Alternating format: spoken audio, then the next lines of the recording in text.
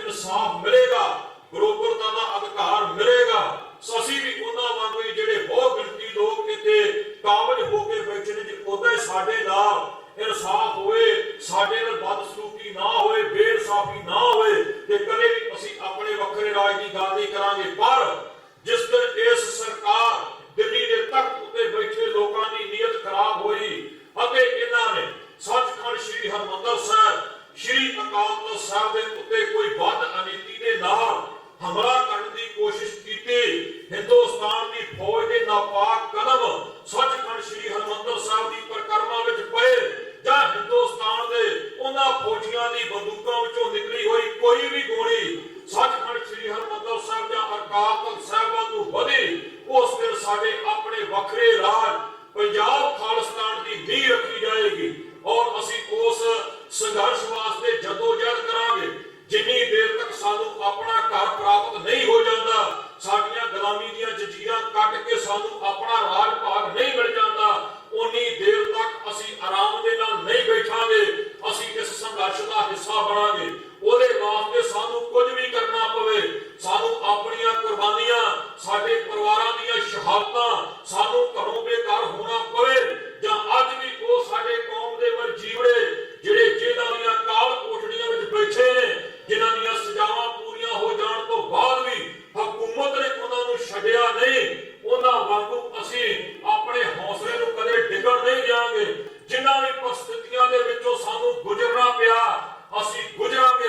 ਆਪਣੇ ਵੱਡ ਵਡੇਰਿਆਂ ਦੇ ਇਤਿਹਾਸ ਨੂੰ ਸੰਸਾਰ ਦੇ ਅੰਦਰ ਫਿਰ ਪ੍ਰਗਟਾਵਾਂਗੇ, ਆਪਣਾ ਸੀਸ ਤਲੀ ਦੇ ਉੱਤੇ ਰੱਖ ਕੇ ਜੂਝਾਂਗੇ ਆਖਰੀ ਦਮ ਤੱਕ ਤੇ ਆਖਰੀ ਸਾਹ ਤੱਕ ਕੌਮ ਦੀ ਆਜ਼ਾਦੀ ਵਾਸਤੇ ਇਸ ਸੰਘਰਸ਼ ਦਾ ਹਿੱਸਾ ਬਣਦੇ ਰਹਾਂਗੇ।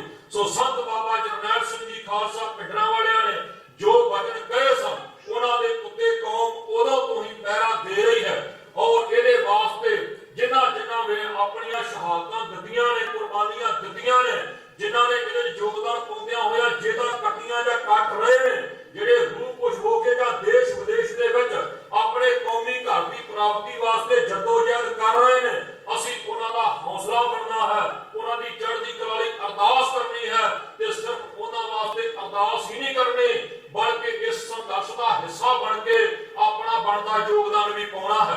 ਸੋ ਉਹਦੇ ਵਾਸਤੇ ਸਾਧ ਸੰਗਤ ਜੀ, ਜਿੱਥੇ ਸਾਡੇ ਕੌਮ ਦੀਆਂ ਉਹਨਾਂ ਜੁਝਾਰੂ ਸਿੱਖਾਂ ਨੇ ਹਥਿਆਰਬੰਦ ਯੁੱਧ ਵੀ ਲੜਿਆ ਔਰ ਹੁਣ ਸਾਡੇ ਕਲਮ ਦੀ ਲੜਾਈ ਜਿਹੜੀ ਹੈ ਉਹ ਸਿੱਖ ਫਾਰ ਜਸਟਿਸ ਵੱਲੋਂ ਸਮੁੱਚੀਆਂ ਸੋਸਾਇਟੀਆਂ ਸਭਾਵਾਂ ਜਥੇਬੰਦੀਆਂ ਦੇ ਸਹਿਯੋਗ ਨਾਲ ਲੜੀ ਜਾ ਰਹੀ ਹੈ।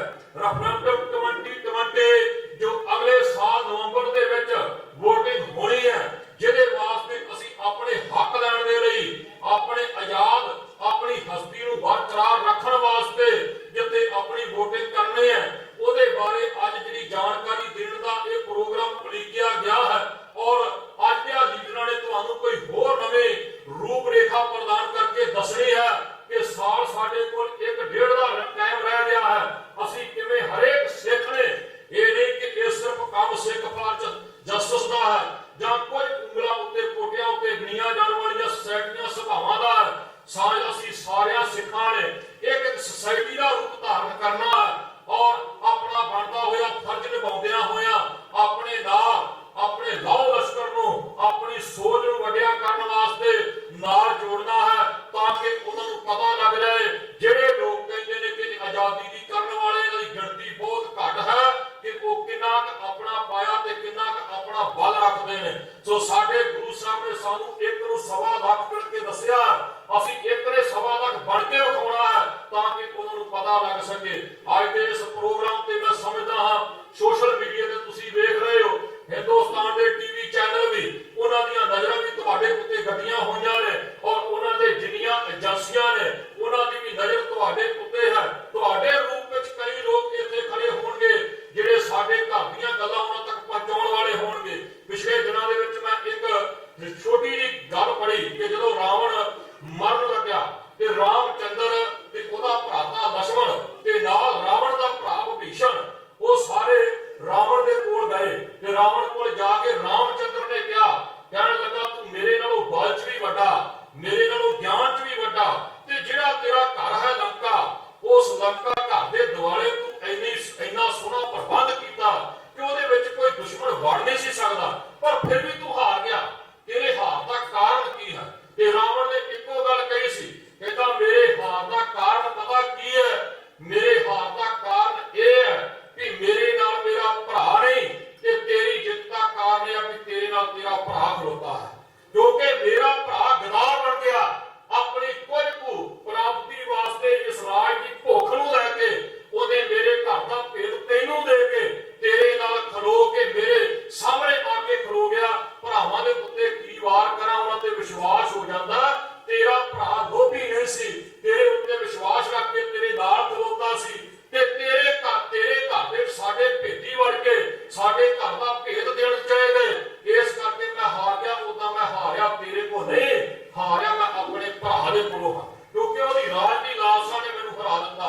ਅੱਜ ਵੀ ਅਸੀਂ ਹਾਰ ਨਹੀਂ ਰਹੇ। ਸਾਡੇ ਵਿੱਚ ਬੈਠੇ ਹੋਏ ਉਹ ਗਦਾਰ, ਸਾਡੇ ਆਪਣੇ ਸਰੂਪ ਵਾਲੇ, ਸਾਡੇ ਆਪਣੇ ਭਰਾ ਸਾਨੂੰ ਹਰਾ ਰਹੇ ਨੇ, ਜਿਹੜੇ ਸਾਡਾ ਭੇਦ ਮਿੰਟ ਮਿੰਟ ਤੇ ਉਹਨਾਂ ਨੂੰ ਦਿੰਦੇ ਨੇ, ਤੇ ਕੁਰਸੀਆਂ ਤੇ ਚੌਦਾਂ ਦੀ ਭੁੱਖ ਜਿਹੜੀ ਹੈ, ਉਹਦਿਆਂ ਤੇ ਰੁਤਬਿਆਂ ਦੇ ਕਾਰਨ ਜਿਹੜਾ ਉਹ ਪੰਥ ਨੂੰ ਵੇਚਣ ਤੋਂ ਗਰੇਜ ਨਹੀਂ ਕਰਦੇ। ਤਾਂ ਅੱਜ ਸਾਡੀ ਕੌਮ ਦੀ ਹਾਲਾਤ ਇਹ ਬਣੀ ਪਈ ਹੈ ਕਿ ਗੁਰੂ ਗ੍ਰੰਥ ਤੇ ਗੁਰੂ ਪੰਥ ਦੇ ਉੱਤੇ ਵੀ ਉਹ ਨਿਸ਼ਾਨੇ ਕੱਸ ਰਹੇ ਨੇ। ਗੁਰੂ ਗ੍ਰੰਥ ਸਾਹਿਬ ਜੀ ਦੀ ਬੇਅਦਬੀ ਦਾ ਪ੍ਰਤੱਖ ਨਮੂਨਾ ਹੈ ਕਿ ਸਾਡੇ ਸਿੱਖਾਂ ਨੇ ਉਹ ਸਭ ਕੁਝ ਕੀਤਾ, ਜਿਨ੍ਹਾਂ ਨੂੰ ਅਸੀਂ ਆਪਣੇ ਦੋਸਤ ਮਿੱਤਰ ਤੇ ਭਰਾ ਸਮਝੀ ਬੈਠੇ ਹਾਂ, ਉਹਨਾਂ ਨੂੰ ਵੀ ਪਹਿਚਾਨਣ ਦੀ ਲੋੜ ਹੈ। ਪਰ ਸਾਨੂੰ ਇਹ ਯਤਨ ਕਰਨਾ ਚਾਹੀਦਾ, ਉਹ ਆਪਣਾ ਕੰਮ ਕਰ ਰਹੇ ਨੇ, ਅਸੀਂ ਉਹਨਾਂ ਤੋਂ ਵਧੇਰੇ ਆਪਣਾ ਕੰਮ ਕਰੀਏ, ਤਾਂ ਕਿ ਜਿਸ ਮਿਸ਼ਨ ਨੂੰ ਅਸੀਂ ਲੈ ਕੇ ਚੱਲੇ ਹਾਂ ਉਹਦੇ ਵਿੱਚ ਸਾਨੂੰ ਸਫਲਤਾ ਪ੍ਰਾਪਤ ਹੋ ਸਕੇ। ਸੋ ਭਾਈ, ਇਸ ਪ੍ਰੋਗਰਾਮ ਨੂੰ ਆਪਾਂ ਸ਼ੁਰੂ ਕਰਨ ਜਾ ਰਹੇ ਹਾਂ। ਸਭ ਤੋਂ ਪਹਿਲਾਂ ਜਿਵੇਂ ਸਿੱਖ ਦਾ ਇਹ ਮੁੱਢਲਾ ਸਿਧਾਂਤ ਜਿਹੜਾ ਮਹਾਰਾਜ ਜੀ ਨੇ ਸਾਨੂੰ ਬਖਸ਼ਿਆ ਕਿ ਸਭ ਤੋਂ ਪਹਿਲਾਂ ਅਕਾਲ ਪੁਰਖ ਗੁਰੂ ਗ੍ਰੰਥ ਸਾਹਿਬ ਦੇ ਸਾਹਮਣੇ ਅਸੀਂ ਅਰਦਾਸ ਕਰਦੇ ਹਾਂ ਕਿ ਮਹਾਰਾਜ ਸਾਡਾ ਤੁਹਾਡੇ ਤੋਂ ਬਿਨਾਂ ਹੋਰ ਕੋਈ ਨਹੀਂ। ਮੈਂ ਜੋ ਵੀ ਤੁਸੀਂ ਹੋ, ਤੁਸੀਂ ਸਾਡੇ ਉੱਤੇ ਰਹਿਮਤਾਂ ਕਰਨੀਆਂ ਨੇ, ਤੁਸੀਂ ਸਾਡੇ ਆਗੂ ਹੋ, ਤੁਸੀਂ ਸਾਡੇ ਲੀਡਰ ਹੋ, ਸਾਨੂੰ ਸਹੀ ਸੇਧ ਪ੍ਰਦਾਨ ਕਰੋ। ਮੈਂ ਹੋਰ ਥਾਂ ਨਹੀਂ ਜਿਸ ਪੈ ਕਰੋ ਬੇਨਤੀ, ਮੇਰਾ ਦੁੱਖ ਸੁੱਖ ਤੁਝ ਹੀ ਪਾਸ। ਕਲਗੀਆਂ ਵਾਲੇ ਦੇ ਬਚਨ ਪਾਏ ਗਏ ਜਬ ਤੇ ਤੁਮਰੇ, ਤਬ ਤੇ ਕੋ ਆਪ ਤਰੇ ਨਹੀਂ ਆਨਿਓ। ਰਾਮ ਹੀ ਪੁਰਾਣ ਪੁਰਾਣ ਅਨੇਕ ਹੈ ਮਤ ਏਕ ਨਾ ਮਾਨਿਓ। ਸਿਮਰਤ ਸ਼ਾਸਤਰ ਵੇਦ ਸਭੈ ਕੋ ਭੇਦ ਕਾਇਆ ਏਕ ਨਾ ਜਾਣਿਓ। ਸ਼੍ਰੀ ਅਸਥਾਨ ਕਿਰਪਾ ਤੁਮਰੀ ਕਰ, ਮੈਂ ਨਾ ਕਹੋ ਸਭ ਤੋਏ ਬਖਾਨਿਓ ਦੋਰਾ। ਸਭ द्वार को छाड़ कर गयो तुहारो द्वार, बाहे गए की लालियास गोविंद दास तुहार। सतगुरु, ਅਸੀਂ ਤੁਹਾਡੇ ਘਰ ਦੇ ਦਾਸ ਹੋਲੇ, ਤੁਹਾਡੇ ਬੱਚੇ ਆ, ਸਾਡੀ ਪੈਰ ਤੁਸੀਂ ਰੱਖਣੀ। ਆਓ ਅਰਦਾਸ ਜੁੜੀਏ। ਭਾਵੇਂ ਆਪਾਂ ਇਸ ਗੋਲਡਨ ਟੈਪਸ ਵਿੱਚ ਖੜੇ ਹਾਂ, ਪਰ ਅੱਜ ਪੰਥਕ ਰੂਪ ਦੇ ਵਿੱਚ ਇਹ ਮਹਿਸੂਸ ਕਰੀਏ ਕਿ ਅਸੀਂ ਗੁਰੂ ਗ੍ਰੰਥ ਸਾਹਿਬ ਦੇ ਸਾਹਮਣੇ ਖੜੇ ਹਾਂ। ਸੁਰਤੀਆਂ ਵਰਤੀਆਂ ਧੰਨ ਸ਼੍ਰੀ ਗੁਰੂ ਗ੍ਰੰਥ ਸਾਹਿਬ ਦੇ ਉੱਤੇ ਟਿਕਾਈਏ, ਮਹਾਰਾਜ ਜੀ ਦੇ ਚਰਨਾਂ ਵਿੱਚ ਅਰਦਾਸ ਬੇਨਤੀ ਕਰੀਏ। ਸਾਰੇ ਇਸ ਅਰਦਾਸ ਦੇ ਵਿੱਚ ਮਨ ਕਰਕੇ ਸ਼ਮੂਲੀਅਤ ਕਰੀਏ ਔਰ ਮਹਾਰਾਜ ਜੀ ਅੱਗੇ ਬੇਨਤੀ ਕਰੀਏ, ਸਤਿਗੁਰੂ ਇਸ ਮਿਸ਼ਨ ਵਿੱਚ ਸਫਲਤਾ ਤੁਹਾਡੀ ਕਿਰਪਾ ਨਾਲ ਪ੍ਰਾਪਤ ਹੋਣੀ। ਤੁਧਿਆ ਜੀਓ ਪਿੰਡ ਸਭ ਓ ਨਾਨਕ ਸਭ ਕੋਈ ਨਾਮ ਨਾ ਜਾਣ। ਬੋਲਣਾ ਜੀ ਸਤਿਨਾਮ ਸ੍ਰੀ ਵਾਹਿਗੁਰੂ। ਇੱਕ ਓੰਕਾਰ ਵਾਹਿਗੁਰੂ ਜੀ ਕੀ ਫਤਿਹ। ਸ਼੍ਰੀ ਭਗਵਤੀ ਜੀ ਸਹਾਇ ਵਾਰ। ਸ਼੍ਰੀ ਭਗਵਤੀ ਜੀ ਕੀ ਪਾਤਸ਼ਾਹੀ ਦਸਵੇਂ। ਪ੍ਰਥਮ ਭਗਵਤੀ ਸਿਮਰ ਕੇ ਗੁਰੂ ਨਾਨਕ ਲਈ ਧਿਆਏ, ਫਿਰ ਅੰਗਦ ਗੁਰ ਤੇ ਅਮਰਦਾਸ ਰਾਮਦਾਸ ਹੋਈ ਸਹਾਇ। ਅਰਜਨ ਹਰਿ ਗੋਬਿੰਦ ਨਾਮ ਸਿਮਰਨ, ਸ਼੍ਰੀ ਹਰਿ ਰਾਏ ਸ਼੍ਰੀ ਹਰਿ ਕ੍ਰਿਸ਼ਨ ਧਿਆਈਐ। ਜਿਸ ਡਿਠੈ ਸਭ ਦੁਖ ਜਾਏ, ਤੇਗ ਬਹਾਦਰ ਸਿਮਰੈ ਘਰ ਨੋ ਨਿਤ ਆਵੈ ਧਾਏ। ਸਭ ਥਾਈ ਹੋਏ ਸਹਾਈ ਦਸਵੇਂ ਪਾਤਸ਼ਾਹ ਸ਼੍ਰੀ ਗੁਰੂ ਗੋਬਿੰਦ ਸਿੰਘ ਜੀ ਮਹਾਰਾਜ। ਸਭ ਥਾਈ ਹੋਏ ਸਹਾਈ ਦਸਾਂ ਪਾਤਸ਼ਾਹੀਆਂ ਦੀ ਜੋਤ। ਸ਼੍ਰੀ ਗੁਰੂ ਗ੍ਰੰਥ ਸਾਹਿਬ ਜੀ ਦੇ ਪਾਠ ਦੀਦਾਰ ਜੀ ਦਾ ਧਿਆਨ ਧਰ ਕੇ ਬੋਲਾਓ ਜੀ। ਪੰਜਾਂ ਪਿਆਰਿਆਂ ਚੌਹਾਂ ਸਾਹਿਬਜ਼ਾਦਿਆਂ 40 ਮੁਕਤਿਆਂ ਹੱਟੀਆਂ ਜੱਪੀਆਂ ਤਪੀਆਂ, ਜਿਨ੍ਹਾਂ ਨਾਮ ਜਪਿਆ ਵੰਡ ਕੇ ਛਕਿਆ, ਦੇਖ ਚਲਾਈ ਦੇਖ ਵਾਈ ਦੇਖ ਕੇ ਅਨਿਟ ਕੀਤਾ। ਤਿਨਾਂ ਪਿਆਰਿਆਂ ਸਚਿਆਰਿਆਂ ਦੀ ਕਮਾਈ ਦਾ ਧਿਆਨ ਧਰ ਕੇ ਬੋਲਾਓ ਜੀ। ਜਿਨ੍ਹਾਂ ਸਿੰਘਾਂ ਸਿੰਘਣੀਆਂ ਨੇ ਧਰਮ ਸੀਸ ਦਿੱਤੇ, ਮਤ ਬੰਦ ਕਟਵਾਏ, ਖੋਪਰੀਆਂ ਲੋਹਾਈਆਂ ਚੱਖੜੀਆਂ ਤੇ ਚੜੇ ਤਾਂ ਆਰਿਆਂ ਨਾਲ ਚਰਵਾਏ। ਗੁਰਦੁਆਰਿਆਂ ਦੀ ਪਵਿੱਤਰਤਾ ਲਈ ਕੁਰਬਾਨੀਆਂ ਕੀਤੀਆਂ, ਧਰਮ ਨਹੀਂ ਹਾਰਿਆ, ਸਿੱਖੀ ਕੇਸਾਂ ਸਵਾਸਾਂ ਸੰਗ ਨਿਭਾਏ। ਤਿਨਾਂ ਦੀ ਕਮਾਈ ਦਾ ਧਿਆਨ ਧਰ ਕੇ ਖਾਲਸਾ ਜੀ ਸਾਹਿਬ ਬੋਲਾਓ ਜੀ। ਪੰਜਾਂ ਤਖਤਾਂ ਸਰਬੱਤ ਗੁਰਦੁਆਰਿਆਂ ਜੀ ਦਾ ਧਿਆਨ ਧਰ ਕੇ ਬੋਲਾਓ ਜੀ। ਪ੍ਰਥਮ ਸਰਬੱਤ ਖਾਲਸਾ ਜੀ ਕੀ ਅਰਦਾਸ ਹੈ ਜੀ। ਸਰਬੱਤ ਖਾਲਸਾ ਜੀ ਕੋ ਵਾਹਿਗੁਰੂ ਵਾਹਿਗੁਰੂ ਵਾਹਿਗੁਰੂ। ਚਿਤ ਆਵੇ ਚਿਤ ਆਵਣ ਕਾ ਸਦਕਾ ਸਰਬ ਸੁਖ ਹੋਵੇ। ਜਹਾਂ ਜਹਾਂ ਖਾਲਸਾ ਜੀ ਸਾਹਿਬ ਤਹਾਂ ਤਹਾਂ ਰਚਿਆ ਰੇ। ਦੇਖ ਤੇਗ ਫਤਿਹ ਬਿਰਦ ਕੀ ਪੈਜ ਪੰਥ ਕੀ ਜੇਤ। श्री साहब जी सहाय खालसा जी के बोल बाले बोलाओ जी। सिखान सिखी दान केश दान रहत दान विवेक दान विसाह दान भरोसा दान दाना सिरदान नाम दान। श्री अमृतसर साहब जी के दर्शन इशनान चौकियां झंडे बुंगे। जुगो जुगिया टाल धर्म का जयकार बोलाओ जी। मत पद का रखा अकाल पुरख वाहिगुरु। हे अकाल पुरख अपने पंथ दिसदा सहायता तार पिता जी श्री ननकाना साहब ਅਤੇ ਹੋਰ ਗੁਰਦੁਆਰੇ ਗੁਰੂ ਧਾਮ ਦਿਨਾਂ ਤੋਂ ਆਪ ਜੀ ਦੇ ਪੰਥ ਖਾਲਸੇ ਨੂੰ ਵਿਛੋੜਿਆ ਗਿਆ ਹੈ ਜੀ। ਤਿਨਾਂ ਦੇ ਖੁਦੇ ਦਰਸ਼ਨ ਦੀਦਾਰ ਤੇ ਸੇਵਾ ਸੰਭਾਲ ਦਾ ਦਾਨ ਆਪਣੇ ਪਿਆਰੇ ਖਾਲਸਾ ਜੀ ਨੂੰ ਬਖਸ਼ੋ। हे ਨਿਵਾਣਿਆਂ ਦੇ ਮਾਣ ਨਿਤਾਣਿਆਂ ਦੇ ਤਾਣ ਨਿਉਟਿਆਂ ਦੀ ਔਟ ਨਿਆਸਰਿਆਂ ਦੇ ਆਸਰਾ ਸੱਚੇ ਪਿਤਾ ਵਾਹਿਗੁਰੂ। ਧੰਨ ਧੰਨ ਜੁਗੋ ਜੁਗ ਅਟਲ ਸਾਹਿਬ ਸ੍ਰੀ ਗੁਰੂ ਗ੍ਰੰਥ ਸਾਹਿਬ ਜੀ ਮਹਾਰਾਜ। ਆਪ ਜੀ ਨੂੰ ਹਾਜ਼ਰ ਨਾਜ਼ਰ ਜਾਣਦਿਆਂ ਅਰਦਾਸ ਬੇਨਤੀ ਸਤਿਗੁਰੂ ਪਾਤਸ਼ਾਹ ਜੀ ਆਪ ਜੀ ਨੇ ਕਿਰਪਾ ਕੀਤੀ ਹੈ ਜੋ ਪਿਛਲੇ ਸਮੇਂ ਤੋਂ ਲਗਾਤਾਰ ਸਿੱਖ ਕੌਮ ਵੱਲੋਂ ਆਪਣੇ ਆਜ਼ਾਦ ਰਾਜ ਦੀ ਪ੍ਰਾਪਤੀ ਵਾਸਤੇ ਸੰਘਰਸ਼ ਲੜਿਆ ਜਾ ਰਿਹਾ ਹੈ। ਅੱਜ ਆਪ ਜੀ ਨੇ ਕਿਰਪਾ ਕੀਤੀ ਹੈ ਸਿੱਖ ਫਾਰ ਜਸਟਿਸ ਵੱਲੋਂ ਸਮੂਹ ਸੈਟੀਆਂ ਸਭਾਵਾਂ ਜਥੇਬੰਦੀਆਂ ਗੁਰਦੁਆਰਾ ਸਿੱਖ ਕਲਚਰ ਸੈਂਟਰ ਦੇ ਸਹਿਯੋਗ ਨਾਲ ਮਹਾਰਾਜ ਜੀ ਵਿਸ਼ੇਸ਼ ਤੌਰ ਦੇ ਉੱਤੇ ਪ੍ਰੋਗਰਾਮ ਉਲੀਕਿਆ ਹੈ ਜੋ ਰੈਫਰੈਂਡਮ 2020 ਅਗਲੇ ਸਾਲ ਨਵੰਬਰ ਮਹੀਨੇ ਦੇ ਵਿੱਚ ਸਤਿਗੁਰੂ ਪਾਤਸ਼ਾਹ ਦੀ ਵੋਟਿੰਗ ਹੋਣ ਜਾ ਰਹੀ ਹੈ। ਉਸ ਕਾਰਜ ਦੀ ਸਫਲਤਾ ਵਾਸਤੇ ਅਰਦਾਸ ਬੇਨਤੀ ਹੈ। ਆਜ਼ਾਦ ਪੰਜਾਬ ਖਾਲਿਸਤਾਨ ਦੀ ਪ੍ਰਾਪਤੀ ਵਾਸਤੇ ਸਤਿਗੁਰੂ ਪਾਤਸ਼ਾਹ ਜੀ ਇੱਕ ਵਿਸ਼ੇਸ਼ ਤੌਰ ਦੇ ਉੱਤੇ ਸਿੱਖ ਫਾਰ ਜਸਟਿਸ ਵੱਲੋਂ ਯਤਨ ਕੀਤਾ ਗਿਆ ਹੈ। ਮਹਾਰਾਜ ਕਿਰਪਾ ਕਰਨੀ ਰੈਫਰੈਂਡਮ 2020 ਦੇ ਇਸ ਕਾਰਜ ਵਿੱਚ ਆਪ ਆਪਣੀ ਮਿਹਰ ਵਰਸਾਵਣੀ ਸਫਲਤਾ ਤੇ ਸੰਪੂਰਨਤਾ ਦੀ ਦਾਤ ਪ੍ਰਾਪਤ ਪ੍ਰਦਾਨ ਕਰਨੇ। ਮਹਾਰਾਜ ਕੌਮ ਨੂੰ ਆਜ਼ਾਦੀ ਪ੍ਰਾਪਤ ਹੋਵੇ, ਗੁਲਾਮੀ ਦੀਆਂ ਜੰਜੀਰਾਂ ਕੱਟੀਆਂ ਜਾਣ, ਕੌਮੀ ਘਰ ਦੀ ਪ੍ਰਾਪਤੀ ਹੋਵੇ। ਅਸੀਂ ਆਪਣੇ ਦਰੋਂ ਘਰੋਂ ਮਿਹਰ ਦੇ ਨਾਲ ਕਿਰਪਾਲਤ ਕਰਨਾ ਹਜ਼ੂਰ ਜੀਓ। ਇਸ ਘਰ ਦੀ ਪ੍ਰਾਪਤੀ ਵਾਸਤੇ ਪਿਛਲੇ ਸਮੇਂ ਤੋਂ ਚੱਲ ਰਹੇ ਸੰਘਰਸ਼ ਵਿੱਚ ਬੇਅੰਤ ਆਪ ਜੀ ਦੇ ਗੁਰਸਿੱਖਾਂ ਨੇ ਸਤਿਗੁਰੂ ਜੀ ਸ਼ਹੀਦੀ ਜਾਮ ਪੀਤੇ ਹਨ। ਮਹਾਰਾਜ ਜੀ ਉਹ ਆਪਣਾ ਘਰ-ਬਾਰ ਛੱਡ ਕੇ ਰੂਹ-ਪੋਸ਼ ਹੋ ਕੇ ਦੇਸ਼ ਵਿਦੇਸ਼ ਵਿੱਚ ਰਹਿ ਕੇ ਵੀ ਸੇਵਾ ਕਮਾਈ ਹੈ। ਜੇਲ੍ਹਾਂ ਦੀਆਂ ਕਾਲ ਕੋਠੜੀਆਂ ਦੇ ਵਿੱਚ ਆਪਣੀਆਂ ਜ਼ਿੰਦਗੀਆਂ ਗਾਲੀਆਂ ਤੇ ਗਾਲ ਰਹੇ ਹਨ। ਮਹਾਰਾਜ ਕਿਰਪਾ ਕਰਨੀ ਉਹਨਾਂ ਸਭਨਾਂ ਦੀ ਕੀਤੀ ਹੋਈ ਸੇਵਾ ਥਾਏ ਪਾਵਨੀ ਹਜ਼ੂਰ ਜੀਓ। ਪੰਥ ਦੀ ਚੜ੍ਹਦੀ ਕਲਾ ਵਾਸਤੇ, ਕੌਮੀ ਘਰ ਦੀ ਪ੍ਰਾਪਤੀ ਵਾਸਤੇ ਆਪਣੇ ਹਰੇਕ ਸਿੱਖ ਨੂੰ ਯਤਨਸ਼ੀਲਤਾ ਪ੍ਰਦਾਨ ਕਰਨੇ, ਥਾਂ ਪਰ ਥਾਂ ਸੇਵਾ ਆਪ ਪ੍ਰਾਪਤ ਕਰ ਲੈਣੇ ਅਤੇ ਇਸ ਰੈਫਰੈਂਡਮ 2020 ਦੇ ਕਾਰਜ ਵਿੱਚ ਆਪ ਸਫਲਤਾ ਪ੍ਰਦਾਨ ਕਰਨੀ। ਸਿੱਖ ਫਾਰ ਜਸਟਿਸ ਦੇ ਸੁਰਜੇ ਸੇਵਾਦਾਰਾਂ, ਅਹੁਦੇਦਾਰਾਂ, ਕੌਮ ਦੇ ਹਰੇਕ ਪੰਥ ਪ੍ਰਸਤ ਅਤੇ ਪੰਥ ਨਾਲ ਸਤਿਗੁਰੂ ਪਾਤਸ਼ਾਹ ਜੀ ਸਨੇਹ ਰੱਖਣ ਵਾਲੇ, ਕੌਮੀ ਘਰ ਦੀ ਪ੍ਰਾਪਤੀ ਵਾਸਤੇ ਜੂਝਣ ਵਾਲੇ ਕਿਸੇ ਵੀ ਰੂਪ ਦੇ ਵਿੱਚ ਸਤਿਗੁਰੂ ਆਪ ਦੇ ਗੁਰਸਿੱਖਾਂ ਦੀ ਬੌੜੀ ਕਰਨੇ, ਬਾਹ ਫੜ ਕੇ ਰੱਖਣੇ, ਕੌਮ ਦੇ ਘਰ ਦੀ ਪ੍ਰਾਪਤੀ ਵਾਸਤੇ ਸਤਿਗੁਰੂ ਆਪ ਆਪਣੀ ਮਿਹਰ ਦੇ ਨਾਲ ਕਿਰਪਾਲਤ ਕਰਨਾ। ਅੱਜ ਦੇ ਸਮਾਗਮ ਨੂੰ ਆਪ ਆਪਣੀ ਕਿਰਪਾ ਦੁਆਰਾ ਨੇਪਰੇ ਚਾੜ ਲੈਣਾ। ਜੇ ਸੇਈ ਪਿਆਰੇ ਤੇ ਜਿੰਨਾ ਬਿਆ ਤੇਰਾ ਨਾਮ ਜੇ ਪਿਆਵੇ ਨਾਨਕ ਨਾਮ।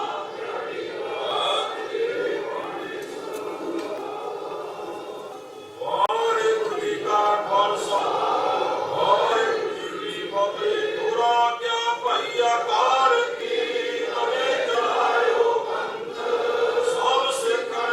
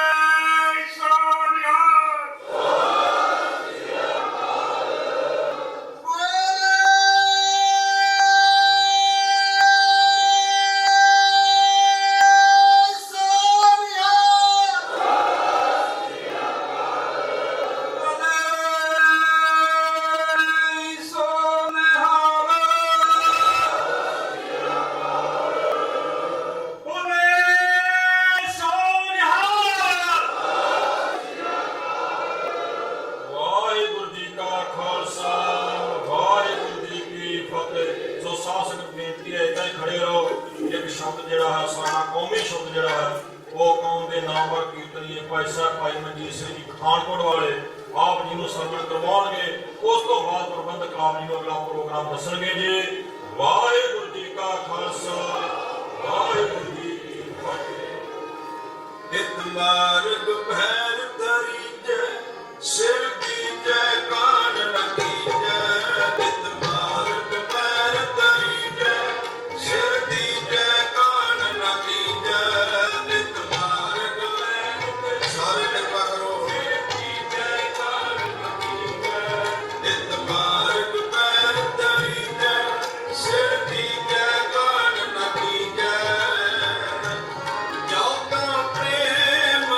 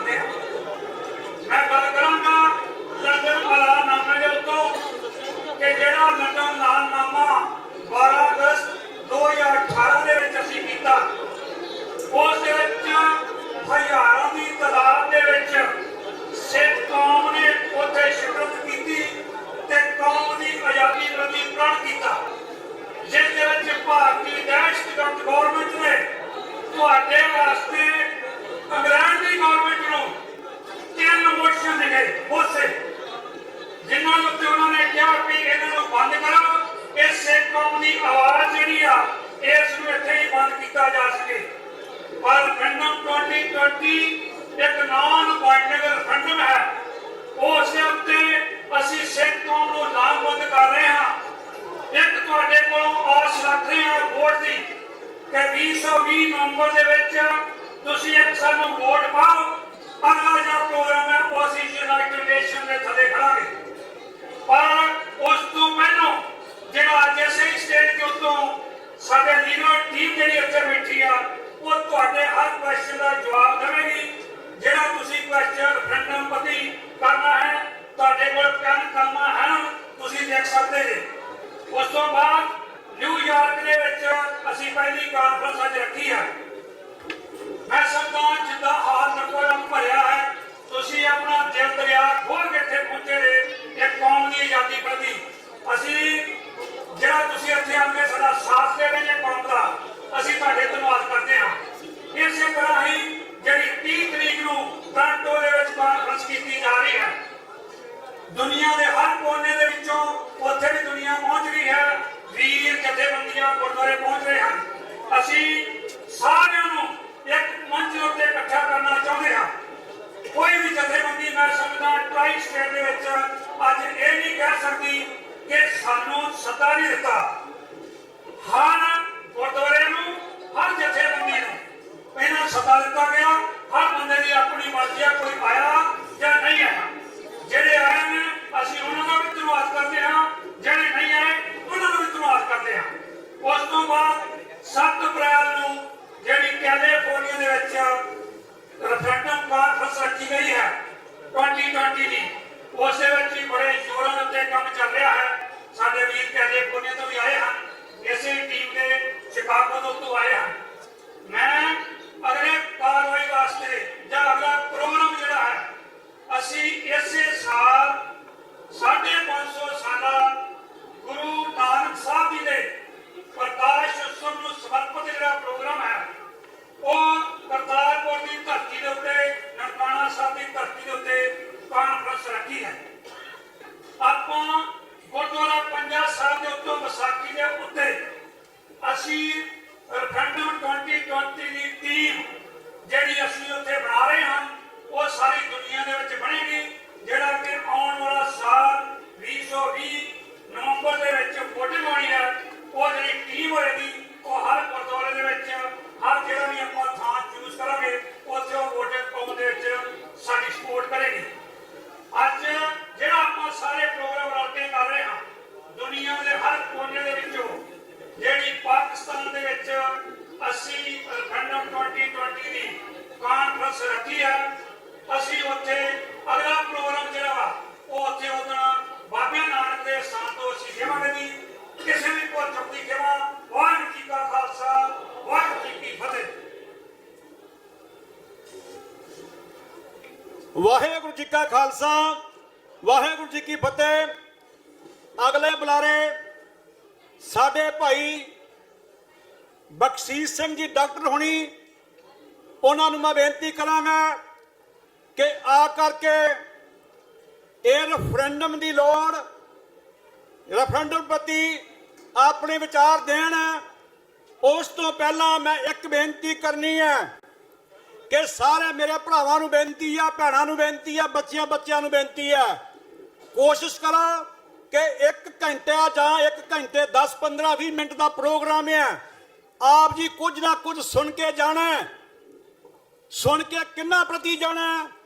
ਜਿਹੜੇ ਉਹ ਸਾਡੇ 1.5 ਲੱਖ ਤੋਂ ਵੱਧ ਭੈਣ ਭਰਾ ਜਾਨਾਂ ਦੇ ਕੇ ਸ਼ਹਾਦਤਾਂ ਦੇ ਜਾਮ ਪੀਤੇ ਜਿਨ੍ਹਾਂ ਨੇ, ਉਹਨਾਂ ਪ੍ਰਤੀ ਸੁਣ ਤੁਸੀਂ ਆਏ ਹੋ। ਦੁਨੀਆ ਵਿੱਚ ਆਵਾਜ਼ ਉਹਨਾਂ ਦੀ ਬੁਲੰਦ ਕਰਨੀ ਹੈ ਜਿਹੜੇ 1984 ਤੋਂ ਜੋ ਅਕਾਲ ਤਖਤ ਦੀ ਹੋਈ ਬੇਹੁਰਮਤੀ ਨੂੰ ਸਮਰਪਿਤ ਸੀ। ਉਹ ਲੋਕ ਸੀ ਜੋ ਸੂਰਾ ਸੋਈ ਹੋਏ ਮਰਨੇ, ਜੋ ਭਾਗੈ ਤਿਸ ਜੋਨੀ ਫਿਰਣਾ, ਤਿਸ ਜੋਨੀ ਫਿਰਣਾ। ਆਪਾਂ ਉਹਨਾਂ ਜੋਨੀਆਂ ਤੋਂ ਫਿਰਨ ਵਾਲੇ ਨਾ ਰਹੀਏ, ਉਹਨਾਂ ਦਾ ਸਾਥ ਦੇਣਾ। ਆਓ ਥੋੜਾ ਵਿਚਾਰ ਆਪਣੇ ਸੰਕੋਚਦੇ ਹੋਏ ਆਪੋ ਆਪਣੇ ਹੁਣ ਦੇ 1 ਘੰਟਾ ਚੁੱਪ ਕਰ ਦਾ ਦਾਨ ਬਖਸ਼ਦੀਆਂ ਹੋਈਆਂ। ਜਿਹੜੇ ਮੇਰੇ ਭਰਾਵਾਂ ਨੇ ਚਾਹ ਕੋਈ ਪਾਣੀ ਪੀਣਾ ਉਹ ਪੀ ਕਰਕੇ ਉਹ ਵੀ ਬੈਠ ਜਾਣ। ਤੇ ਬੇਨਤੀ ਕਰੂੰਗਾ ਡਾਕਟਰ ਬਖਸ਼ੀਸ਼ ਸਿੰਘ ਜੀ ਉਹਨਾਂ ਨੂੰ, ਆਓ ਪਲੀਜ਼ ਆਪਣੇ ਵਿਚਾਰਾਂ ਪੇਸ਼ ਕਰੋ।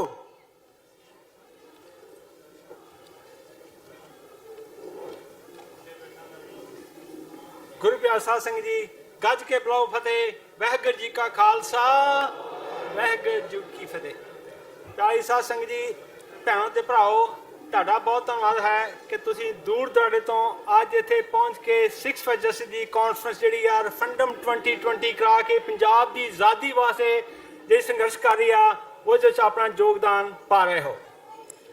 ਸਭ ਤੋਂ ਪਹਿਲਾਂ I want to convey sympathy and condolence to the entire international Muslim community ਜਿਨ੍ਹਾਂ ਦੇ 50 ਮੁਸਲਿਮ ਜਿਹੜੇ ਨੇ ਉਹਨਾਂ ਦਾ ਮੈਸੇਕਰ ਆਸਟ੍ਰੇਲੀਆ ਵਿੱਚ ਹੋਇਆ ਵਾ। Our heart goes to the families of those, and it is our hope that one day world will be a community where there will be no racial hate. ਗੁਰੂ ਪਿਆਰਿਓ, ਸਿੱਖ ਕੌਮ ਜਿਹੜੀ ਆ ਉਹ ਗੁਲਾਮ ਆ। ਕਿਸ ਤਰ੍ਹਾਂ ਤੁਹਾਨੂੰ ਪਤਾ ਹੈ, ਹੁਣੇ ਅੱਜ ਤੋਂ 5 ਹਫ਼ਤੇ ਪਹਿਲਾਂ 3 ਸਿੱਖਾਂ ਨੂੰ ਉਮਰ ਕੈਦ ਕੀਤੀ ਗਈ ਹੈ ਔਰ ਸੁਰਜੀਤ ਸਿੰਘ, ਰਣਜੀਤ ਸਿੰਘ ਤੇ ਰਵਿੰਦਰ ਸਿੰਘ ਉਹਨਾਂ ਕੋਲ ਸਿਰਫ ਖਾਲਸਾ ਦਾ ਲਿਟਰੇਚਰ ਸੀ ਔਰ ਉਹਨਾਂ ਨੂੰ ਉਮਰ ਕੈਦ ਹੋਈ। ਇਹਨੂੰ ਕੰਪੇਅਰ ਕਰੋ 2 ਸਿੱਖਾਂ ਨੂੰ ਬਰਗਾੜੀ ਕਾਂਡ ਦੇ ਵਿੱਚ, ਬਾਈਬਲ ਕਲਾਮ ਵਿੱਚ ਉਹਨਾਂ ਨੂੰ ਗੋਲੀ ਨਾਲ ਮਾਰਿਆ ਗਿਆ ਚਿੱਟੇ ਦਿਨ ਵਿੱਚ ਕਲੋਜ਼ ਰੇਂਜ ਤੋਂ। ਸਿੱਖਾਂ ਨੂੰ ਮਾਰਿਆ ਜਾਂਦਾ ਵਾ ਤੇ ਕੋਈ ਉਸਦਾ ਇਨਸਾਫ ਨਹੀਂ। ਜਸਟਿਸ ਰਣਜੀਤ ਸਿੰਘ ਦੀ ਰਿਪੋਰਟ ਦੇ ਅਨੁਸਾਰ ਉਹਨਾਂ ਦੇ ਕਾਤਲਾਂ ਦਾ ਪਤਾ ਵਾ ਪਰ ਕੋਈ ਐਕਸ਼ਨ ਨਹੀਂ ਲਿਆ ਗਿਆ। 3 ਸਿੰਘਾਂ ਨੂੰ ਜਿਹੜੀ ਆ ਉਮਰ ਕੈਦ ਹੋਈ ਆ। ਇਹ ਜੇ ਗੁਲਾਮੀ ਦੀ ਨਿਸ਼ਾਨੀ। ਹੁਣ ਮੈਂ ਤੁਹਾਨੂੰ ਇੱਕ ਸਵਾਲ ਪੁੱਛਣਾ ਚਾਹੁੰਦਾ ਵਾਂ, ਤੁਸੀਂ ਉਹਦਾ ਜਵਾਬ ਦਿਓ ਹਾਂ ਜਾਂ ਨਾ ਵਿੱਚ। ਕੀ ਤੁਸੀਂ ਉਸ ਦੇਸ਼ 'ਚ ਰਹਿਣਾ ਚਾਹੁੰਦੇ ਜੇ ਜਿੱਥੇ ਸਿੱਖਾਂ ਦੇ ਉੱਤੇ ਜੈਨੋਸਾਈਡ ਕੀਤਾ ਜਾਂਦਾ? ਕੀ ਤੁਸੀਂ ਉਸ ਦੇਸ਼ 'ਚ ਰਹਿਣਾ ਚਾਹੁੰਦੇ ਜੇ ਜਿੱਥੇ ਸਿੱਖਾਂ ਦਾ ਕਤਲੇਆਮ ਕੀਤਾ ਜਾਂਦਾ ਵਾ? ਕੀ ਤੁਸੀਂ ਉਸ ਦੇਸ਼ ਵਿੱਚ ਰਹਿਣਾ ਚਾਹੁੰਦੇ ਜੇ ਜਿੱਥੇ ਸਿੱਖਾਂ ਦੇ ਧਰਮ ਸਥਾਨਾਂ ਤੇ ਹਮਲੇ ਹੁੰਦੇ ਨੇ? Then you want Khalistan. Then you are talking for referendum 2020. ਮੇਰਾ ਦੂਸਰਾ ਤੁਹਾਨੂੰ ਇੱਕ ਸਵਾਲ ਆ, ਜੇ ਤੁਸੀਂ ਬਾਹਰ ਜੇ ਜਾਂ ਕੋਈ ਬੰਦਾ ਤੁਹਾਨੂੰ ਗਾਲਾਂ ਕੱਢਦਾ ਵਾ ਜਾਂ ਤੁਹਾਡੇ ਗਲ ਪੈਂਦਾ, will you fight back? Yes. ਜੇ ਤੁਹਾਡੀ ਫੈਮਿਲੀ ਦੀ, ਤੁਹਾਡੀ ਮਾਂ ਭੈਣ ਦੀ ਕੋਈ ਬੇਇੱਜ਼ਤੀ ਕਰਦਾ, will you fight back? So we want to fight back. 30,000 ਸਿੱਖਾਂ ਦਾ ਕਤਲੇਆਮ ਦਿੱਲੀ ਨਵੰਬਰ ਵਿੱਚ ਹੋਇਆ। ਹਰਮੰਦਰ ਸਾਹਿਬ ਦੇ ਅਟੈਕ ਜੂਨ 1986 ਚ ਹੋਇਆ। We want to fight back. ਕਈ ਵਾਰ ਤੁਸੀਂ ਕਹਿੰਦੇ ਜੇ ਮੈਂ ਫਾਈਟ ਬੈਕ ਕਿਸ ਤਰ੍ਹਾਂ ਕਰਾਂ, ਮੇਰੀ ਤਾਂ ਉੱਥੋਂ ਤੱਕ ਪਹੁੰਚ ਹੀ ਨਹੀਂ ਹੈਗੀ। 6 for Justice has created your pਹੁੰਚ। 6 for Justice and Council of Khalistan helping them that your reach has been extended to Delhi, to Washington DC, Canada, everywhere, UK and Europe and Australia. ਹੁਣ ਤੁਹਾਡੀ reach ਉਦੋਂ ਤੱਕ ਪਹੁੰਚ ਚੁੱਕੀ ਆ। ਤੁਸੀਂ ਇਹ ਨਹੀਂ ਕਹਿ ਸਕਦੇ ਹੁਣ ਮੈਂ ਕੀ ਕਰਾਂ। Support referendum 2020। ਫਿਰ ਕਈ ਮੇਰੇ ਵੀਰ ਕਹਿੰਦੇ ਨੇ ਜੀ ਮੈਂ ਜੀ ਪੋਲਿਟਿਕਸ ਨਹੀਂ ਇੰਟਰਸਟਿਡ ਹੈਗਾ, ਮੈਨੂੰ ਪੋਲਿਟਿਕਸ ਨਾਲ ਕੋਈ ਨਹੀਂ। ਭੈਣੋ ਤੇ ਭਰਾਓ, every day we deal with politics. ਤੁਹਾਡੇ ਘਰ, ਤੁਹਾਡੇ ਗੁਰਦੁਆਰੇ 'ਚ, ਤੁਹਾਡੇ ਸ਼ਹਿਰ, ਤੁਹਾਡੇ ਸਟੇਟ, ਤੁਹਾਡੇ ਕੰਟਰੀ, ਤੁਹਾਡੇ ਇੰਟਰਨੈਸ਼ਨਲ ਵੀ ਡੀਲਿੰਗ ਵਿਦ ਪੋਲਿਟਿਕਸ। ਔਰ ਜਿਹੜੇ ਬੰਦੇ ਪੋਲਿਟਿਕਸ ਕੰਟਰੋਲ ਕਰਦੇ ਨੇ, ਦੇ ਕੰਟਰੋਲ ਯੂਰ ਡੈਸਟਨੀ। ਕਿਸ ਤਰ੍ਹਾਂ ਮੇਰੇ ਵੀਰ ਜੂਜ਼ ਨੇ ਆਪਣੀ ਆਜ਼ਾਦੀ ਲਈ ਆ ਪੋਲਿਟਿਕਸ ਕਰਕੇ। ਜਿਹੜਾ ਇੱਕ ਕਿੰਗ ਜਾਂ ਐਂਪਰਰ ਕੌਂਸਟੈਂਟੀਨ ਸੀ, ਉਹਨੇ 307 ਤੋਂ ਲੈ ਕੇ 330 ਸਾਲ ਤੱਕ ਰਾਜ ਕੀਤਾ ਤੇ ਹੀ ਵਾਸ ਦਾ ਫਸਟ ਐਂਪਰਰ ਆਫ ਦ ਕ੍ਰਿਸਚੀਅਨਸ। ਉਹਨੇ ਕ੍ਰਿਸਚੀਅਨਿਟੀ ਨੂੰ ਵਧਾਇਆ।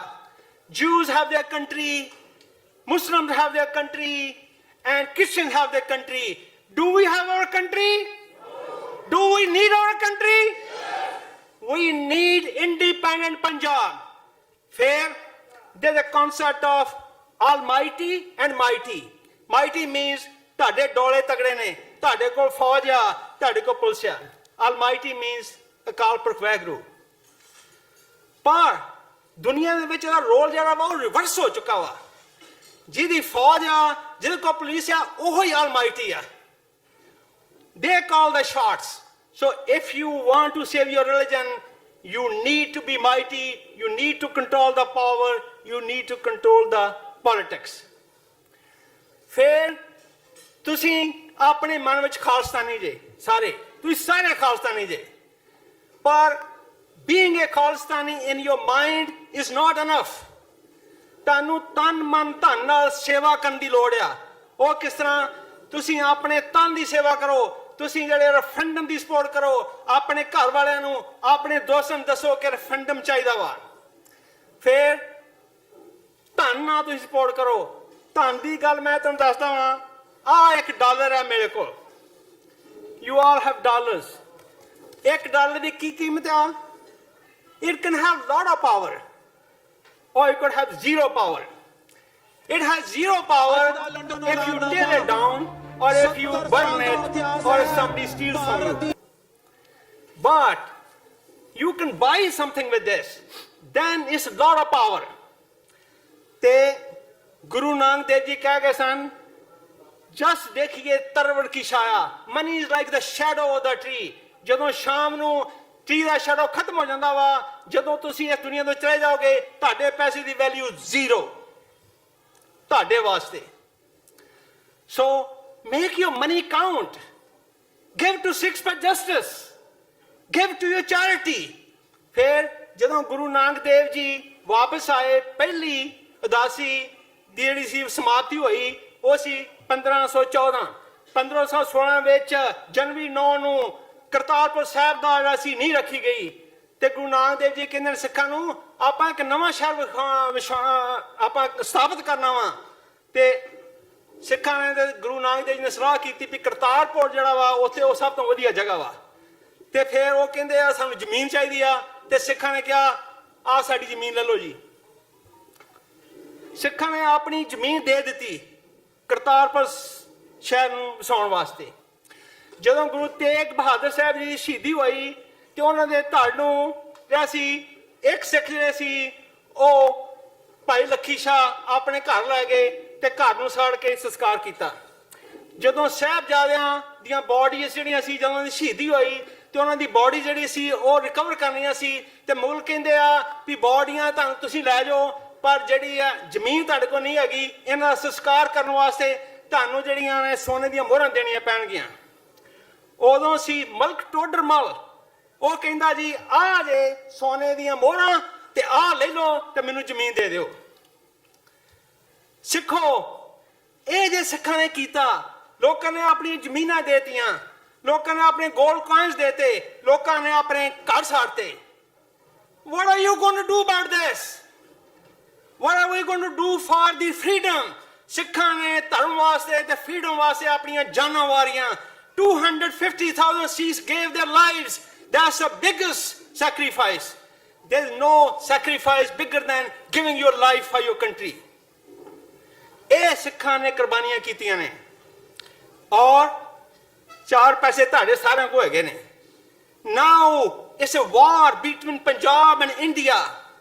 ਜੇ ਸਾਡੇ ਉੱਥੇ ਬੰਦੇ ਉੱਥੇ ਹੋਲਡ ਕਰਦੇ ਨੇ ਪੋਸਟਰ, ਉਹਨਾਂ ਨੂੰ ਅੰਦਰ ਕੀਤਾ ਜਾਂਦਾ ਵਾ। ਸਾਡੀ ਆਵਾਜ਼ ਜਿਹੜੀ ਆ ਬੰਦ ਕੀਤੀ ਜਾ ਰਹੀ ਆ ਦੁਨੀਆ ਦੇ ਵਿੱਚ। ਇੰਡੀਆ ਕਹਿੰਦਾ ਵਾ ਸਾਰੇ ਲੋਕਾਂ ਨੂੰ ਇਹਨਾਂ ਨੂੰ ਰੈਫਰੈਂਡਮ ਨਾ ਕਰਨ ਦਿਓ। Now we are at war with India. India has declared a war against us. Economical war, they are draining our water. And there's a religious war, they're attacking Golden Temple. And linguistically, they're destroying our language. ਸੋ ਇਹਨੀਆਂ ਸਾਰੀਆਂ ਗੱਲਾਂ ਦਾ ਜਵਾਬ ਆ independent Punjab. ਜੇ ਤੁਹਾਡੇ ਕੋਲ political power ਨਹੀਂ ਹੈਗੀ, ਤੁਹਾਡੇ ਕੋਲ ਕੁਝ ਨਹੀਂ ਹੈਗਾ। ਸੋ I don't want to take more of your time, but the point is clear. We want freedom. ਤੇ ਤਨ ਮਨ ਧਨ ਨਾਲ ਤੁਹਾਡੀ ਜਿਹੜੀ ਫਰੀडम ਤੁਹਾਨੂੰ ਮਿਲ ਸਕਦੀ ਆ। ਇੱਕ ਦੋ ਗੱਲਾਂ ਜਿਹੜੀਆਂ ਨੇ ਮੈਂ ਤੁਹਾਨੂੰ ਹੋਰ ਤੁਹਾਡੇ ਨਾਲ ਸ਼ੇਅਰ ਕਰਨੀਆਂ ਚਾਹੁੰਦਾ ਵਾਂ ਵੀ ਇੱਕ ਸਾਡੇ ਗੁਰਦੁਆਰੇ ਦਾ ਸਿੰਘ ਆ, ਬੜਾ ਹੋਣਹਾਰ, ਉਹਦਾ ਨਾਮ ਜੀਤਕਰਨ ਸਿੰਘ ਆ, ਤੇ ਉਹਦੇ ਸਕੂਲ ਦੇ ਵਿੱਚ ਇੰਦਰਾ ਗਾਂਧੀ ਦੀ ਫੋਟੋ ਲਾਈ ਸੀ। ਇਹ ਪਹਿਲਾਂ ਹੀ ਗੱਲ ਕੀਤੀ ਸੀ, ਤੇ ਇਹ ਆਪਣੇ ਜਾ ਕੇ ਟੀਚਰ ਨੂੰ ਕਹਿੰਦਾ ਇਹ ਫੋਟੋ ਵੇਖ ਕੇ ਮੇਰਾ ਦਿਲ ਜਿਹੜਾ ਨਾ ਉਹਨੂੰ ਕੁਛ ਹੋਣ ਲੱਗ ਪੈਂਦਾ ਵਾ। I get upset. ਇਹਨੇ ਆਪਣੇ ਟੀਚਰ ਨੂੰ ਦੱਸਿਆ, ਉਹਨਾਂ ਨੇ ਮੀਟਿੰਗ ਕੀਤੀ, ਤੇ ਇੰਦਰਾ ਗਾਂਧੀ ਦਾ ਪੋਰਟ ਜਿਹੜਾ ਸੀ ਲਾ ਦਿੱਤਾ ਗਿਆ। That's the power. That's the power each one of you have. You must use your power. If you don't use your power, it goes to waste. Similarly, ਜਿਹੜੇ ਮੇਰੇ ਵੀਰ ਜਿਹੜੇ ਨੇ young people who want to work in Washington DC as interns, ਉਹ ਤੁਸੀਂ ਆਪਣੇ ਮੈਨੂੰ ਨਾਂ ਦੇ ਸਕਦੇ ਜੇ ਤੇ ਉਹਨਾਂ ਨਾਲ ਤੁਹਾਡੀ ਉੱਥੇ ਇਨਕਮ ਦਾ ਅਰੇਂਜਮੈਂਟ ਜਿਹੜਾ ਵਾ ਕੀਤਾ ਜਾ ਸਕਦਾ ਵਾ। The bottom line is we need freedom and referendum 2020 is the vehicle। ਹੁਣ ਤੁਹਾਡੇ ਕੋ ਪਹੁੰਚ ਵਾਸਤੇ ਤੁਹਾਡੀ ਪਹੁੰਚ ਵਾਸਤੇ referendum 2020 ਜਿਹੜਾ ਵਾ ਤੁਹਾਡੇ ਕੋ ਹੈਗਾ ਵਾ। referendum 2020 is a train, ride it। referendum 2020 is a fever, catch it। referendum 2020 is Khalistan, liberate it।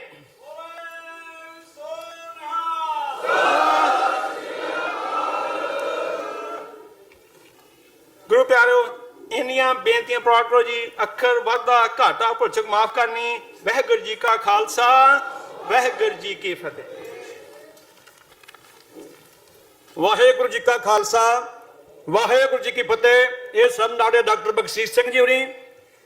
ਇਹਨਾਂ ਤੋਂ ਬਾਅਦ ਮੈਂ ਬੇਨਤੀ ਕਰੂੰਗਾ ਸਾਡੇ ਡਾਕਟਰ ਅਮਰਜੀਤ ਸਿੰਘ ਹੋਰਾਂ ਨੂੰ, ਤੇ ਉਹਨਾਂ ਤੋਂ ਪਹਿਲਾਂ 1-2 ਮਿੰਟ ਵਾਸਤੇ ਮੈਂ ਆਪਣੇ ਨੌਜਵਾਨ ਵੀਰ ਬਾਬਾ ਜੱਗਾ ਸਿੰਘ ਜਗਦੀਪ ਸਿੰਘ ਜੀ ਉਹਨਾਂ ਨੂੰ ਬੇਨਤੀ ਕਰੂੰਗਾ ਕਿ ਆਣ ਕੇ 1-2 ਮਿੰਟ ਵਿੱਚ ਆਪਣੀ ਬੇਨਤੀ ਨੂੰ ਸੰਗਤਾਂ ਨੂੰ ਕਰਨ ਕਿ ਇਹ ਜਿਹੜਾ ਰੈਫਰੈਂਡਮ ਆ ਇਹਨੂੰ ਕਰਨ ਵਾਸਤੇ ਸਾਨੂੰ ਆਪ ਦੀ ਜ਼ਰੂਰਤ ਹੈ, ਆਪ ਦੀ ਮਾਇਆ ਜ਼ਰੂਰਤ ਹੈ, ਤੇ ਆਣ ਕੇ ਉਹ ਬੇਨਤੀ ਕਰਨ। ਉਸ ਤੋਂ ਬਾਅਦ ਡਾਕਟਰ ਅਮਰਜੀਤ ਸਿੰਘ ਜੀ ਹੋਣੀ ਸਾਡੇ ਉੱਗੇ ਸਕਾਲਰ, ਕਿਸੇ ਨੂੰ ਨਾਮ ਸਭ ਜਾਣਦੇ ਹੀ ਨੇ, ਉਹਨਾਂ ਨੂੰ ਬੇਨਤੀ ਹੈ ਕਿ ਉਹ ਆਪਣੀਆਂ ਸਟੇਜ ਸੰਭਾਲ ਕੇ ਤੇ ਉਹ ਆਣ ਕੇ 10 ਮਿੰਟ ਜੋ ਵੀ ਆਪਾਂ ਦੱਸ ਸਕਦੇ ਹਾਂ।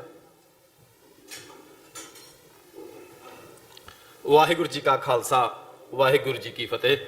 ਮੈਂ ਸਿਰਫ ਤੁਹਾਡੇ 1-2 ਮਿੰਟ ਲੈਣੇ ਨੇ, ਕੁਝ ਗੱਲਾਂ ਸਾਂਝੀਆਂ ਕਰਨੀਆਂ। ਵੀ ਜਦੋਂ ਅੱਜ ਮੈਂ ਸਵੇਰੇ ਉੱਠਿਆ ਤੇ ANI ਤੇ ਇੱਕ ਖਬਰ ਚੱਲਦੀ ਪਈ ਸੀਗੀ ਵੀ ਹਿੰਦੁਸਤਾਨ ਦੀ ਸਰਕਾਰ ਵੱਲੋਂ America, Canada, Europe, UK, Australia ਦੀਆਂ ਜਿਹੜੀਆਂ ਐਮਬੈਸੀਜ਼ ਨੇ, ਜਿਹੜੇ ਉਹਨਾਂ ਦੇ ਮਿਸ਼ਨਸ ਨੇ, ਐਮਬੈਸਡਰਸ ਨੇ, ਉਹਨਾਂ ਨੇ ਇੱਕ ਚਿੱਠੀ ਲਿਖੀ ਆ, ਇੱਕ ਸ਼ਿਕਾਇਤ ਲਾਈ ਆ ਰੈਫਰੈਂਡਮ 2020 ਵਾਲਿਆਂ ਦੀ 6 ਫॉर ਜਸਟਿਸ ਟੀਮ ਦੀ, ਵੀ ਜਿਹੜੀ ਕੰਪੇਨ ਹੈ ਚੱਲਦੀ ਪਈ ਆ, ਇਹ ਸਕਸੈਸ਼ਨਿਸਟ ਕੰਪੇਨ ਆ। ਜਿਹੜੇ ਲੋਕ ਨੇ ਇਹ ਹਿੰਦੁਸਤਾਨ ਨੂੰ ਤੋੜਨਾ ਚਾਹੁੰਦੇ ਨੇ। ਇਹਦੇ ਨਾਲ ਜਿਹੜੀ ਆ ਹਿੰਦੁਸਤਾਨ ਦੀ ਜਿਹੜੀ ਆ ਆਜ਼ਾਦੀ ਨੂੰ ਖਤਰਾ ਆ। ਤੇ ਅੱਜ ਦਾ ਇਹ ਖਚਾ ਖੱਚ ਭਰਿਆ ਹਾਲ ਇਸ ਗੱਲ ਦੀ ਗਵਾਹੀ ਭਰਦਾ ਆ ਵੀ ਹਿੰਦੁਸਤਾਨ ਦਾ ਉਹ ਖਦਸ਼ਾ, ਉਹ ਡਰ, ਉਹ ਜਾਇਜ਼ ਆ। ਹਿੰਦੁਸਤਾਨ ਨੂੰ ਪਤਾ ਆ ਵੀ ਜੇ ਅੱਜ ਹਿੰਦੁਸਤਾਨ ਤੋਂ ਬਾਹਰ ਜੇ ਕੋਈ ਲੀਡਰ ਨਿਕਲਦਾ ਆ, ਭਾਵੇਂ ਮੂਵਮੈਂਟਸ ਸਾਊਥ ਇੰਡੀਆ 'ਚ ਚੱਲਦੀਆਂ ਨੇ, ਨਾਰਥ ਈਸਟ ਚੱਲਦੀਆਂ ਨੇ, ਕਸ਼ਮੀਰ 'ਚ ਚੱਲਦੀਆਂ ਨੇ, ਪਰ ਜਦੋਂ ਹਿੰਦੁਸਤਾਨ ਦਾ ਕੋਈ ਬੰਦਾ ਇੱਥੇ ਧਰਤੀ ਤੇ ਆਉਂਦਾ ਤੇ ਉਹਦੇ ਸਾਹਮਣੇ ਸਿਰਫ ਸਿੱਖ ਖੜਦਾ, ਕੋਈ ਨਾਰਥ ਈਸਟਰਨ ਨਹੀਂ ਖੜਦਾ, ਕੋਈ ਸਾਊਥ ਵਾਲਾ ਨਹੀਂ ਖੜਦਾ, ਸਿੱਖ ਖੜਦਾ ਤੇ ਚੈਲੰਜ ਕਰਦਾ ਵੀ ਤੁਸੀਂ ਸਾਡੀ ਜੈਨੋਸਾਈਡ ਕੀਤੀ ਹੈ ਤੇ ਤੁਸੀਂ ਕਾਤਲ ਹੋ। ਮੇਰਾ ਸਿਰਫ ਤੁਹਾਨੂੰ ਇੱਕ ਬੇਨਤੀ ਕਰਨੀ ਹੈ ਵੀ ਤੁਹਾਡੇ ਟੇਬਲਾਂ ਦੇ ਉੱਤੇ ਇੱਕ ਪਰਚੇ ਪਏ ਨੇ, ਇੱਕ ਤੇ 10 ਸਵਾਲ ਲਿਖੇ ਨੇ ਤੇ ਇੱਕ ਜਿਹੜਾ ਫਾਰਮ ਆ ਡੋਨੇਸ਼ਨ ਦਾ। 10 ਸਵਾਲਾਂ ਦੇ ਵਿੱਚ ਜਿਹੜਾ ਆ ਰੈਫਰੈਂਡਮ ਦੇ 10 ਸਵਾਲ ਨੇ। ਰੈਫਰੈਂਡਮ ਹੈ ਕੀ ਆ? ਹਿੰਦੁਸਤਾਨ ਨੇ ਰੈਫਰੈਂਡਮ ਤੇ ਹਿੰਦੁਸਤਾਨ ਨੇ ਯੂਨਾਈਟਿਡ ਨੇਸ਼ਨ 'ਚ ਰੈਫਰੈਂਡਮ ਦੀ ਟ੍ਰੀਟੀ ਸਾਈਨ ਕੀਤੀਆਂ ਹੋਈਆਂ ਨੇ। ਉਹਨਾਂ ਨੇ ਖੁਦ ਰੈਫਰੈਂਡਮ ਕਰਵਾਏ ਨੇ। ਸਿੱਕਮ 1971 'ਚ ਹਿੰਦੁਸਤਾਨ ਦਾ ਰੈਫਰੈਂਡਮ ਦਾ ਹੀ ਹਿੱਸਾ ਬਣਦਾ। 2014 'ਚ ਬੰਗਲਾਦੇਸ਼ ਦੀ ਐਗਜ਼ੈਕਟ ਜਿਹੜੀ ਬਾਰਡਰ ਲਾਈਨ ਆ ਉਹ ਉੱਥੇ ਰੈਫਰੈਂਡਮ ਕਰਵਾ ਕੇ ਕਲੀਅਰ ਕੀਤੀ ਜਾਂਦੀ ਆ। ਹੈਦਰਾਬਾਦ 'ਚ ਰੈਫਰੈਂਡਮ ਹੋਇਆ। ਜੇ ਤੁਸੀਂ ਆਪਣੀ ਹਿੰਮਤ ਦੇ ਨਾਲ, ਆਪਣੇ ਜਜ਼ਬੇ ਦੇ ਨਾਲ ਆਪਣੀ ਕੰਪੇਨ ਨੂੰ ਸਿਖਰ ਚਾੜ ਦਿਓਗੇ ਤੇ ਹਿੰਦੁਸਤਾਨ ਦੁਨੀਆ ਦੇ ਸਾਹਮਣੇ ਮੂੰਹ ਦਿਖਾਉਣ ਜੋਗਾ ਨਹੀਂ ਰਹੂਗਾ। ਉਹਨੂੰ ਰੈਫਰੈਂਡਮ ਕਰਵਾਉਣਾ ਪੈਣਾ ਜਾਂ ਯੂਨਾਈਟਿਡ ਨੇਸ਼ਨ ਦੀਆਂ ਉਹ ਧਾਰਾਵਾਂ ਜਿਹੜੀਆਂ ਉਹਨੇ ਸਾਈਨ ਕੀਤੀਆਂ ਨੇ ਉਹਨੂੰ ਉਹਦੀ ਮੈਂਬਰਸ਼ਿਪ ਛੱਡਣੀ ਪੈ ਸਕਦੀ ਆ। ਪਰ ਉਹ ਉਦੋਂ ਹੋਣਾ, ਯੂਨਾਈਟਿਡ ਨੇਸ਼ਨ ਹੱਕ ਦਿੰਦਾ all people have the right to self determination, ਪਰ ਯੂਨਾਈਟਿਡ ਨੇਸ਼ਨ ਨੇ ਤੁਹਾਡੇ ਕੋਲ ਨਹੀਂ ਆਣਾ ਵੀ ਮੈਂ ਕਾਨੂੰਨ ਬਣਾਇਆ ਤੇ ਤੁਹਾਡਾ ਦਰਵਾਜ਼ਾ ਖੜਕਾਵਾਂ ਵੀ ਤੁਹਾਨੂੰ ਆਜ਼ਾਦੀ ਦਾ ਹੱਕ ਆ। ਤੁਹਾਨੂੰ ਕਰਨਾ ਪੈਣਾ। ਕੋ ਕਿਸੇ ਕੋ ਰਾਜ ਨਾ ਦੇਹੇ ਜੋ ਲਹੇ ਨਿਜ ਬਲ ਸੇ ਲਹੇ। ਕੰਮ ਕਾਨੂੰਨ ਬਣੇ ਨੇ, ਦੁਨੀਆ ਤੇ ਬਣੇ ਨੇ, ਪਰ ਲਾਗੂ ਤੁਸੀਂ ਕਰਾਉਣੇ ਨੇ, ਤੁਸੀਂ ਹਿੰਮਤ ਮਾਰਨੀ ਆ। ਦੂਜਾ ਫਾਰਮ ਜਿਹੜਾ ਆ ਉਹ ਡੋਨੇਸ਼ਨ ਦਾ ਆ। ਮਹਾਰਾਜ 10ਵੇਂ ਪਾਤਸ਼ਾਹ ਕਹਿ ਗਏ ਨੇ ਇਨਹੀ ਕੀ ਕਿਰਪਾ ਕੇ ਸਜੇ ਹਮ ਹੈ ਨਹੀਂ ਮੋਸੋ ਗਰੀਬ ਕਰੋੜ ਪਰੇ। ਸੰਗਤ ਦਾ ਰੁਤਬਾ ਵੱਡਾ ਆ। ਸੰਗਤ ਤੋਂ ਬਿਨਾਂ ਕੋਈ ਕੰਮ ਨਹੀਂ ਹੋ ਸਕਦਾ। ਤੁਹਾਡੀ ਡੋਨੇਸ਼ਨ ਤੋਂ ਬਿਨਾ ਕੋਈ ਕੰਮ ਨਹੀਂ ਹੋ ਸਕਦਾ। ਤੁਸੀਂ ਇੱਥੇ ਜਿੰਨੇ ਬੈਠੇ ਹੋ ਕਿਰਤੀ ਸਿੱਖੋ।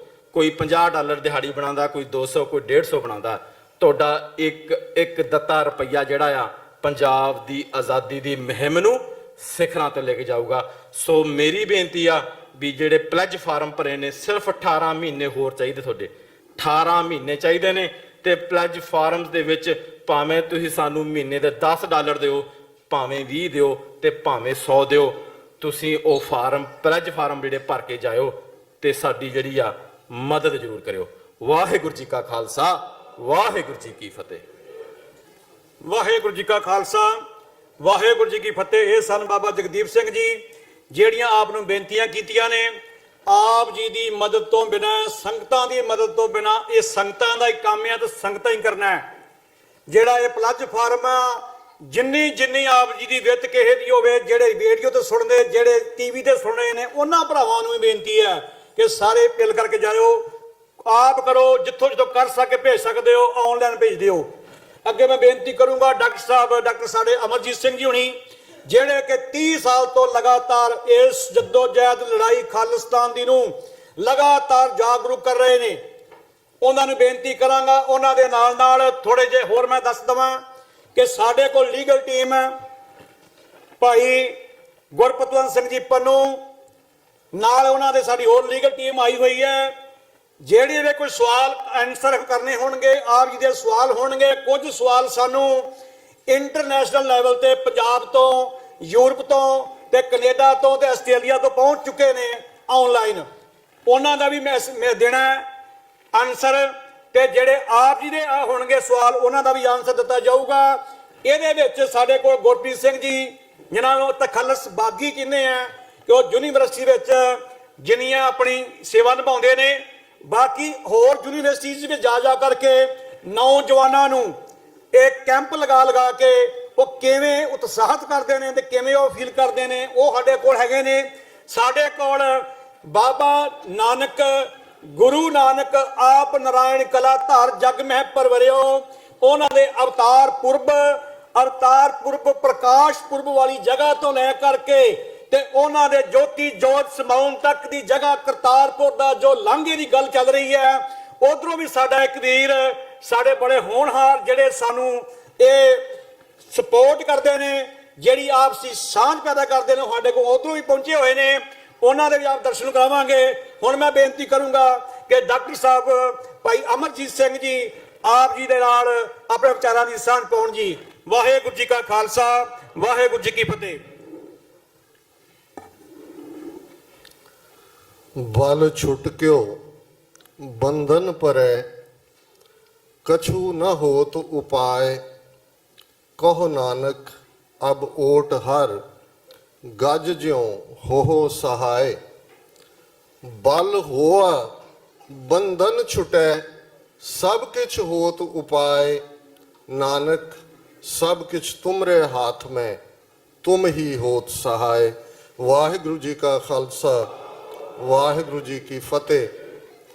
ਅੱਜ 17 ਮਾਰਚ ਦੀ ਸ਼ਾਮ ਦੁਨੀਆ ਦੀ ਕਮਰਸ਼ੀਅਲ ਕੈਪੀਟਲ ਨਿਊਯਾਰਕ, ਜਿੱਥੇ ਯੂਨਾਈਟਿਡ ਨੇਸ਼ਨਸ ਦਾ ਹੈੱਡਕੁਆਰਟਰ ਹੈ ਤੇ 193 ਦੇਸ਼ਾਂ ਦੇ ਝੰਡੇ ਝੁੱਲ ਰਹੇ ਨੇ, ਉਸ ਸ਼ਹਿਰ 'ਚ ਅੱਜ ਦੀ ਸ਼ਾਮ ਜਿਵੇਂ ਤੁਸੀਂ ਉਤਸ਼ਾਹ ਨਾਲ, ਜੋਸ਼ ਨਾਲ, ਖਾਲਸਾਈ ਪਿਆਰ ਨਾਲ ਸਰਸ਼ਾਰ ਇਕੱਠੇ ਹੋਏ ਹੋ, ਇਹ ਇਸ ਗੱਲ ਦਾ ਸਬੂਤ ਹੈ ਕਿ ਉਹ ਦਿਨ ਦੂਰ ਨਹੀਂ ਜਦੋਂ ਇਹਨਾਂ 193 ਝੰਡਿਆਂ ਦੇ ਨਾਲ ਖਾਲਸੇ ਦਾ ਕੇਸਰੀ ਝੰਡਾ, ਖਾਲਿਸਤਾਨ ਦਾ ਝੰਡਾ ਵੀ UN ਹੈੱਡਕੁਆਰਟਰ ਦੇ ਬਾਹਰ ਲਹਿਰਾਏਗਾ।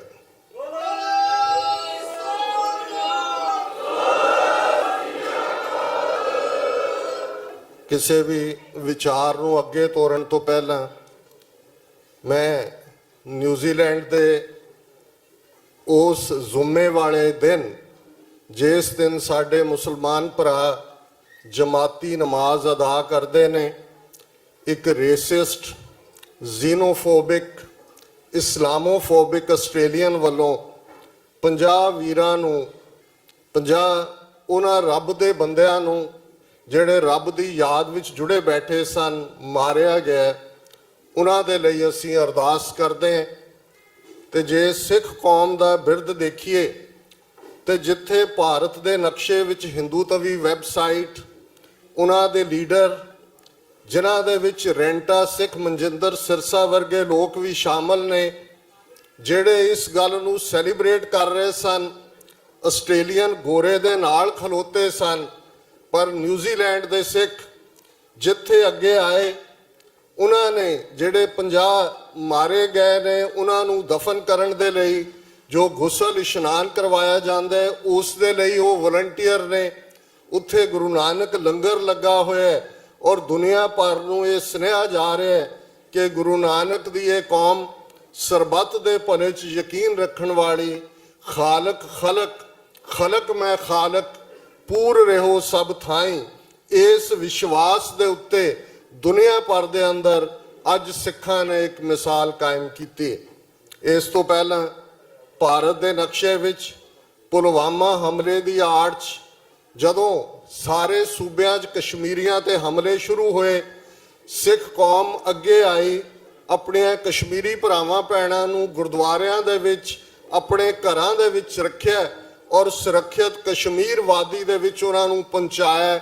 ਇਹ ਇਸ ਗੱਲ ਦਾ ਸਬੂਤ ਹੈ ਕਿ ਜੇ ਬੇਘਰੀ ਸਿੱਖ ਕੌਮ, 30 ਮਿਲੀਅਨ ਸਿੱਖ ਨੇਸ਼ਨ, ਜਿਸ ਦਾ ਆਪਣਾ ਮੁਲਕ ਨਹੀਂ ਹੈ ਔਰ ਜਿਸ ਕੌਮ ਨੇ 1849 ਤੱਕ 1.5 ਲੱਖ ਮੁਰੱਬਾ ਮੀਲ ਦੇ ਉੱਤੇ ਜਿਹੜਾ ਸਰਕਾਰੇ ਖਾਲਸਾ ਜੀਓ ਸਥਾਪਿਤ ਕੀਤਾ ਸੀ, ਜਿਸ ਖਾਲਸਾ ਰਾਜ ਦੀਆਂ ਹੱਦਾਂ ਉਸ ਜਮਰੌਦ ਦਰਾਏ, ਉਸ ਤੋਂ ਲੈ ਕੇ ਦਰਾਏ ਖੈਬਰ ਤੋਂ ਲੈ ਕੇ ਤਿੱਬਤ ਤੱਕ ਸਨ, ਤੇ ਜਿਸ ਰਾਜ ਵਿੱਚ ਹਿੰਦੂ, ਸਿੱਖ, ਮੁਸਲਮਾਨ, ਈਸਾਈ ਸਾਰੇ ਸੁਖੀ ਵਸਦੇ ਸਨ, ਜਿਸ ਨੂੰ ਸ਼ਾਹ ਮੁਹੰਮਦ ਨੇ ਇਹ ਕਿਹਾ ਸੀ ਕਿ ਇਹੋ ਜਿਹਾ ਰਾਜ ਪਹਿਲਾਂ ਇਸ ਧਰਤੀ ਦੇ ਲੋਕਾਂ ਨੇ ਨਹੀਂ ਦੇਖਿਆ।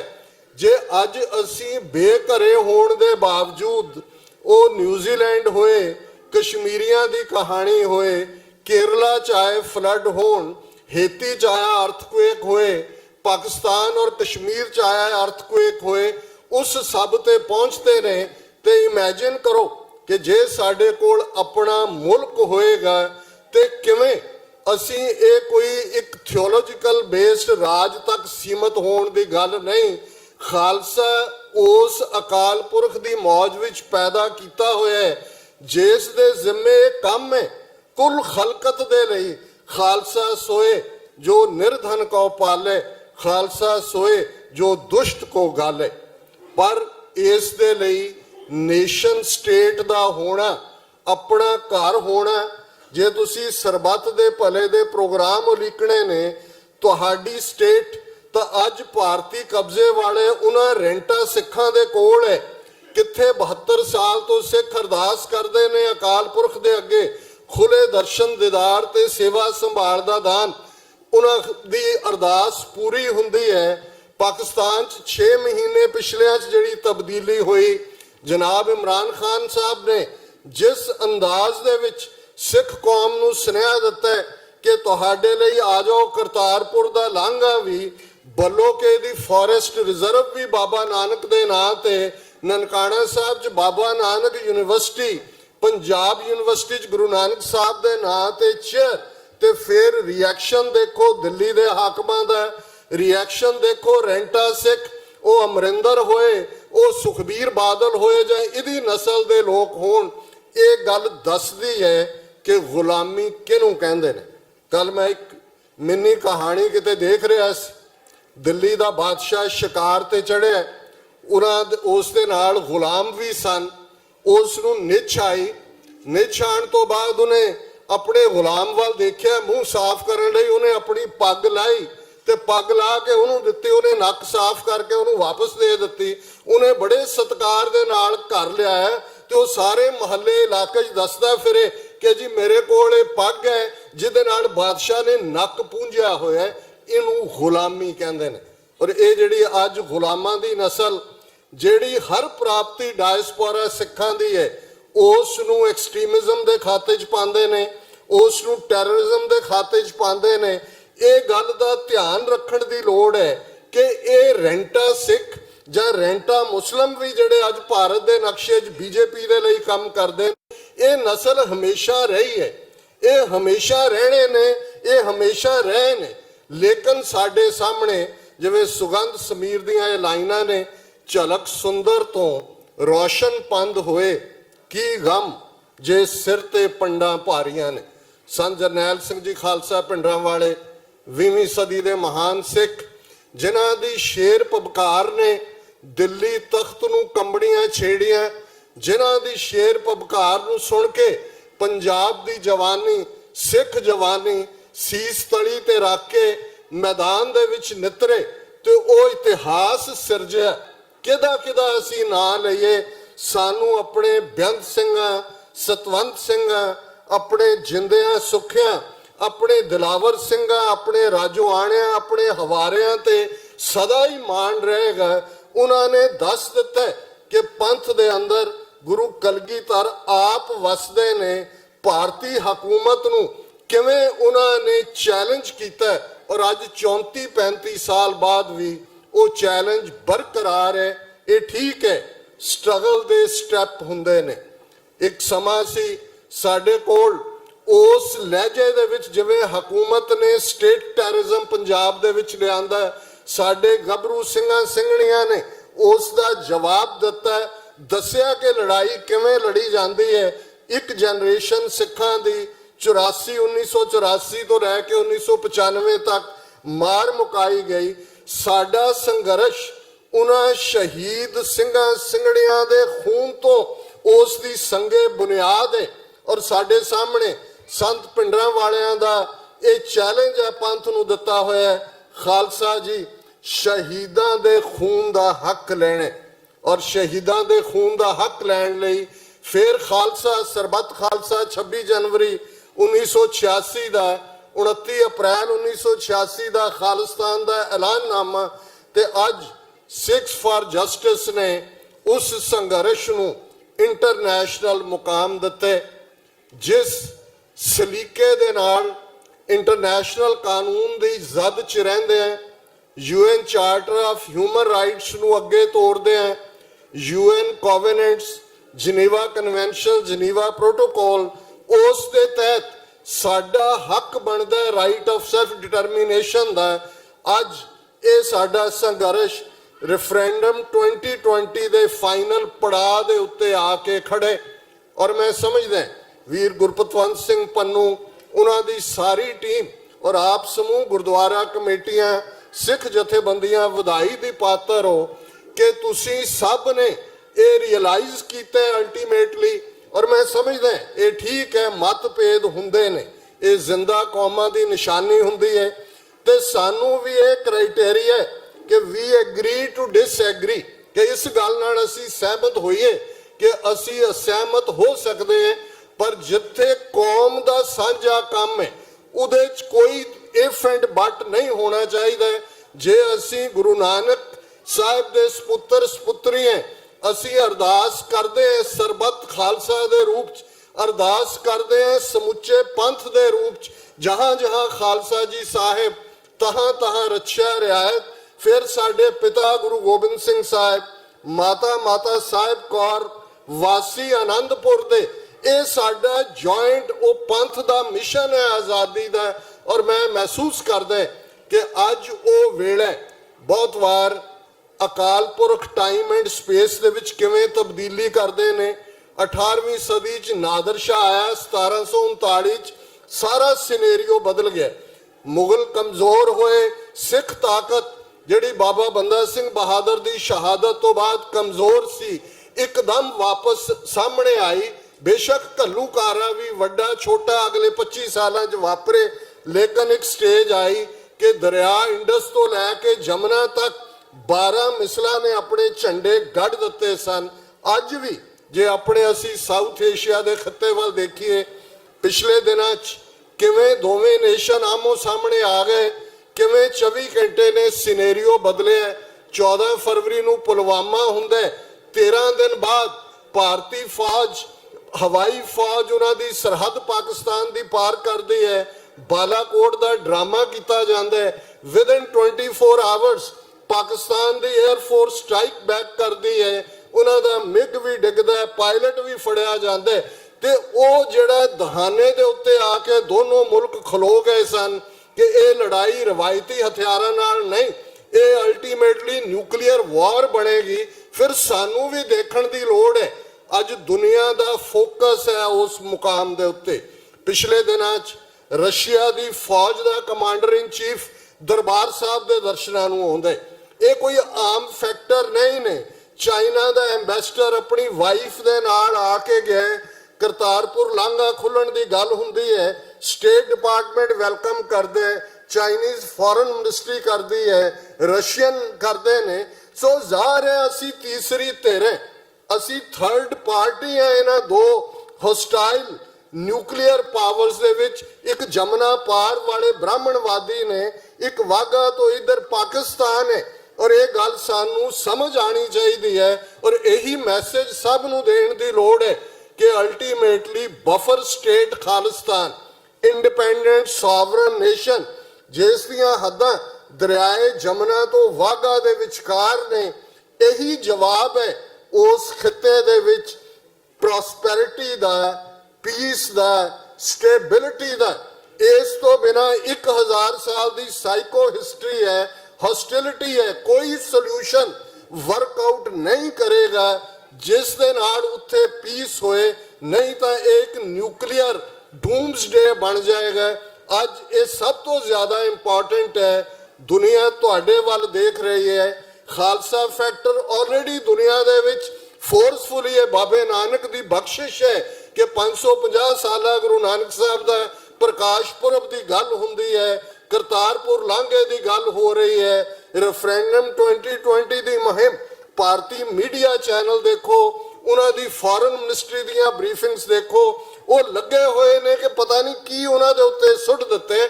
ਅਸੀਂ ਤਾਂ ਪੀਸਫੁਲੀ ਇੰਟਰਨੈਸ਼ਨਲ ਲਾਅ ਦੀ ਜ਼ਦ 'ਚ ਰਹਿੰਦੇ ਆ, ਆਪਣੀ ਵੋਟ ਦਾ ਇਸਤੇਮਾਲ ਕਰਕੇ। ਬੇਸ਼ੱਕ ਅੱਜ ਇਹ ਨੌਨ ਬਾਈਂਡਿੰਗ ਰੈਫਰੈਂਡਮ ਹੈ, ਪਰ ਗੱਲ ਜਦੋਂ ਆਜ਼ਾਦੀ ਦੀ ਪੇਸ਼ਕਦਮੀ ਹੁੰਦੀ ਹੈ, ਇਵੇਂ ਹੀ ਹੁੰਦੀ ਹੈ। ਤੁਸੀਂ ਰੈਜ਼ੋਲੂਸ਼ਨ ਕਰਦੇ ਹੋ, ਤੁਸੀਂ ਮਤਾ ਕਰਦੇ ਹੋ, ਫਿਰ ਤੁਸੀਂ ਇੱਕ ਸਟੈਪ ਅੱਗੇ ਜਾਂਦੇ ਹੋ। ਅੱਜ ਨੌਨ ਬਾਈਂਡਿੰਗ ਹੈ, ਕੱਲ ਨੂੰ ਬਾਈਂਡਿੰਗ ਤੱਕ ਵੀ ਗੱਲ ਆਏਗੀ। ਔਰ ਮੈਂ ਇਹ ਮਹਿਸੂਸ ਕਰਦਾ ਕਿ ਇਸ ਵੇਲੇ ਸਿੱਖਸ ਫਾਰ ਜਸਟਿਸ ਨੂੰ ਤੁਹਾਡੀ ਹਰ ਕਿਸਮ ਦੀ ਮਦਦ ਦੀ ਲੋੜ ਹੈ, ਫਾਈਨੈਂਸ਼ੀਅਲੀ ਦਿਲ ਖੋਲ ਕੇ।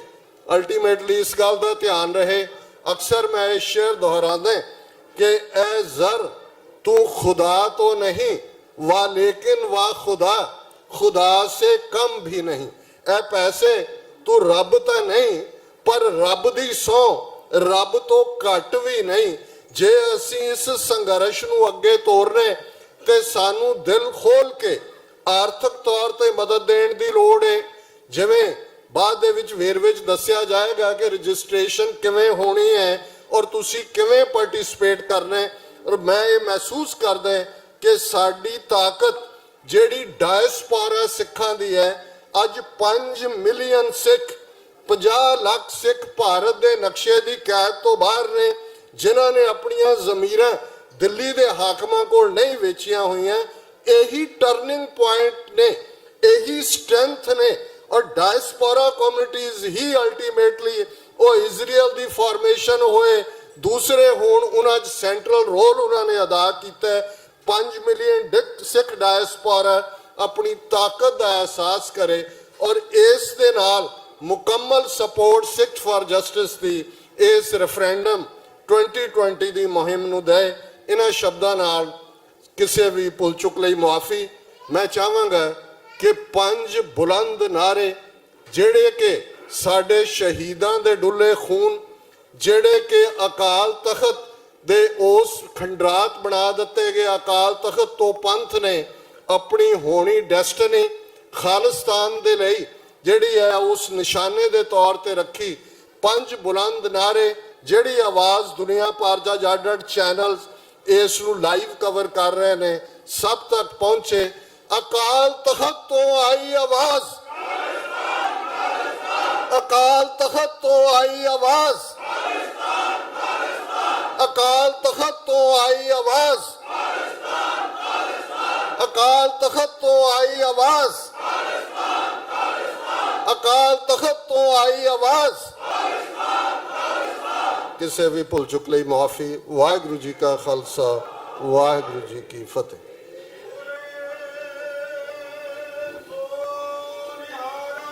ਸਤਿ ਸ੍ਰੀ ਅਕਾਲ। ਇਹ ਸਨ ਡਾਕਟਰ ਅਮਰਜੀਤ ਸਿੰਘ ਜੀ, ਸਕਾਲਰ, ਜਿਨ੍ਹਾਂ ਨੇ ਬੜੇ ਵਿਸਥਾਰ ਦੇ ਨਾਲ ਇਹ ਦੱਸਿਆ ਉਹ ਜ਼ੁਲਮੀ ਅੰਧੇਰੀਆਂ ਨੂੰ ਰੁਕ ਜਾਵੋ। ਸਤਿਗੁਰੂ ਪਾਤਸ਼ਾਹ ਦਾ ਸੁਨੇਹਾ ਹੱਕ ਹੱਕ ਦਾ ਗਾਹਾ ਗੁਰੂ ਗੋਬਿੰਦ ਸਿੰਘ ਸ਼ਾਹੇ ਸ਼ਹਿਨशाह ਗੁਰੂ ਗੋਬਿੰਦ ਸਿੰਘ ਉਹਨਾਂ ਦੇ ਬੱਚਿਆਂ ਵੱਲੋਂ ਹਮ ਉਹ साख से जो गिर गए हम वो पत्ते नहीं, साख से जो गिर गए वो हम पत्ते नहीं। ए जुल्मी अंधेरियां को कहो कि अपनी औकात में रहे। एक खालिस्तान बनना ते बन के ही रहना। तद तक असी इस संघर्ष नूं कदे भी थमन नहीं देवांगे। ते अज ये आवाज ਜਿਹੜੀ ਦੁਨੀਆ ਭਰ ਵਿੱਚ ਜੂਆਂ ਤੱਕ ਪਹੁੰਚੀ ਹੈ, ਮੈਂ ਹੁਣ ਬੇਨਤੀ ਕਰੂੰਗਾ ਆਪਣੀਆਂ ਗੱਲਾਂ ਨੂੰ ਸੰਕੋਚਦੀਆਂ ਕਿ ਮੇਰਾ ਫਰਜ਼ ਨਹੀਂ ਮੈਂ ਇਹਨਾਂ ਗੱਲਾਂ ਨੂੰ ਤੁਰਾਂ, ਲੇਕਿਨ ਸਾਡੇ ਕੋਲ ਇੱਕ ਅਹਿਮ ਸਾਡੇ ਵੀਰ ਭਾਈ ਜਸਬੀਰ ਸਿੰਘ ਜੀ ਪਹੁੰਚੇ ਹੋਏ ਨੇ, ਜਿਨ੍ਹਾਂ ਦੇ 27 ਜੀ ਦਿੱਲੀ ਵਿੱਚ ਉਸ ਕਤਲੇਆਮ ਦੇ ਵਿੱਚ ਕਤਲ ਹੋਏ ਤੇ ਜਿਨ੍ਹਾਂ ਦੇ ਘਰ ਵਿੱਚ ਉਹ ਕਹਿਰ ਵਾਪਰੇ। ਮੈਂ ਉਹਨਾਂ ਨੂੰ ਪਹਿਲਾਂ ਬੇਨਤੀ ਕਰੂੰਗਾ ਕਿ 5-7 ਮਿੰਟ ਆਣ ਕੇ ਆਪਣੀ ਉਹ ਜਿਹੜੀ ਪਰਿਵਾਰ ਦੀ ਦਾਸਤਾਨ ਆ ਤੇ ਉਹ ਆ ਕੇ ਆਪ ਜੀ ਨਾਲ ਸਾਂਝੀ ਕਰਨ। ਭਾਈ ਜਸਬੀਰ ਸਿੰਘ ਜੀ ਦਿੱਲੀ ਵਾਲੇ।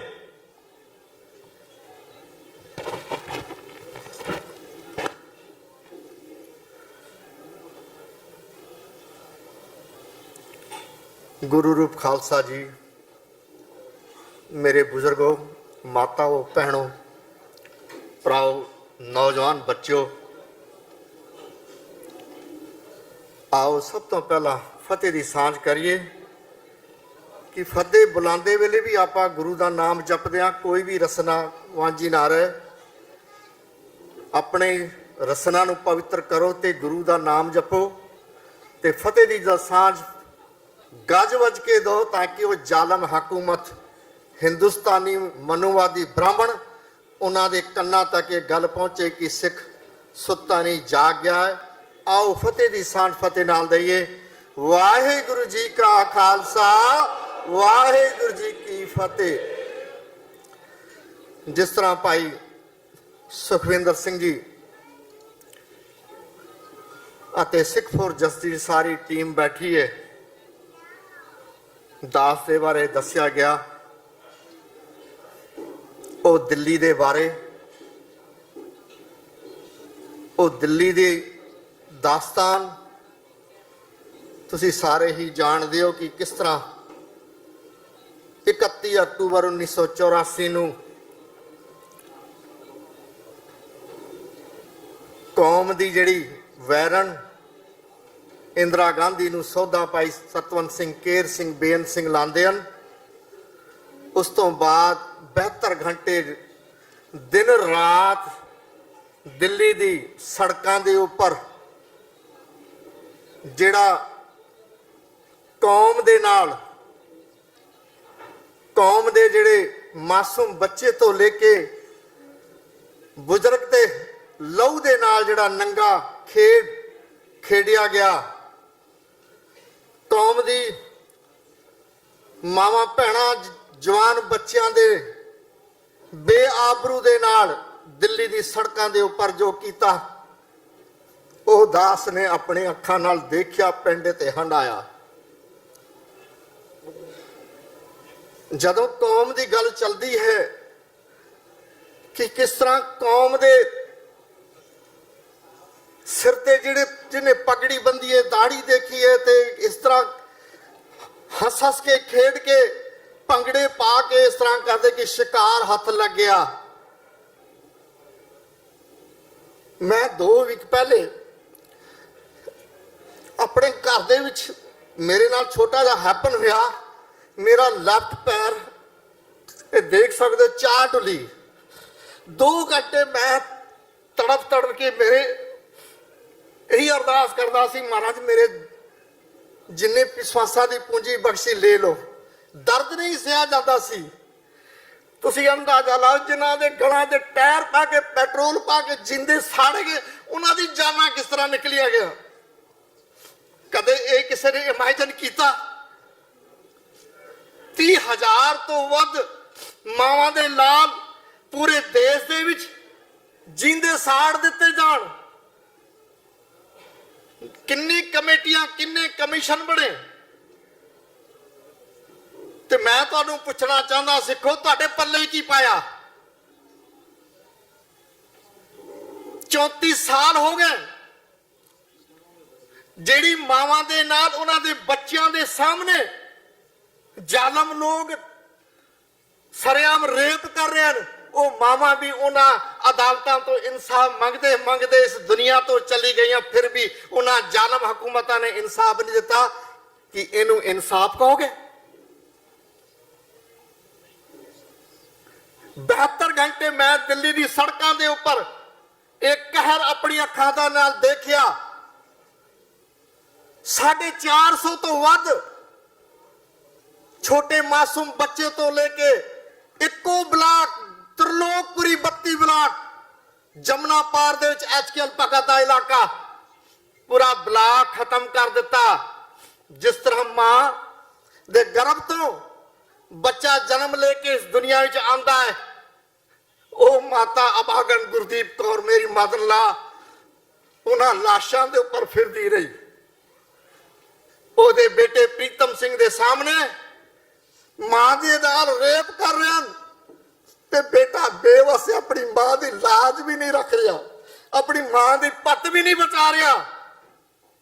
ਉਸ ਤੋਂ ਬਾਅਦ ਜਦੋਂ ਮਾਂ ਦੀ ਇੱਜ਼ਤ ਦੇ ਨਾਲ ਖਿਲਵਾੜ ਕਰਕੇ ਜ਼ਾਲਮ ਤੇ ਬੇਟਾ ਕਹਿੰਦਾ ਮਾਂ ਮੈਨੂੰ ਪਾਣੀ ਪਿਲਾ, ਮਾਂ ਮੈਨੂੰ ਪਾਣੀ ਪਿਲਾ, ਤੇ ਮਾਂ ਕਿੱਥੋਂ ਪਾਣੀ ਪਿਲਾਏ?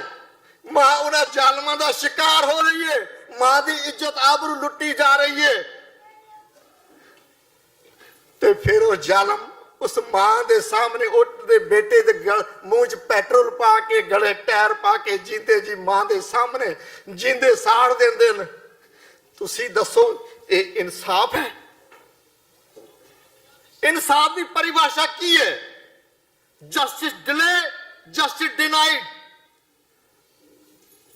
34 ਸਾਲ ਤੱਕ ਸਿੱਖ ਕੌਮ ਉਸ ਨਿਆਂ ਦੇ ਲਈ ਭੀਖ ਮੰਗਦੀ ਰਹੀ, ਪਰ ਕੌਮ ਦੇ ਪੱਲੇ ਜਸਟਿਸ ਪਾਇਆ? ਜੇ ਮੈਂ ਸਮਝਦਾ ਕਿ ਕਿੰਨੀ ਕੁ ਤੁਸੀਂ ਵਿਡੋ ਕਲੋਨੀ ਬਣਾਣੀ ਹੈ, ਵਰਲਡ ਦੇ ਵਿੱਚ ਚਾਹਤ ਮਾਰੂ ਕੋਈ ਵਿਧਵਾ ਕਲੋਨੀ ਕਿਸੇ ਧਰਮ ਦੀ ਹੈ,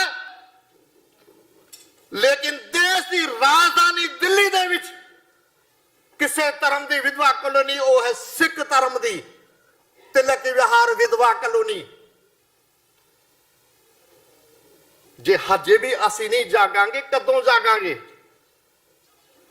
ਇਹਦਾ ਮਤਲਬ ਕਿ ਮੈਨੂੰ ਵੀ ਲਾਪਤਾ ਘੋਸ਼ਿਤ ਕੀਤਾ, ਮ੍ਰਿਤ ਘੋਸ਼ਿਤ ਕੀਤਾ 2007 ਦੇ ਵਿੱਚ ਤੁਹਾਡੇ ਨਿਊਯਾਰਕ ਤੋਂ ਹੀ, ਜਿਹੜਾ ਨਗਰ ਕੀਰਤਨ ਅਪ੍ਰੈਲ ਦੇ ਵਿੱਚ ਆ ਰਿਹਾ ਹੈ, ਤੇ ਸਿੱਖ ਫॉर ਜਸਟਿਸ ਦੇ ਨੁਮਾਇੰਦੇ ਮੈਨੂੰ ਇੱਥੋਂ ਪੇਸ਼ ਕੀਤਾ ਮੀਡੀਆ ਦੇ ਰਾਹੀਂ, ਤੇ ਇਹ ਗੱਲ ਤੁਹਾਡੇ ਇੱਥੋਂ ਤੁਰੀ। ਤੇ ਕਿੰਨੀ ਕੁ ਵਿਧਵਾ ਕਲੋਨੀ ਹੋਰ ਬਣਾਉਣ ਦੀ ਆਸ ਰੱਖਦੇ ਹੋ? ਜੇ ਹਲੇ ਵੀ ਆਪਾਂ ਉਸ ਨਿਆਂਪਾਲਿਕਾ ਤੇ ਉਸ ਦੇਸ਼ ਦੇ ਉੱਪਰ ਗੌਰ ਨਾਲ ਕਵਾਂਗੇ ਕਿ ਉਹ ਸਾਡਾ ਦੇਸ਼ ਹੈ, ਤੇ ਮੈਂ ਸਮਝਦਾ ਕਿ ਲੱਖ ਲਾਨਤਾਂ ਸਾਨੂੰ। ਦੇਸ਼ ਨਹੀਂ ਸਾਡਾ ਉਹ। ਜੇ ਦੇਸ਼ ਸਾਡਾ ਹੁੰਦਾ ਤੇ ਸਾਡੀ ਮਾਵਾਂ ਦੇ ਨਾਲ ਇਸ ਤਰ੍ਹਾਂ ਭਰੇ ਬਾਜ਼ਾਰਾਂ ਵਿੱਚ ਉਹਨਾਂ ਦੇ ਬੱਚਿਆਂ ਦੇ ਸਾਹਮਣੇ ਰੇਪ ਹੁੰਦੇ। ਮਾਵਾਂ ਨਿਆਂ ਦੇ ਵਾਸਤੇ ਤੜਪ ਤੜਪ ਕੇ ਇਸ ਦੁਨੀਆ ਤੋਂ ਚਲੀ ਜਾਂਦੀਆਂ ਤੇ ਫਿਰ ਵੀ ਨਿਆਂ ਨਹੀਂ ਮਿਲਦਾ। ਜੇ ਨਿਆਂ ਦੀ ਪਰਿਭਾਸ਼ਾ ਅਗਰ ਸਮਝਦੇ ਆ ਤੇ ਜਿਸ ਤਰ੍ਹਾਂ ਸਿੱਖ ਫॉर ਜਸਟਿਸ ਦੀ ਟੀਮ ਇੱਥੇ ਬੈਠੀ ਹੈ, ਇਹ ਵਧਾਈ ਦੇ ਪਾਤਰ ਹਨ। ਤੇ ਇਹੀ ਆਗਾਜ਼ ਹੈ ਰੈਫਰੈਂਡਮ 2020 ਵੋਟਾਂ ਰਾਹੀਂ ਆਪਣੀ ਆਜ਼ਾਦੀ ਲੈ ਲਓ, ਆਪਣੀ ਜਨਰੇਸ਼ਨ ਨੂੰ ਬਚਾ ਲਓ।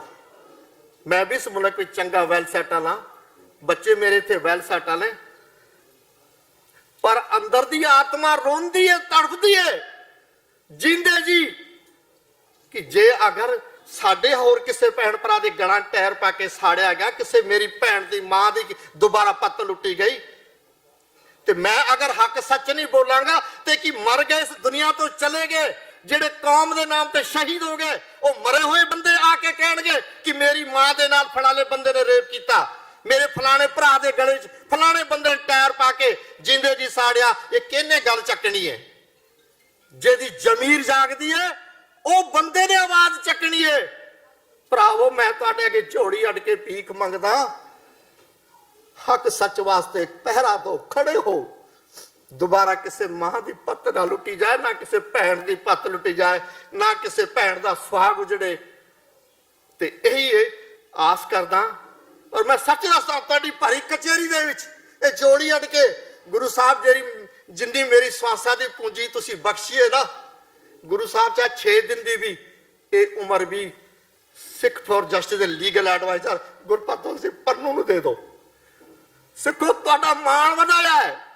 ਕਿਤੇ ਤੁਸੀਂ ਸ਼ੱਕ ਦੇ ਦਾਇਰੇ ਵਿੱਚ ਆਉਂਦੇ ਸੀ, ਇੱਕ ਮਾਰੇ ਗਏ, ਇਸ ਦਾ ਬੇਆਬਰੂ ਹੋਈਆਂ, ਮਾਵਾਂ ਭੈਣਾਂ ਦੀ ਪੱਤਾਂ ਲੁੱਟੀਆਂ, ਫਿਰ ਵੀ ਕੀ ਸਿੱਖ ਟੈਰਰਿਸਟ, ਸਿੱਖ ਦੇਸ਼ ਦਰੋਹੀ, ਇਹ ਬੜੇ ਜ਼ਾਲਮਨ ਪਗੜੀ ਵਾਲੇ। ਤੇ ਅੱਜ ਵਰਲਡ ਲੈਵਲ ਤੱਕ ਤੁਹਾਡੀ ਗੱਲ ਕੀਤੀ ਹੈ ਕਿ ਸਿੱਖ ਜ਼ਾਲਮ ਨਹੀਂ, ਸਿੱਖ ਜ਼ੁਲਮ ਦਾ ਸ਼ਿਕਾਰ ਹੈ। ਸਿੱਖ ਨੂੰ ਮਾਰਿਆ, ਲੁੱਟਿਆ, ਇੱਜ਼ਤਾਂ ਦੇ ਨਾਲ ਖਿਲਵਾੜ ਕੀਤਾ, ਲੇਕਿਨ ਇਨਸਾਫ ਜ਼ੀਰੋ। ਤੁਹਾਡੀ ਅਗਰ ਜੇ ਗੱਲ ਵਰਲਡ ਲੈਵਲ ਤੇ ਖੜੀ ਕੀਤੀ ਹੈ ਤੇ ਸਿੱਖ ਫॉर ਜਸਟਿਸ ਦੇ ਨੁਮਾਇੰਦੇ ਬੈਠੇ ਹਨ, ਭਾਈ ਅਵਤਾਰ ਸਿੰਘ ਪੰਨੂ ਤੇ ਗੁਰੂ ਘਰ ਕਮੇਟੀਆਂ, ਪੰਥਕ ਜਥੇਬੰਦੀਆਂ, ਜਿੰਨੇ ਵੀ ਹੋ, ਸਭ ਵਧਾਈ ਦੇ ਪਾਤਰ ਹੋ। ਤੁਸੀਂ ਸਾਥ ਦਿੱਤਾ ਤੇ ਅੱਜ 2007 ਤੋਂ ਲੈ ਕੇ 19 ਇਹਨਾਂ 11 ਸਾਲਾਂ ਵਿੱਚ ਤੁਹਾਡੀ ਗੱਲ ਵਰਲਡ ਲੈਵਲ ਤੱਕ ਖੜੀ ਕੀਤੀ ਹੈ। ਤੇ ਤੁਹਾਡੇ ਅਮਰੀਕਾ ਦੇ, ਸਾਡੇ ਕੈਲੀਫੋਰਨੀਆ ਵਿੱਚ 14 ਸਿਟੀਆਂ ਵੱਲੋਂ ਇਹਨਾਂ ਨੇ ਜੈਨੋਸਾਈਡ ਪਾਸ ਕਰਾਇਆ। ਤੁਸੀਂ ਸਾਰੇ ਮਿਲ ਕੇ ਤੇ ਕਨੈਕਟਿਕਟ ਸਟੇਟ ਵੱਲੋਂ ਜੈਨੋਸਾਈਡ ਪਾਸ ਕਰਾਇਆ, ਓਨਟਾਰੀਓ ਸਟੇਟ ਵੱਲੋਂ, ਪੈਨਸਿਲਵੇਨੀਆ ਸਟੇਟ ਵੱਲੋਂ। ਇਹ ਤੁਸੀਂ ਜੇ ਸਾਥ ਦਿੱਤਾ ਤੇ ਤੁਸੀਂ ਜਾ ਤੇ ਗੱਲ ਅੱਜ ਕੌਮ ਦੀ ਕਿੱਥੇ ਦੀ ਕਿੱਥੇ ਖੜੀ ਹੋਈ ਹੈ। ਮੈਂ ਇੰਨਾ ਹੀ ਕੁਝ ਬੋਲਦਾ ਆ। ਆਪਣੀ ਕਿਰਤ ਕਮਾਈ ਵਿੱਚ ਇਹਨਾਂ ਵੀਰਾਂ ਦੀ ਮਦਦ ਕਰੋ, ਇਹਨਾਂ ਦੀ ਹਰ ਪੱਖੋਂ ਮਦਦ ਕਰੋ ਤਾਂ ਕਿ ਇਹ ਵਚਨ ਬਦਨ ਸਿਰ ਜਾ ਸਕਦਾ, ਲੇਕਿਨ ਕੌਮ ਦੇ ਨਾਲ ਗਦਾਰੀ ਨਹੀਂ ਹੋਏਗੀ, ਨਾ ਧੋਖਾ ਹੋਏਗਾ। ਇਹ ਤੁਹਾਡੀ ਝੋੜੀ 'ਚ ਰਾਜ ਪਾਗ ਗੁਰੂ ਦੀ ਕਿਰਪਾ ਨਾਲ ਜ਼ਰੂਰ ਦਿਲਾਣਗੇ। ਜੇ ਕੋਈ ਬੋਲਣ 'ਚ ਗਲਤੀ ਹੋ ਗਈ ਹੈ, ਮੈਂ ਮਾਫੀ ਚਾਹੁੰਦਾ, ਕਿਉਂ ਜੋ 84 ਕਤਲੇਆਮ ਦੀ ਗੱਲ ਆਉਂਦੀ ਹੈ, ਉਹ ਸੀਨ ਅੱਖਾਂ ਦੇ ਸਾਹਮਣੇ ਆਉਂਦੇ, ਫਿਰ ਰੁਕਿਆ ਨਹੀਂ ਜਾਂਦਾ। ਤੇ ਮੈਂ ਇੰਨੀ ਹੀ ਬੇਨਤੀ ਕਰਦਾ, ਤੁਸੀਂ ਵੀ ਜਿਹੜੇ ਹਰ ਕਦਮ, ਜਿਹੜੇ ਮੇਰੇ ਮਾਈ ਭੈਣ ਭਰਾ ਜਿਹੜੇ ਵੀ ਇੱਥੇ ਚੱਲ ਕੇ ਅੱਜ ਕਾਨਫਰੰਸ ਸੰਬੋਧਿਤ ਕੀਤੀ ਹੈ, ਮੈਂ ਆਪਣੇ ਅੱਖਾਂ ਦੀ ਪਲਕਾਂ ਦੇ ਨਾਲ ਤਹਿ ਦਿਲੋਂ ਤੁਹਾਡਾ ਰਿਣੀ ਆ ਕਿ ਤੁਸੀਂ ਇਹਨਾਂ ਦਾ ਸਾਥ ਦੇ ਰਹੇ ਹੋ। ਤੇ ਇਹ ਵੀਰਾਂ ਦਾ ਹੌਸਲਾ ਬੁਲੰਦ ਹੋ ਕੇ ਕੌਮ ਦੀ ਝੋੜੀ 'ਚ ਰਾਜ ਬਾਗ ਜਿਹੜੀ ਇਹ ਮੁਹਿੰਮ ਚਲਾਈ ਹੈ, ਸਤਿਗੁਰੂ ਗੁਰੂ ਨਾਨਕ ਸਾਹਿਬ, ਗੁਰੂ ਰਾਮਦਾਸ ਮਹਾਰਾਜ ਜ਼ਰੂਰ ਇਹਨਾਂ ਨੂੰ ਕਾਮਯਾਬ ਬਖਸ਼ਣਗੇ। ਕਿਉਂਕਿ ਮੈਂ ਸਮਝਦਾ ਗੁਰੂ ਰਾਮਦਾਸ ਸਾਹਿਬ ਦਾ ਦਰ ਜਿਹੜਾ ਨਾ, ਜਿਹੜਾ ਲਹੂ ਲੁਹਾਨ ਕੀਤਾ, ਜਿਹੜੇ ਛੋਟੇ ਬੱਚੇ ਤੋਂ ਲੈ ਕੇ ਜਿਨ੍ਹਾਂ ਨੂੰ ਟੰਗਾਂ ਲੱਤਾਂ ਤੋਂ ਪਕੜ ਕੇ ਦੀਵਾਰਾਂ 'ਚ ਉਹਨਾਂ ਨੂੰ ਸ਼ਹੀਦ ਕੀਤਾ, ਉਹਨਾਂ ਦਾ ਲਹੂ ਕਦੇ ਗੁਰੂ ਸਾਹਿਬ ਵਿਅਰਥ ਨਹੀਂ ਜਾਣ ਦੇਗਾ। ਇਹ ਰਾਜ ਬਾਗ 2-3 ਸਾਲਾਂ 'ਚ ਮੇਰੀ ਅੰਦਰ ਦੀ ਆਤਮਾ ਕਹਿੰਦੀ ਹੈ ਕਿ 20 'ਚ ਰੈਫਰੈਂਡਮ ਕਰਾ ਕੇ ਇਹ ਛੇਤੀ ਹੀ ਤੁਹਾਡੀ ਝੋੜੀ 'ਚ ਇਹ ਰਾਜ ਬਾਗ ਪਾਉਣਗੇ। ਭੁੱਲ ਚੁੱਕ ਦੀ ਮਾਫੀ, ਕੋਈ ਘੱਟ ਵੱਧ ਕਿਸੇ ਦੀ ਸ਼ਾਨ ਦੇ ਪ੍ਰਤੀ ਕੋਈ ਲਫ਼ਜ਼ ਕਿਹਾ ਹੋਇਆ ਤੇ ਛੋਟਾ ਵੀਰ ਭਰਾ ਅਣਜਾਣ ਸਮਝ ਕੇ ਮੈਨੂੰ ਮਾਫ ਕਰਨਾ। ਦਰਦ ਜ਼ਖਮ ਜਦੋਂ ਨਾ ਸਾਹਮਣੇ ਆਉਂਦੇ ਫਿਰ ਨਹੀਂ ਰੁਕਿਆ ਜਾਂਦਾ। ਕਿਸੇ ਘਰ ਦੀ ਇੱਕ ਵਿਧਵਾ ਹੋ ਨਾ, ਕਿਸੇ ਘਰਾਂ ਦੀ 20 ਵਿਡੋਜ਼ ਹੋਣ, ਤੁਸੀਂ ਅੰਦਾਜ਼ਾ ਲਾ ਸਕਦੇ ਉਹਨਾਂ ਘਰਾਂ ਦਾ ਕੀ ਹਾਲ ਹੋਇਆ, ਕਿਸ ਤਰ੍ਹਾਂ। ਤੇ ਭਰਾਵੋ, ਸਾਥ ਦਿਓ, ਅਸੀਂ ਵਚਨਬੱਧ ਹਾਂ, ਸਾਡਾ ਸਿਰ ਜਾ ਸਕਦਾ ਹੈ। ਕੌਮ ਦੇ ਨਾਲ ਕਿਤੇ ਧੋਖਾ ਨਹੀਂ ਹੋਣ ਦੇਵਾਂਗੇ, ਨਾ ਇਹ ਹੋਣ ਦੇਣਗੇ। ਇੰਨੀ ਹੀ ਬੇਨਤੀ ਪ੍ਰਵਾਨ ਕਰਨਾ। ਵਾਹਿਗੁਰੂ ਜੀ ਕਾ ਖਾਲਸਾ, ਵਾਹਿਗੁਰੂ ਜੀ ਕੀ ਫਤਿਹ। ਇਹ ਸਨ ਜਸਬੀਰ ਸਿੰਘ ਜੀ ਹੁਣੀ, ਜਿਨ੍ਹਾਂ ਨੇ ਉਹ ਦਾਸਤਾਨ ਦੱਸੀ ਹੈ ਜਿੱਥੋਂ ਭਲੀ ਭਾਂਤ ਇਹ ਸਪਸ਼ਟ ਹੋ ਜਾਂਦਾ ਹੈ, ਕਲ ਕਾਤੀ ਰਾਜੇ ਕਸਾਈ ਧਰਮ ਪੰਖ ਕਰ ਉਡਰਿਆ, ਕੂੜ ਅਮਾਵਸ ਸੱਚ ਚੰਦਰਮਾ ਦੀਸੇ ਕਹਿ ਨਹੀਂ ਚੜਿਆ। ਇਹ ਹਾਲਾਤ ਹੋਈ ਹੈ। ਉਹ ਕਿਸੇ ਨੂੰ ਇਹ ਨਾ ਕਹੀਏ ਉਹ ਉਹਨਾਂ ਦੀ ਹੋਈ ਹੈ। ਉਹ ਸਾਡੀਆਂ ਮਾਵਾਂ ਭੈਣਾਂ ਸੀ। ਅੱਜ ਫੇਰ ਉਹ ਸਾਡੀਆਂ ਭੈਣਾਂ ਤੇ ਮਾਵਾਂ ਨੂੰ ਜਿਹੜੇ ਅੱਜ ਉੱਥੇ ਹਾਲਾਤ ਪੰਜਾਬ ਦੇ ਬਣੇ ਹੋਏ ਤੁਸੀਂ ਸਾਰੇ ਜਾਣਦੇ ਹੋ, ਜਿਹੜੇ ਆਉਣ ਵਾਲੇ ਸਮੇਂ 'ਚ ਸਾਡੇ ਜਵਾਨ ਪੁੱਤਰ ਆ ਉਹਨਾਂ ਨੇ ਆਪਣੇ ਮਾਂ ਪਿਓ ਬਣਨਾ, ਅੱਗੇ ਆਉਣ ਵਾਲੀ ਜਨਰੇਸ਼ਨ ਦੇ ਵਿੱਚ ਡਰੱਗ ਨਾਲ ਕੀ ਹਾਲ ਕੀਤਾ ਜਾ ਰਿਹਾ ਹੈ। ਜੇ ਤੁਸੀਂ ਸੁੱਤੇ ਰਹੋ ਵੱਖਰੀ ਗੱਲ ਆ, ਸਾਡੇ ਕੋਲ ਕੁਝ ਵੀ ਹੋਵੇ, ਲੇਕਿਨ ਜੇ ਅੱਜ ਸਾਨੂੰ ਉੱਥੇ ਜਾਣਾ ਪਵੇ ਤਾਂ ਅਸੀਂ ਉੱਥੇ ਪਾਣੀ ਵੀ ਪੀਣਾ ਪਸੰਦ ਨਹੀਂ ਕਰਦੇ, ਕਿਉਂਕਿ ਉੱਥੇ ਪਾਣੀ ਵੀ ਗੰਦਲਾ ਜ਼ਹਿਰੀਲਾ ਕਰ ਦਿੱਤਾ ਹੈ।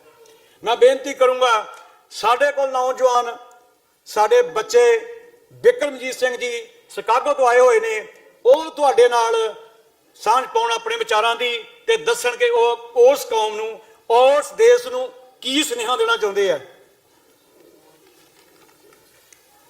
ਵਾਹਿਗੁਰੂ ਜੀ ਕਾ ਖਾਲਸਾ ਵਾਹਿਗੁਰੂ ਜੀ ਕੀ ਫਤਿਹ। ਇੱਕ ਸੰਖੇਪ ਜੀ ਝਾਤ ਮਾਰਾਂਗਾ ਕਿ ਉਹ ਕਿਹੜਾ ਕਾਨੂੰਨ ਹੈ ਜਿਸ ਦੇ ਅਧੀਨ ਆਪਾਂ ਇਹ ਸਾਰੀ ਜਿਹੜੀ ਰੈਫਰੈਂਡਮ ਦੀ ਕੈਂਪੇਨ ਕਰਨ ਜਾ ਰਹੇ ਹਾਂ। ਰਾਈਟ ਟੂ ਸੈਲਫ ਡਿਟਰਮੀਨੇਸ਼ਨ ਕੀ ਹੈ ਕਾਨੂੰਨ?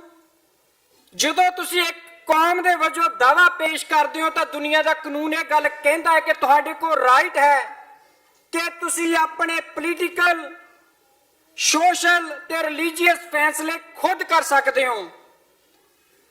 ਜਦੋਂ 1947 ਦੇ ਵਿੱਚ ਸਾਡੇ ਬਜ਼ੁਰਗਾਂ ਨੂੰ ਇਹ ਪਤਾ ਲੱਗਾ ਕਿ ਸਾਡੀ ਪਿੱਠ ਦੇ ਵਿੱਚ ਹਿੰਦੁਸਤਾਨ ਨੇ ਸ਼ੁਰੂ ਮਾਰਿਆ, ਸਾਡੇ ਨਾਲ ਧੋਖਾ ਆਇਆ ਨਾ, ਤੇ ਇੱਕ ਮਤਾ ਪਾਇਆ ਸੀ ਕਿ ਸਿੱਖ ਇੱਕ ਵੱਖਰੀ ਕੌਮ ਹੈ, ਸਿੱਖ ਇੱਕ ਨੇਸ਼ਨ ਹੈ। ਹਿੰਦੁਸਤਾਨ ਨੇ ਇੱਕਦਮ ਇਸ ਤੇ ਐਕਸ਼ਨ ਕਰਦਿਆਂ ਹੈ ਕਹਿ ਦਿੱਤਾ ਕਿ ਸਿੱਖ ਇੱਕ ਅਲਾਦਾ ਕੌਮ ਨਹੀਂ ਹੈ। ਆਪਣੇ ਕਨਸਟੀਟਿਊਸ਼ਨ ਦੇ ਵਿੱਚ ਧਾਰਾ 25(20) ਦੇ ਵਿੱਚ ਸਾਡੇ ਧਰਮ ਦੀ ਹੋਂਦ ਨੂੰ ਵੀ ਖਤਮ ਕਰਕੇ ਸਾਨੂੰ ਕੇਸਾ ਤਾਰੀ ਹਿੰਦੂ ਇਸੇ ਕਰਕੇ ਲਿਖਿਆ ਸੀ ਕਿ ਜੇ ਹਿੰਦੁਸਤਾਨ ਨੇ ਜੋ ਦਾਅਵਾ ਸਿੱਖਾਂ ਨੇ ਇੱਕ ਕੌਮ ਦਾ ਕੀਤਾ ਸੀ ਉਹਨੂੰ ਮੰਨ ਲੈਂਦਾ ਤੇ ਦੁਨੀਆ ਦੇ ਸਾਹਮਣੇ ਅੱਜ ਸਾਡਾ ਜੋ ਕੇਸ ਸੀ ਉਹ ਹੋਰ ਵੀ ਆਜ਼ਾਦੀ ਦਾ ਕੇਸ ਮਜ਼ਬੂਤ ਹੋ ਜਾਣਾ ਸੀ। ਖਾਲਸਾ ਜੀ, ਅਕਸਰ ਇਹ ਸਵਾਲ ਕੀਤਾ ਜਾਂਦਾ ਕਿ ਖਾਲਿਸਤਾਨੀਅਤ ਕੋਈ ਪਲਾਨ ਨਹੀਂ ਹੈ, ਕਿਸ ਤਰ੍ਹਾਂ ਇਹ ਮੁਲਕ ਨੂੰ ਬਣਾਉਣਗੇ। 2014 ਦੇ ਵਿੱਚ ਆਪਾਂ ਰੈਫਰੈਂਡਮ ਦੀ ਕੈਂਪੇਨ ਸ਼ੁਰੂ ਕੀਤੀ ਸੀ। 18 ਦੇ ਵਿੱਚ ਲੰਡਨ ਵਿਖੇ ਆਪਾਂ ਰੈਫਰੈਂਡਮ ਦੀ ਡੈਕਲੇਰੇਸ਼ਨ ਕੀਤੀ। 2019 ਦੇ ਵਿੱਚ 550ਵੇਂ ਗੁਰਪੁਰਬ ਦੇ ਉੱਤੇ ਅਸੀਂ ਰਜਿਸਟ੍ਰੇਸ਼ਨ ਸ਼ੁਰੂ ਕਰ ਦੇਣੀ ਹੈ ਤੇ 2020 ਦੇ ਵਿੱਚ ਵੋਟਾਂ ਪਾ ਕੇ ਆਪਣਾ ਕਲੇਮ ਯੂਐਨਓ ਦੇ ਮੋਹਰੇ ਰੱਖ ਦੇਣਾ ਹੈ। ਖਾਲਸਾ ਜੀ, ਆਪਣਾ ਕੰਮ ਕੀ ਹੈ? ਸਾਡੇ ਯੂਐਸਏ ਦੀ ਗਵਰਨਮੈਂਟ ਦੇ ਨਾਲ ਕੀ ਸਬੰਧ ਨੇ, ਕੀ ਨੀਤੀਆਂ ਉਹਨਾਂ ਨਾਲ ਚੱਲ ਰਹੀਆਂ ਨੇ, ਕੀ ਪਲੈਨਿੰਗ ਕੈਨੇਡਾ ਦੀ ਗਵਰਨਮੈਂਟ ਦੇ ਨਾਲ ਕੀਤੀ ਜਾ ਰਹੀ ਹੈ, ਕੀ ਪਲੈਨਿੰਗ ਰਸ਼ੀਆ ਦੀ ਸਰਕਾਰ ਦੇ ਨਾਲ ਹੋ ਰਹੀ ਹੈ, ਕੀ ਚਾਈਨਾ ਦੀ ਸਰਕਾਰ ਨਾਲ ਸਾਡੇ ਸਬੰਧ ਨੇ, ਇਹ ਵਿਸ਼ਾ ਸਾਡੀ ਲੀਗਲ ਟੀਮ ਤੇ ਛੱਡ ਦਿਓ। ਆਪਾਂ ਵੋਟਾਂ ਇਕੱਠੀਆਂ ਕਰਕੇ 7-8 ਮਿਲੀਅਨ ਵੋਟਾਂ ਇਕੱਠੀਆਂ ਕਰਕੇ ਲੀਗਲ ਟੀਮ ਦੇ ਮੋਹਰੇ ਰੱਖ ਦਿਆਂ ਕਿ ਜਾਓ ਜਾ ਕੇ ਸਾਡਾ ਆਜ਼ਾਦੀ ਦਾ ਕਲੇਮ ਉਹ ਸਰਕਾਰ ਯੂਐਨਓ ਦੇ ਮੋਹਰੇ ਪੇਸ਼ ਕਰੋ ਤੇ ਕੌਮ ਨੂੰ ਗੁਲਾਮੀ ਦੀਆਂ ਜੰਜੀਰਾਂ ਚੋਂ ਬਾਹਰ ਕੱਢੋ। ਇੱਕ ਸਵਾਲ ਅਕਸਰ ਹੀ ਸਾਡੇ ਤੇ ਉਠਾਇਆ ਜਾਂਦਾ, ਹਿੰਦੁਸਤਾਨ ਦੀਆਂ ਸਾਰੇ ਜੋ ਨੇਤਾ ਨੇ, ਜੋ ਟੀਵੀ ਚੈਨਲ ਨੇ ਤੇ ਜੋ ਪਹਾੜੇ ਦੇ ਗੱਦਾਰ ਉਹਨਾਂ ਨੇ ਖਰੀਦੇ ਹੋਏ ਨੇ, ਕਹਿੰਦੇ ਨੇ ਪਾਕਿਸਤਾਨ ਦੇ ਏਜੰਟ ਨੇ, ਆਈਐਸਆਈ ਦਾ ਫੰਡ ਆਉਂਦਾ ਹੈ। ਸਿੱਖ ਫॉर ਜਸਟਿਸ ਨੇ ਕੈਪਟਨ ਅਮਰਿੰਦਰ ਸਿੰਘ ਨੂੰ ਵੀ ਖੁੱਲਾ ਚੈਲੰਜ ਕੀਤਾ ਸੀ ਕਿ ਕੈਨੇਡਾ ਦੇ ਵਿੱਚ ਤੇਰੇ ਉੱਤੇ ਕੇਸ ਪਾਇਆ ਹੋਇਆ ਹੈ, ਜੇ ਤੁਹਾਡੇ 600 ਚੈਨਲਾਂ 'ਚ ਦਮ ਹੈ, ਮੋਦੀ 'ਚ ਦਮ ਹੈ, ਤੁਹਾਡੀ ਸਰਕਾਰ 'ਚ ਦਮ ਹੈ, ਲਿਆਓ ਸਬੂਤ ਤੇ ਕੈਨੇਡਾ ਦੀ ਕੋਰਟ ਦੇ ਵਿੱਚ ਸਾਬਤ ਕਰ ਦਿਓ। ਪਰ ਉਹ ਝੂਠੇ ਨੇ, ਕਿਉਂਕਿ ਉੱਥੇ ਉਹਨਾਂ ਦਾ ਉਹ ਪ੍ਰੋਪੋਗੰਡੇ ਵਾਲਾ ਚੈਨਲ ਚੱਲਦੇ ਨੇ ਤੇ ਜੋ ਮਰਜ਼ੀ ਸ਼ੋਰ ਪਾ ਸਕਦੇ ਨੇ। ਖਾਲਸਾ ਜੀ, ਭਾਈ ਗੁਰਦਾਸ ਜੀ ਦਾ ਇੱਕ ਕਵਿਤ ਬੋਲਾਂਗਾ ਤੇ ਇੱਕ ਦੁਨਿਆਵੀ ਉਦਾਹਰਨ ਆਪਾਂ ਉਸ ਤੋਂ ਲੈਣੀ ਹੈ।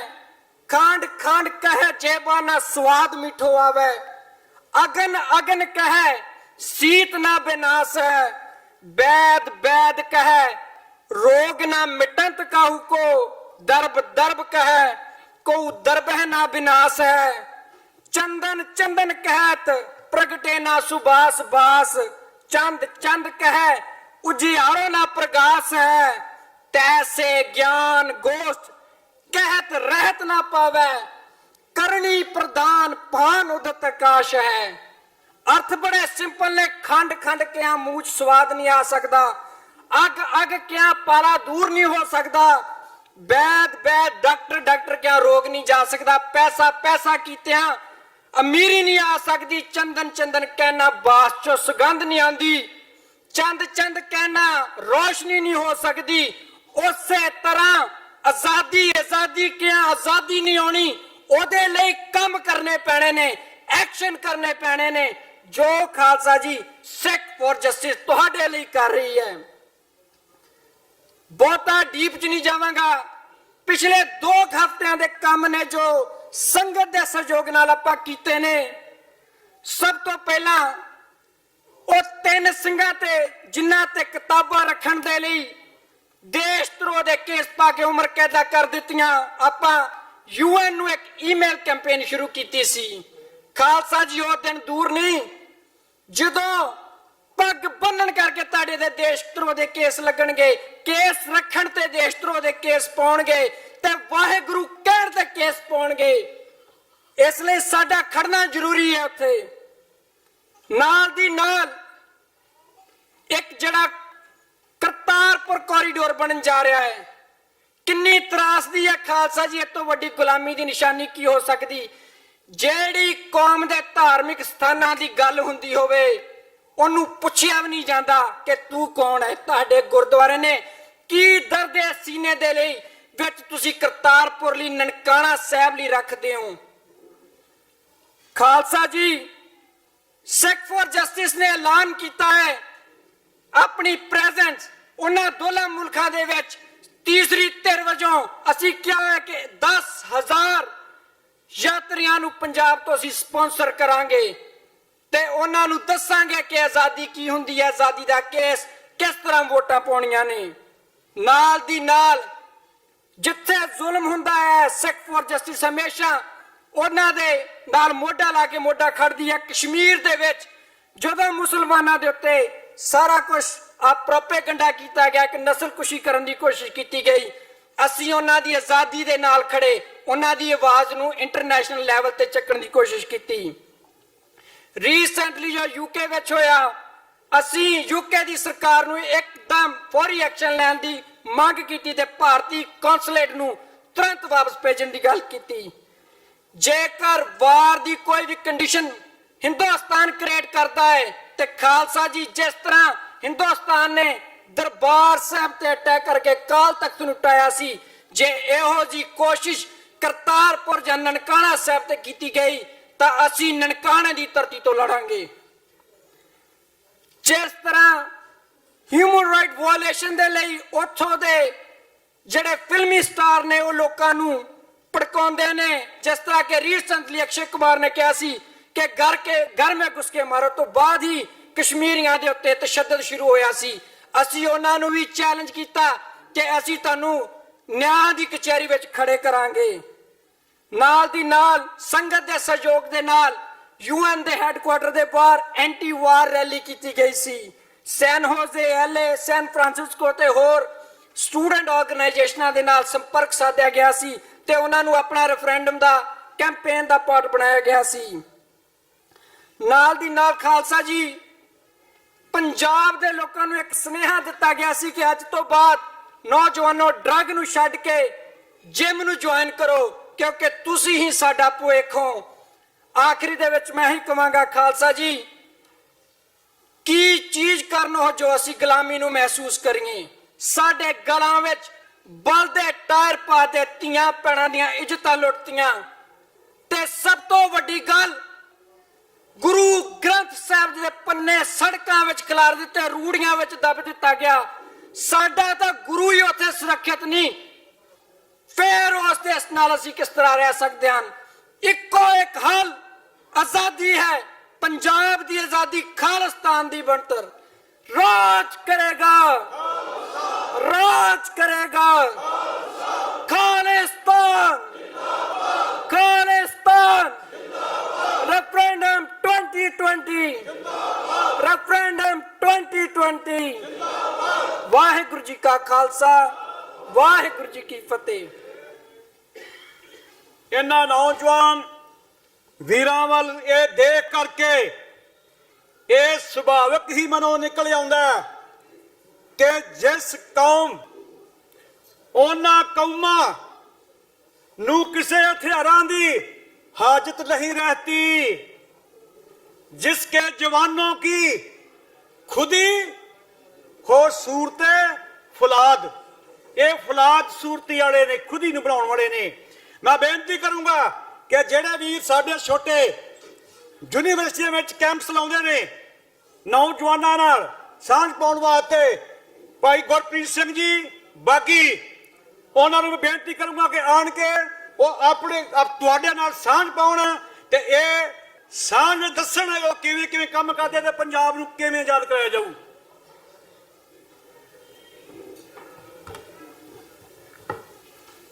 ਪੰਜਾਬ ਦੀ ਆਜ਼ਾਦੀ ਦੇ ਲਈ ਜੁੜ ਬੈਠੀਆਂ ਸਾਰੀਆਂ ਸੰਗਤਾਂ ਨੂੰ ਫਤਿਹ ਬੁਲਾਉਣਾ ਹਾਂ ਜੀ। ਵਾਹਿਗੁਰੂ ਜੀ ਕਾ ਖਾਲਸਾ ਵਾਹਿਗੁਰੂ ਜੀ ਕੀ ਫਤਿਹ। ਦਾਸ ਕੋਈ ਬੁਲਾਰਾ ਤਾਂ ਨਹੀਂ, ਪਰ ਤੁਹਾਡੇ ਵਿੱਚੋਂ ਹੀ ਇੱਥੇ ਬੈਠੇ ਹੁੰਦੇ ਸੀਗੇ ਤੇ ਉੱਠ ਕੇ ਆਪਣੇ ਪੰਜਾਬ ਦੀ ਤੇ ਪੰਜਾਬੀਆਂ ਦੀ ਤੇ ਪੰਜਾਬੀਅਤ ਦੀ ਲੜਾਈ ਦੇ ਵਿੱਚ ਥੋੜਾ ਜਿਹਾ ਯੋਗਦਾਨ ਪਾਈਦਾ। ਤੇ ਤੁਹਾਨੂੰ ਵੀ ਸਾਰਿਆਂ ਨੂੰ ਇਹੀ ਸਪੈਸ਼ਲੀ ਯੂਥ ਨੂੰ ਆਪੋ ਆਪਣੇ ਤਰੀਕੇ ਦੇ ਨਾਲ, ਕੋਈ ਜ਼ਰੂਰੀ ਨਹੀਂ ਵੀ ਤੁਸੀਂ ਮੂਹਰੇ ਆ ਕੇ ਕਰੋ, ਜੇ ਨਹੀਂ ਮੂਹਰੇ ਆ ਕੇ ਕਰ ਸਕਦੇ ਸੋਸ਼ਲ ਮੀਡੀਆ ਤੇ ਜਾਂ ਆਪਣੇ ਤੌਰ ਦੇ ਉੱਤੇ ਤੁਸੀਂ ਆਪਣੇ ਲੋਕਾਂ ਨੂੰ ਜਾਗਰਤ ਕਰ ਸਕਦੇ ਆ। ਪੰਜਾਬ ਜੋ ਕਿ 5 ਦਰਿਆਵਾਂ ਦੀ ਧਰਤੀ ਸੀ 47 ਦੇ ਵਿੱਚ ਜੋ ਵੱਢੀ ਗਈ ਤੇ ਪੰਜਾਬ ਉਹ ਪੰਜਾਬ ਨਾ ਰਿਹਾ। ਉਸ ਤੋਂ ਬਾਅਦ 47 ਤੋਂ ਬਾਅਦ ਭਾਰਤ ਦੀ ਸਰਕਾਰ ਨੇ ਪੰਜਾਬ ਨੂੰ ਹੋਰ ਵੱਢਿਆ, ਪੰਜਾਬੀਆਂ ਨੂੰ ਵੱਢਿਆ। ਜਿੰਨੀ ਵਾਰੀ ਵੀ ਪੰਜਾਬੀਆਂ ਨੇ ਜਾਂ ਸਿੱਖਾਂ ਨੇ ਹੱਕਾਂ ਦੀ ਗੱਲ ਕੀਤੀ, ਆਪਣੇ ਹੱਕਾਂ ਦੇ ਲਈ ਆਵਾਜ਼ ਉਠਾਈ, ਤਾਂ ਉਦੋਂ ਪੰਜਾਬ ਦੇ ਲੋਕਾਂ ਨੂੰ ਸ਼ਰੇਆਮ ਭਾਰਤੀ ਗੁੰਡਾ ਤੰਤਰ ਨੇ ਵੱਢਿਆ। ਧੀਆਂ ਭੈਣਾਂ ਦੀਆਂ ਇੱਜ਼ਤਾਂ ਲੁੱਟੀਆਂ। 1.5 ਲੱਖ ਤੋਂ ਵੱਧ ਸਿੰਘ ਸਿੰਘਣੀਆਂ ਨੇ ਸ਼ਹੀਦੀਆਂ ਦਿੱਤੀਆਂ। ਉਹਨਾਂ ਦਾ ਕਤਲੇਆਮ ਵੀ ਹੋਇਆ ਦਿੱਲੀ ਦੇ ਵਿੱਚ ਤੇ ਹੋਰ ਸ਼ਹਿਰਾਂ ਦੇ ਵਿੱਚ। ਸਾਡਾ ਪਾਣੀ ਚੋਰੀ ਕੀਤਾ ਜਾ ਰਿਹਾ ਆਲਮੋਸਟ 85%। ਪੰਜਾਬ ਦੀ ਜ਼ਮੀਨ ਨੂੰ ਬੰਜਰ ਕੀਤਾ ਜਾ ਰਿਹਾ। ਜਿਹੜੀਆਂ ਤੁਹਾਨੂੰ ਜ਼ਹਿਰੀਲੀਆਂ ਖਾਦਾਂ ਦਿੱਤੀਆਂ ਉਹਨੀ ਤੁਹਾਡੇ ਖੇਤਾਂ ਦੇ ਵਿੱਚ ਪਾਉਣ ਨੂੰ, ਉਦੋਂ ਸਾਨੂੰ ਇਹ ਸਮਝ ਨਹੀਂ ਸੀ ਆਉਂਦਾ ਵੀ ਇਹ ਖਾਦਾਂ ਦੇ ਉੱਤੇ ਇਦਾਂ ਕਿਉਂ ਲਿਖਿਆ ਵੀ ਓਨਲੀ ਫॉर ਪੰਜਾਬ। ਉਹ ਅੱਜ ਸਮਝ ਆ ਰਿਹਾ ਜਦੋਂ ਅਸੀਂ ਸਟੱਡੀ ਕਰਦੇ ਆ ਜਾਂ ਆਪਣੇ ਤੌਰ ਤੇ ਪੜ੍ਹਦੇ ਆ। ਕਿਸਾਨ ਨੂੰ ਫਾਹੇ ਲੈਣ ਤੇ ਮਜਬੂਰ ਕਰ ਦਿੱਤਾ, ਯੂਥ ਨੂੰ ਜਾਂ ਡਰਗੀ ਬਣ ਤੇ ਜਾਂ ਗੈਂਗਸਟਰ ਬਣ ਤੇ ਮਜਬੂਰ ਕਰ ਦਿੱਤਾ। ਤੇ ਜਿਹੜੇ ਕੁਝ ਵੀਰ ਜ਼ਿੰਮੇਵਾਰੀਆਂ ਕਰਕੇ ਇਹਨਾਂ ਦੋਨਾਂ ਚੀਜ਼ਾਂ ਵਿੱਚ ਇਨਵੋਲਵ ਨਹੀਂ ਹੋਏ, ਉਹਨਾਂ ਨੂੰ ਮਜਬੂਰ ਕੀਤਾ ਗਿਆ ਨੌਕਰੀਆਂ ਨਾ ਦੇ ਕੇ ਵੀ ਉਹ ਪੰਜਾਬ ਤੋਂ ਬਾਹਰ ਜਾਣ। ਇਹ ਚੀਜ਼ਾਂ ਸਾਨੂੰ ਸੋਚਣੀਆਂ ਪੈਣਗੀਆਂ। ਯੂਥ ਨੂੰ ਟਾਰਗੇਟ ਕੀਤਾ ਜਾਂਦਾ, ਯੂਥ ਨੂੰ ਮਾਰਿਆ ਜਾਂਦਾ, ਜਾਂ ਡਰਗੀ ਬਣਾ ਕੇ ਜਾਂ ਗੈਂਗਸਟਰ ਬਣਾ ਕੇ। ਤੁਹਾਨੂੰ ਜੇ ਉਹ ਮਾਰ ਨਹੀਂ ਸਕਦੇ ਕਿਸੇ ਵੀ ਰੀਜ਼ਨ ਤੇ, ਤਾਂ ਤੁਹਾਨੂੰ ਪ੍ਰਮੋਟ ਕੀਤਾ ਜਾਂਦਾ ਵੀ ਤੁਸੀਂ ਬਾਹਰ ਚਲ ਜਾਓ, ਪੰਜਾਬ ਨੂੰ ਛੱਡ ਦਿਓ। ਤੇ ਜਿਹੜੇ ਨੌਨ ਪੰਜਾਬੀ ਨੇ ਉਹਨਾਂ ਨੂੰ ਸ਼ਰੇਆਮ ਵੱਡੀਆਂ ਤਾਦਾਦਾਂ ਦੇ ਵਿੱਚ ਪੰਜਾਬ ਵਿੱਚ ਬਾੜਿਆ ਜਾ ਰਿਹਾ। ਅਸੀਂ ਕੋਈ ਹਿਊਮਨ ਰਾਈਟਸ ਦੇ ਖਿਲਾਫ ਨਹੀਂ ਜੇ ਕੋਈ ਨੌਕਰੀ ਕਰਨ ਆਉਂਦਾ ਤੇ ਪੰਜਾਬ ਵਿੱਚ ਨਾ ਆਵੇ, ਪਰ ਸਾਨੂੰ ਇਹ ਸਮਝਣਾ ਪਊਗਾ ਵੀ ਜੇ ਸਾਡੇ ਲਈ ਉੱਥੇ ਨੌਕਰੀ ਹੈ ਨਹੀਂ ਤਾਂ ਬਾਹਰੋਂ ਇੰਨੀ ਦੁਨੀਆ ਕਿਉਂ ਆਈ ਜਾ ਰਹੀ ਆ, ਨੌਕਰੀ ਉਹਨਾਂ ਨੂੰ ਕਿੱਥੋਂ ਮਿਲਦੀ ਆ। ਹੁਣ ਸਾਡੇ ਸਾਰੇ ਬੈਠੇ ਜਿਹੜੇ ਵੀਰ ਭੈਣਾਂ ਇੱਥੇ ਹੈਗੇ ਆ, ਤੁਹਾਨੂੰ ਇਹ ਤਾਂ ਸਪਸ਼ਟ ਹੋ ਚੁੱਕਾ ਵੀ ਰੈਫਰੈਂਡਮ 2020 ਇਸ ਵੇਲੇ ਹਿੰਦੁਸਤਾਨ ਦੀ ਹੱਡੀ ਦੀ ਹਿੰਦੁਸਤਾਨ ਦੇ ਗਲੇ ਦੀ ਹੱਡੀ ਬਣਿਆ ਹੋਇਆ।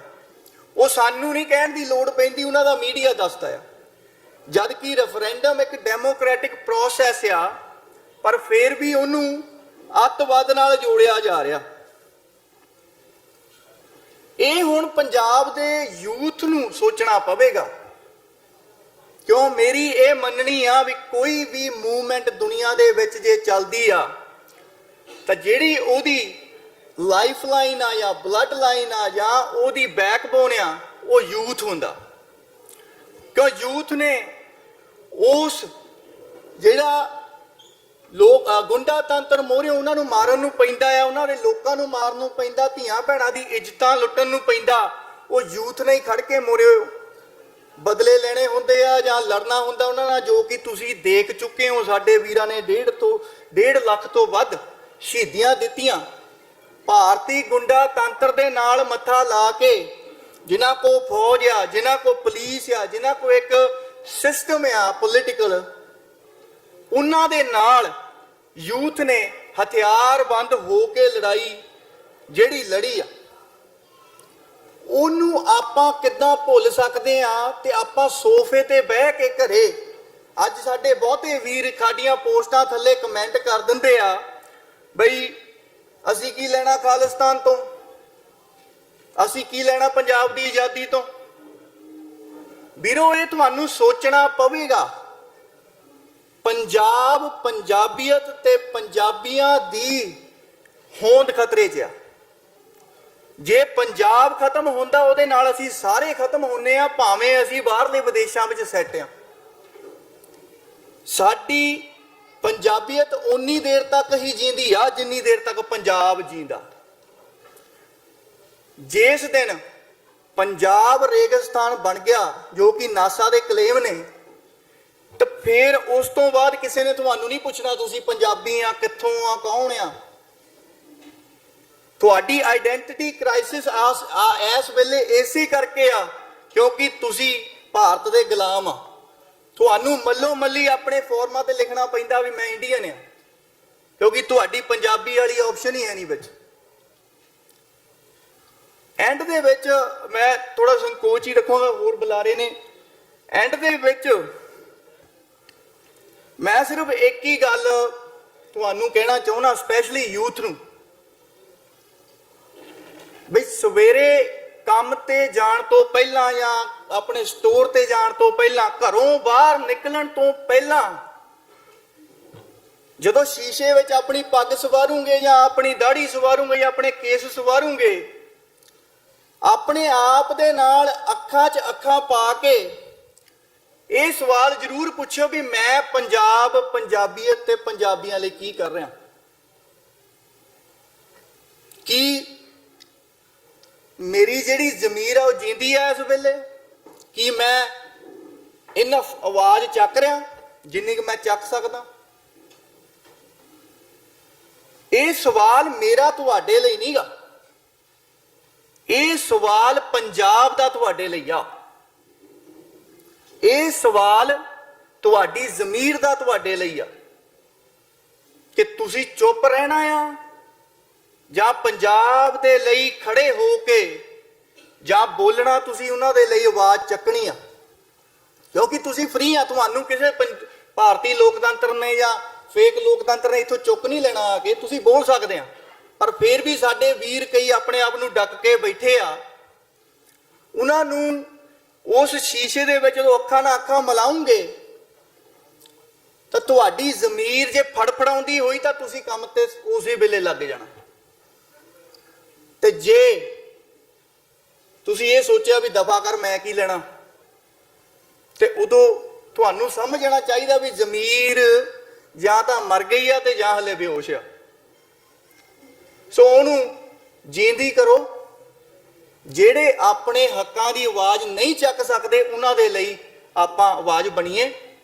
3 ਵੀਰ ਸਾਡੇ ਜਿਨ੍ਹਾਂ ਨੂੰ ਵਹਿਮ ਆ ਵੀ ਸ਼ਾਇਦ ਜੇ ਮੈਂ ਗੱਲ ਨਹੀਂ ਕਰੂੰਗਾ ਤਾਂ ਸ਼ਾਇਦ ਮੈਨੂੰ ਨਹੀਂ ਚੱਕੂਗੇ ਭਾਰਤ ਗਏ ਨੂੰ, ਜਾਂ ਮੇਰੇ ਤੇ ਕਦੀ ਕੋਈ ਪ੍ਰੋਬਲਮ ਨਹੀਂ ਆਊਗੀ ਉੱਥੇ ਜਾ ਕੇ, ਉਹਨਾਂ ਨੂੰ ਇਹ ਗੱਲ ਸਮਝ ਲੈਣੀ ਚਾਹੀਦੀ ਆ ਵੀ ਜੇ ਇੱਕ ਤੁਸੀਂ ਕਿਤਾਬ ਪੜ੍ਹਨ ਦੇ ਉੱਤੇ ਤੁਹਾਨੂੰ ਉਮਰ ਕੈਦ ਹੋ ਸਕਦੀ ਆ, ਤਾਂ ਇੱਥੋਂ ਸਪਸ਼ਟ ਹੋ ਜਾਂਦਾ ਵੀ ਤੁਸੀਂ ਗੁਲਾਮ ਆ ਤੇ ਤੁਹਾਡੀ ਉੱਥੇ ਕੋਈ ਵੀ ਮਸਲਾ ਹੱਲ ਨਹੀਂ ਹੋਣਾ, ਤੇ ਤੁਹਾਡਾ ਸਿਰਫ ਤੇ ਸਿਰਫ ਸੋਲੂਸ਼ਨ, ਉਹ ਭਾਵੇਂ ਤੁਹਾਡੇ ਧਾਰਮਿਕ ਮਸਲੇ ਹੋਣ, ਉਹ ਤੁਹਾਡੀ ਆਈਡੈਂਟੀਟੀ ਕ੍ਰਾਈਸਿਸ ਹੋਵੇ, ਪੰਜਾਬ ਦਾ ਯੂਥ ਡਰੱਗੀ ਹੋ ਰਿਹਾ ਜਾਂ ਗੈਂਗਸਟਰ ਹੋ ਰਿਹਾ ਉਹ ਹੋਵੇ, ਜਾਂ ਧੀਆਂ ਭੈਣਾਂ ਦੀ ਇੱਜ਼ਤਾਂ ਹੋਣ, ਜਾਂ ਉਹਨਾਂ ਦੇ ਫਿਊਚਰ ਜਿਹੜੀ ਆਉਣ ਵਾਲੀਆਂ ਜਨਰੇਸ਼ਨਾਂ ਉਹ ਕੱਲ ਨੂੰ ਇਹ ਨਾ ਸਾਨੂੰ ਕਹਿਣ ਵੀ ਪੰਜਾਬ ਤੁਹਾਡਾ ਮਰ ਰਿਹਾ ਸੀ ਤੇ ਤੁਸੀਂ ਕੀ ਕਰ ਰਹੇ ਸੀ ਬਈ, ਸਾਨੂੰ ਤਾਂ ਤੁਸੀਂ ਮਾਰਤਾ।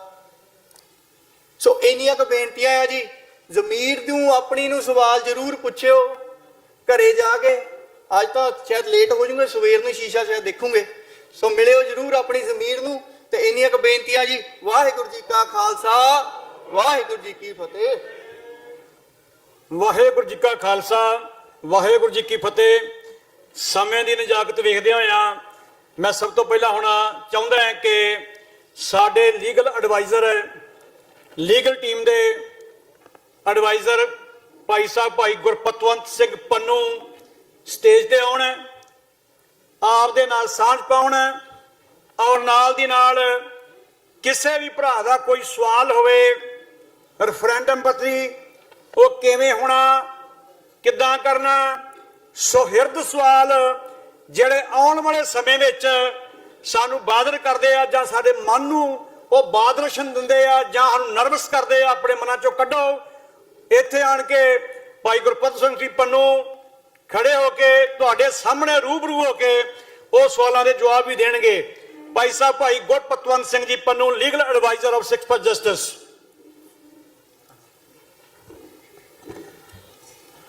ਪੰਜਾਬ ਨੂੰ ਭਾਰਤ ਦੇ ਕਬਜ਼ੇ ਚੋਂ ਆਜ਼ਾਦ ਕਰਵਾ ਕੇ ਖਾਲਿਸਤਾਨ ਬਣਾਉਣ 'ਚ ਜੁੜ ਬੈਠੇ ਮੇਰੇ ਭੈਣੋ ਤੇ ਭਰਾਵੋ, ਵਾਹਿਗੁਰੂ ਜੀ ਕਾ ਖਾਲਸਾ, ਵਾਹਿਗੁਰੂ ਜੀ ਕੀ ਫਤਿਹ। ਸਭ ਤੋਂ ਪਹਿਲਾਂ ਆਪਾਂ ਇਹ ਯਾਦ ਰੱਖੀਏ ਕਿ ਜੇ ਅੱਜ ਆਪਾਂ ਅਮਰੀਕਾ ਦੇ ਵਿੱਚ ਬੈਠੇ ਆ, ਜੇ ਆਪਾਂ ਕੈਨੇਡਾ 'ਚ ਵਸਦੇ ਆ ਜਾਂ ਯੂਰਪ 'ਚ ਵਸਦੇ ਆ, ਆਪਾਂ ਉਹਨਾਂ ਦੇ ਸਦਕਾ ਵਸਦੇ ਆ ਜਿਨ੍ਹਾਂ ਨੇ ਪੰਜਾਬ ਨੂੰ ਆਜ਼ਾਦ ਕਰਾਉਣ ਵਾਸਤੇ ਸ਼ਹਾਦਤਾਂ ਦਿੱਤੀਆਂ, ਜਿਨ੍ਹਾਂ ਨੇ ਆਪਣਾ ਖੂਨ ਡੋਲਿਆ ਕਿ ਪੰਜਾਬ ਭਾਰਤ ਦੇ ਕਬਜ਼ੇ ਚੋਂ ਆਜ਼ਾਦ ਹੋਵੇ ਔਰ ਖਾਲਿਸਤਾਨ ਬਣੇ। ਲਾਈਨ ਉਦਣ ਖਿੱਚੀ ਗਈ ਸੀ ਜਿੱਦਣ ਜੂਨ 84 ਵਾਲੇ ਦਿਨ ਭਾਰਤੀ ਹਕੂਮਤ ਨੇ ਦਰਬਾਰ ਸਾਹਿਬ ਨੂੰ ਤੇ ਹਮਲਾ ਕੀਤਾ ਸੀ। ਲਾਈਨ ਖਿੱਚ ਦਿੱਤੀ ਗਈ ਸੀ ਉਦਣ ਕਿ ਤੁਸੀਂ ਸਿੱਖ ਹੋ, ਤੁਸੀਂ ਇੰਡੀਅਨ ਨਹੀਂ ਹੋ। ਔਰ ਅੱਜ ਇਹ ਅਹਿਦ ਲੈ ਕੇ ਜਾਣਾ ਤੁਸੀਂ ਕਿ ਆਪਣੇ ਆਪ ਚੋਂ ਆਪਣੇ ਆਪ ਨੂੰ ਇੰਡੀਅਨ ਨਹੀਂ ਕਹਿਣਾ ਕਦੀ। ਤੁਸੀਂ ਸਾਰੇ ਦੱਸੋ ਤੁਸੀਂ ਕੌਣ ਹੋ? ਜਾਂ ਤੁਸੀਂ ਪੰਜਾਬੀ ਹੋ ਜਾਂ ਖਾਲਿਸਤਾਨੀ ਹੋ। ਧੰਨਵਾਦ ਜੀ। ਹੁਣ ਮਸਲਾ ਉੱਠਦਾ ਹੈ ਕਿ ਪੰਜਾਬ ਨੂੰ ਆਜ਼ਾਦ ਕਿੱਦਾਂ ਕਰਾਉਣਾ ਹੈ। ਜਿੰਨੇ ਵੀ ਇੱਥੇ ਮੈਂ ਬੈਠੇ ਵੇਖਦਾ, ਕੋਈ ਵੀ ਇੱਕ ਦੱਸੇ ਜਿਹੜਾ ਸਿੱਖ ਹਥਿਆਰ ਚੁੱਕ ਕੇ ਸੰਘਰਸ਼ ਨਹੀਂ ਲੜਨਾ ਚਾਹੁੰਦਾ। ਕੋਈ ਇੱਕ ਹੱਥ ਖੜਾ ਕਰੇ। ਘੁੰਮ ਕੇ ਦੇਖੋ, ਸਾਰੇ ਹਥਿਆਰਬੰਦ ਸੰਘਰਸ਼ ਨਾਲ ਆਜ਼ਾਦੀ ਚਾਹੁੰਦੇ ਆ। ਔਰ ਅਸੀਂ ਅੱਜ ਦਾ ਕਲਮ ਜੋ ਸਭ ਤੋਂ ਖਤਰਨਾਕ ਹਥਿਆਰ ਹੈ ਉਹ ਚੁੱਕ ਚੁੱਕੇ ਆ ਪੰਜਾਬ ਨੂੰ ਆਜ਼ਾਦ ਕਰਾਉਣ ਵਾਸਤੇ। ਔਰ ਉਸ ਦਾ ਪੜਾਅ ਹੈ, ਔਰ ਉਸ ਦਾ ਅਗਲਾ ਪੜਾਅ ਹੈ ਕਿ 14 ਅਪ੍ਰੈਲ ਪੰਜਾ ਸਾਹਿਬ ਵਿਖੇ ਟੀਮ 2020 ਜਿਸ ਦੇ ਰਾਹੀਂ ਅਸੀਂ ਨਵੰਬਰ ਦੇ ਵਿੱਚ ਰੈਫਰੈਂਡਮ ਕਰਵਾਉਣਾ ਹੈ, ਉਸ ਦਾ ਆਗਾਜ਼ ਕੀਤਾ ਜਾਏਗਾ। ਪੰਜਾ ਸਾਹਿਬ ਹਸਨ ਬਤਾਲ ਪਾਕਿਸਤਾਨ ਵਿਖੇ ਖਾਲਸੇ ਦੇ 320ਵੇਂ ਸਾਜਨਾ ਦਿਵਸਤੇ। ਸਤਿ ਸ੍ਰੀ ਅਕਾਲ। ਜ਼ਿੰਦਾਬਾਦ, ਜ਼ਿੰਦਾਬਾਦ, ਜ਼ਿੰਦਾਬਾਦ, ਜ਼ਿੰਦਾਬਾਦ, ਜ਼ਿੰਦਾਬਾਦ, ਜ਼ਿੰਦਾਬਾਦ, ਜ਼ਿੰਦਾਬਾਦ। ਤੁਹਾਡੀ ਇਹ ਆਵਾਜ਼ ਦਿੱਲੀ ਨੂੰ ਲਗਾਤਾਰ ਹਿਲਾ ਰਹੀ ਹੈ। ਔਰ ਜਿਵੇਂ ਮੇਰੇ ਵੀਰ ਨੇ ਪਹਿਲਾਂ ਕਿਹਾ, ਆਜ਼ਾਦੀ ਆਜ਼ਾਦੀ ਆਜ਼ਾਦੀ ਕਿਹਾ, ਆਜ਼ਾਦੀ ਮਿਲਦੀ ਨਹੀਂ ਹੈ, ਪਰ ਫਿਰ ਵੀ ਆਜ਼ਾਦੀ ਜ਼ਿੰਦਾਬਾਦ, ਖਾਲਿਸਤਾਨ ਜ਼ਿੰਦਾਬਾਦ, ਰੈਫਰੈਂਡਮ ਜ਼ਿੰਦਾਬਾਦ ਕਰਨਾ ਬਹੁਤ ਜ਼ਰੂਰੀ ਹੈ। ਕਿਉਂਕਿ ਜੇ ਤੁਸੀਂ ਜ਼ਿੰਦਾਬਾਦ ਨਹੀਂ ਕਹੋਗੇ ਤਾਂ ਤੁਹਾਨੂੰ ਉਹ ਹਿੰਦੂ ਬਣਾ ਚੁੱਕੇ ਹੈ। ਉਹ ਭਾਰਤ ਦਾ ਸੰਵਿਧਾਨ ਸਿੱਖਾਂ ਨੂੰ ਹਿੰਦੂ ਦੱਸਦਾ ਹੈ। ਜੇ ਤੁਸੀਂ ਆਵਾਜ਼ ਬੁਲੰਦ ਨਹੀਂ ਕਰੋਗੇ ਤਾਂ 50 ਸਾਲ ਬਾਅਦ ਉਹ ਹਾਲਾਤ ਹੋਣਗੇ ਕਿ ਮੱਥੇ ਤੇ ਟਿੱਕਾ ਔਰ ਟੋਪੀ ਹੋਏਗੀ ਔਰ ਹੇਠ ਧੋਤੀ ਹੋਏਗੀ। ਗੁਰੂ ਦੀ ਕੌਮ ਪਹਿਲੇ ਦਿਨ ਤੋਂ ਜਾਂ ਬਾਦਸ਼ਾਹ ਸੀ ਜਾਂ ਬਾਗੀ ਸੀ, ਗੁਲਾਮ ਨਹੀਂ ਸੀ। ਅੱਜ ਵੀ ਅਸੀਂ ਗੁਲਾਮ ਨਹੀਂ ਹਾਂ, ਬਾਗੀ ਹਾਂ। ਆਜ਼ਾਦੀ ਲੈਣਾ ਚਾਹੁੰਦੇ ਹਾਂ ਔਰ ਆਜ਼ਾਦੀ ਦਾ ਸੰਘਰਸ਼ ਕਰ ਰਹੇ ਹਾਂ। ਸਿੰਘਾਂ ਨੇ ਸ਼ਹਾਦਤਾਂ ਦਿੱਤੀਆਂ ਆਜ਼ਾਦੀ ਲਈ। ਕੱਲ ਇੱਕ ਪਲੇਨ ਜਾ ਰਿਹਾ ਸੀ, ਅਨਫੋਰਚੂਨੇਟਲੀ ਉਹਦਾ ਹਾਦਸਾ ਹੋਇਆ। 170 ਜਿਹੜੇ ਪੈਸੰਜਰ ਆ ਮਾਰੇ ਗਏ। ਉਹਦੇ ਚ ਮੈਂ ਵੀ ਹੋ ਸਕਦਾ ਸੀ, ਤੁਸੀਂ ਵੀ ਹੋ ਸਕਦੇ ਸੀ। ਸੋ ਮੌਤ ਕਦੋਂ ਆਉਣੀ ਹੈ, ਗਾਹਕ ਕਦੋਂ ਆਉਣਾ ਹੈ, ਇਹ ਤੁਹਾਡਾ ਕੋਈ ਭਰੋਸਾ ਨਹੀਂ ਹੈ। ਗੱਲ ਯਾਦ ਕਰੋ ਸੰਤਾਂ ਦੀ, ਸੰਤ ਜਰਨੈਲ ਸਿੰਘ ਹੋਰਾਂ ਦੀ, ਜਿਨ੍ਹਾਂ ਨੇ ਕਿਹਾ ਸੀ ਕਿ ਜ਼ਮੀਰ ਦਾ ਮਰ ਜਾਣਾ ਯਕੀਨੀ ਮੌਤ ਹੈ, ਸਰੀਰ ਜਿਹੜਾ ਹੈ ਉਹ ਮਰਿਆ ਜਦੋਂ ਮਰਜ਼ੀ ਹੋ ਸਕਦਾ ਹੈ। ਸਿੱਖ ਕੌਮ ਦੀ ਜ਼ਮੀਰ ਨਹੀਂ ਮਰਨੀ ਚਾਹੀਦੀ, ਤੁਹਾਡੀ ਜ਼ਮੀਰ ਨਹੀਂ ਮਰਨੀ ਚਾਹੀਦੀ। ਸਰੀਰ ਕਦੇ ਵੀ ਖਤਮ ਹੋ ਸਕਦਾ ਹੈ ਔਰ ਸਿੱਖ ਕੌਮ ਦਾ ਅਹਿਦ ਹੈ, ਸਾਡਾ ਅਹਿਦ ਹੈ, ਤੁਹਾਡੇ ਨਾਲ ਵਾਅਦਾ ਹੈ, ਅਰਦਾਸ ਕੀਤੀ ਗਈ ਹੈ ਕਿ ਸਿੱਖ ਕੌਮ 2020 ਵਿੱਚ unofficial naan binding referendum ਕਰਾਏਗੀ, UN ਦੇ ਵਿੱਚ ਆਪਣਾ ਕਲੇਮ ਕਰੇਗੀ ਔਰ ਪੰਜਾਬ ਦੀ ਆਜ਼ਾਦੀ ਦਾ ਇੱਕ ਕਦਮ ਹੋਰ ਲੈ ਕੇ ਜਾਏਗੀ। ਸਤਿ ਸ੍ਰੀ ਅਕਾਲ। ਔਰ ਲਗਾਤਾਰ ਸਵਾਲ ਪੁੱਛਦੀ ਹੈ ਭਾਰਤ ਦੀ ਹਕੂਮਤ ਕਿ ਜੀ ਵਕੀਲ ਸਵਾਲਾਂ ਦੇ ਜਵਾਬ ਨਹੀਂ ਦਿੰਦਾ। ਕੱਲ ਤੋਂ ਅਸੀਂ ਪਿਛਲੇ 2 ਦਿਨਾਂ ਤੋਂ ਪੂਰੇ ਚੈਨਲਾਂ ਦੇ ਉੱਤੇ ਆਪਣਾ ਨਾਮ ਭੇਜ ਚੁੱਕੇ ਹਾਂ, ਨੰਬਰ ਭੇਜ ਚੁੱਕੇ ਹਾਂ। 350 ਮੈਸੇਜ ਆ ਚੁੱਕਾ ਹੈ। ਮੈਸੇਜ ਸਿਰਫ ਇਹੀ ਹੈ, ਤੁਸੀਂ ISI ਦੇ ਏਜੰਟ ਹੋ। ਸਿਰਫ ਇੱਕ ਮੈਸੇਜ ਆ ਰਿਹਾ ਜੀ, ਤੁਸੀਂ ISI ਦੇ ਏਜੰਟ ਹੋ, ਤੁਸੀਂ ਪਾਕਿਸਤਾਨ ਦੇ ਨਾਲ ਹੋ। ਤੇ ਮੇਰਾ ਉਹਨਾਂ ਨੂੰ ਜਵਾਬ ਅੱਜ ਵੀ ਹੈ, this is a question to India, we are in New York, we are in London, we are in Toronto। ਅਸੀਂ ਪਾਕਿਸਤਾਨ ਦੀ ਵੀ ਮਦਦ ਮੰਗਾਂਗੇ, ਪਰ ਅਸੀਂ ਤੇ ਅਮਰੀਕਾ ਦੀ ਮਦਦ ਲੈ ਕੇ ਕਰਦੇ ਪਏ ਹਾਂ। ਤੁਹਾਡੇ 'ਚ ਇੰਨਾ ਦਮ ਕਿਉਂ ਨਹੀਂ ਹੈ ਕਿ ਤੁਸੀਂ ਕਹੋ ਅਸੀਂ ਅਮਰੀਕਾ ਦੇ ਏਜੰਟ ਹਾਂ? ਕਿਉਂਕਿ ਜਿਹਦੇ ਸਿਰ ਦਾ ਜਿਹਦਾ ਡੰਡਾ ਤਕੜਾ ਹੁੰਦਾ ਉਹਦੇ ਖਿਲਾਫ ਕੋਈ ਨਹੀਂ ਬੋਲਦਾ। ਜਿੱਦਣ ਸਿੱਖ ਕੌਮ ਕੋਲ ਆਪਣਾ ਰਾਜ ਹੋਏਗਾ, ਜਿਸ ਦਿਨ ਸਿੱਖ ਕੌਮ ਕੋਲ ਆਪਣਾ ਘਰ ਹੋਏਗਾ, ਤੁਹਾਡੀਆਂ ਦਸਤਾਰਾਂ, ਤੁਹਾਡੀਆਂ ਧੀਆਂ, ਤੁਹਾਡੀਆਂ ਭੈਣਾਂ ਕੋਈ ਨਸਲਕੁਸ਼ੀ ਨਹੀਂ ਕਰ ਸਕੇਗਾ। ਜਿਹੜੇ ਛੋਟੇ ਛੋਟੇ ਕੰਮ ਹੈ ਕਿ ਜੀ ਆਪਾਂ ਲੰਗਰ ਲਾਏ ਹੋਏ ਆ, ਗੁਰੂ ਸਾਹਿਬ ਦੀ ਬਖਸ਼ਿਸ਼ ਨਾਲ ਬਹੁਤ ਚੜ੍ਹਦੀ ਕਲਾ ਹੈ, ਸਾਰੀ ਦੁਨੀਆ 'ਚ ਲੰਗਰ ਲਾ ਦਾਂਗੇ ਜਿੱਦਣ ਪੰਜਾਬ ਆਜ਼ਾਦ ਹੋਏਗਾ। ਦੁਨੀਆ ਦੇ ਵਿੱਚ ਕੋਈ ਭੁੱਖਾ ਨਹੀਂ ਰਹੇਗਾ, ਕਿਉਂਕਿ ਜੇ ਪੰਜਾਬ ਦੀ ਧਰਤੀ 400 ਮਿਲੀਅਨ ਇੰਡੀਅਨ ਨੂੰ ਰੋਟੀ ਖਵਾ ਸਕਦੀ ਹੈ ਤਾਂ ਦੁਨੀਆ ਦੇ ਵਿੱਚ ਕਿੰਨੇ ਭੁੱਖੇ ਹੋ ਸਕਦੇ ਆ ਜਿਨ੍ਹਾਂ ਨੂੰ ਅਸੀਂ ਰੋਟੀ ਨਹੀਂ ਖਵਾ ਸਕਦੇ, ਲੰਗਰ ਨਹੀਂ ਖਵਾ ਸਕਦੇ। ਇਹ ਅਹਿਦ ਹੈ ਸਿੱਖ ਕੌਮ ਦਾ। ਪੰਜਾਬ ਆਜ਼ਾਦ ਹੋਏਗਾ, ਖਾਲਿਸਤਾਨ ਆਜ਼ਾਦ ਹੋਏਗਾ, ਦੁਨੀਆ 'ਚ ਕੋਈ ਭੁੱਖਾ ਨਹੀਂ ਸੋਏਗਾ। ਇਹ ਅਹਿਦ ਹੈ ਸਿੱਖ ਕੌਮ ਦਾ।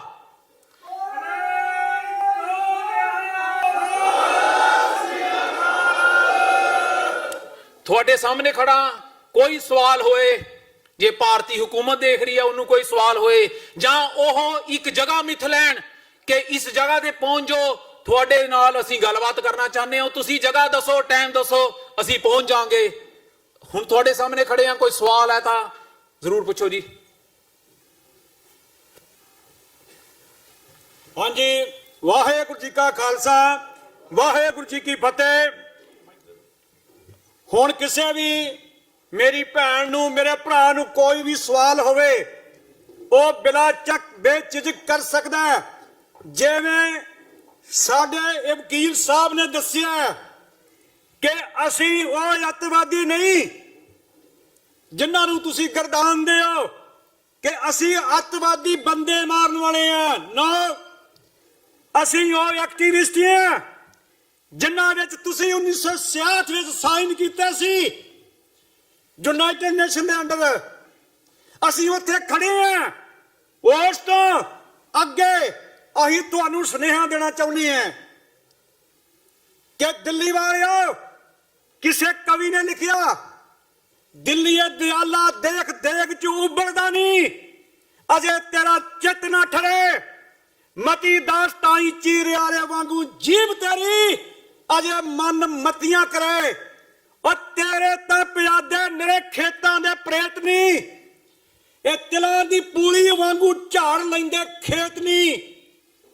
ਅਸੀਂ ਤਾਂ ਆ ਮੌਤ ਦੇ ਚਬੂਤਰੇ ਤੇ ਖੜੇ ਹੋਏ, ਤੂੰ ਤਾਂ ਭਾਵੇਂ ਖੜੇ ਨਾ ਖੜੇ।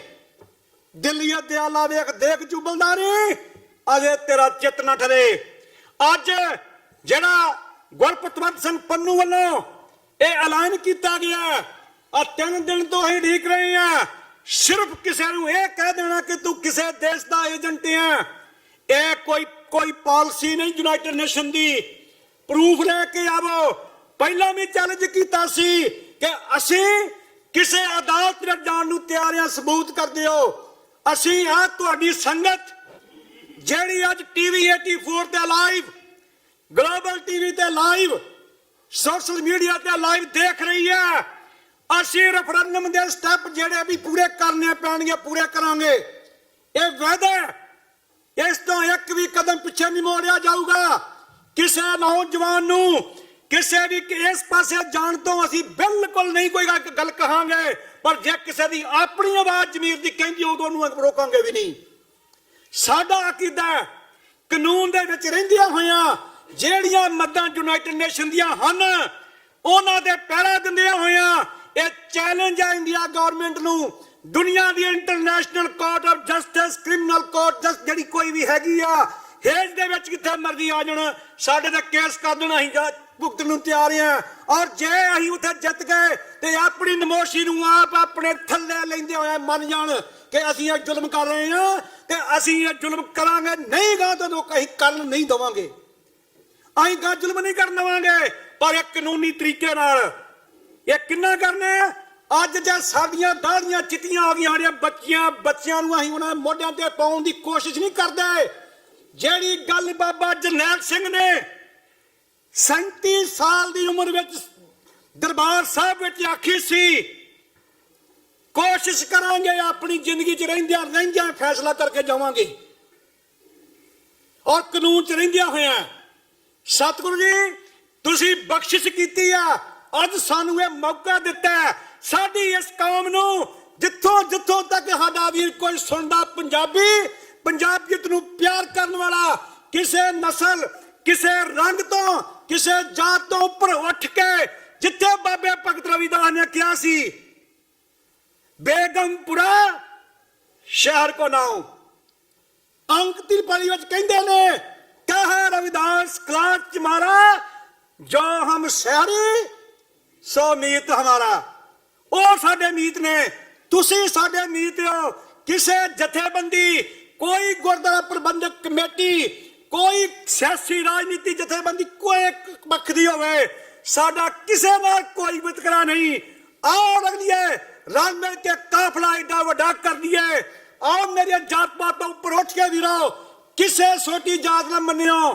ਅਸੀਂ ਸਿੱਖੀਆਂ, ਇੱਥੇ ਕਬੀਰ ਦੇ ਵੀ ਸਿੱਖੀਆਂ, ਅਸੀਂ ਭਗਤ ਰਵਿਦਾਸ ਦੇ ਵੀ ਸਿੱਖੀਆਂ, ਬਾਬੇ ਨਾਨਕ ਦੇ ਵੀ ਸਿੱਖੀਆਂ, ਸਤਿਆਂ ਦੇ ਵੀ ਸਿੱਖੀਆਂ।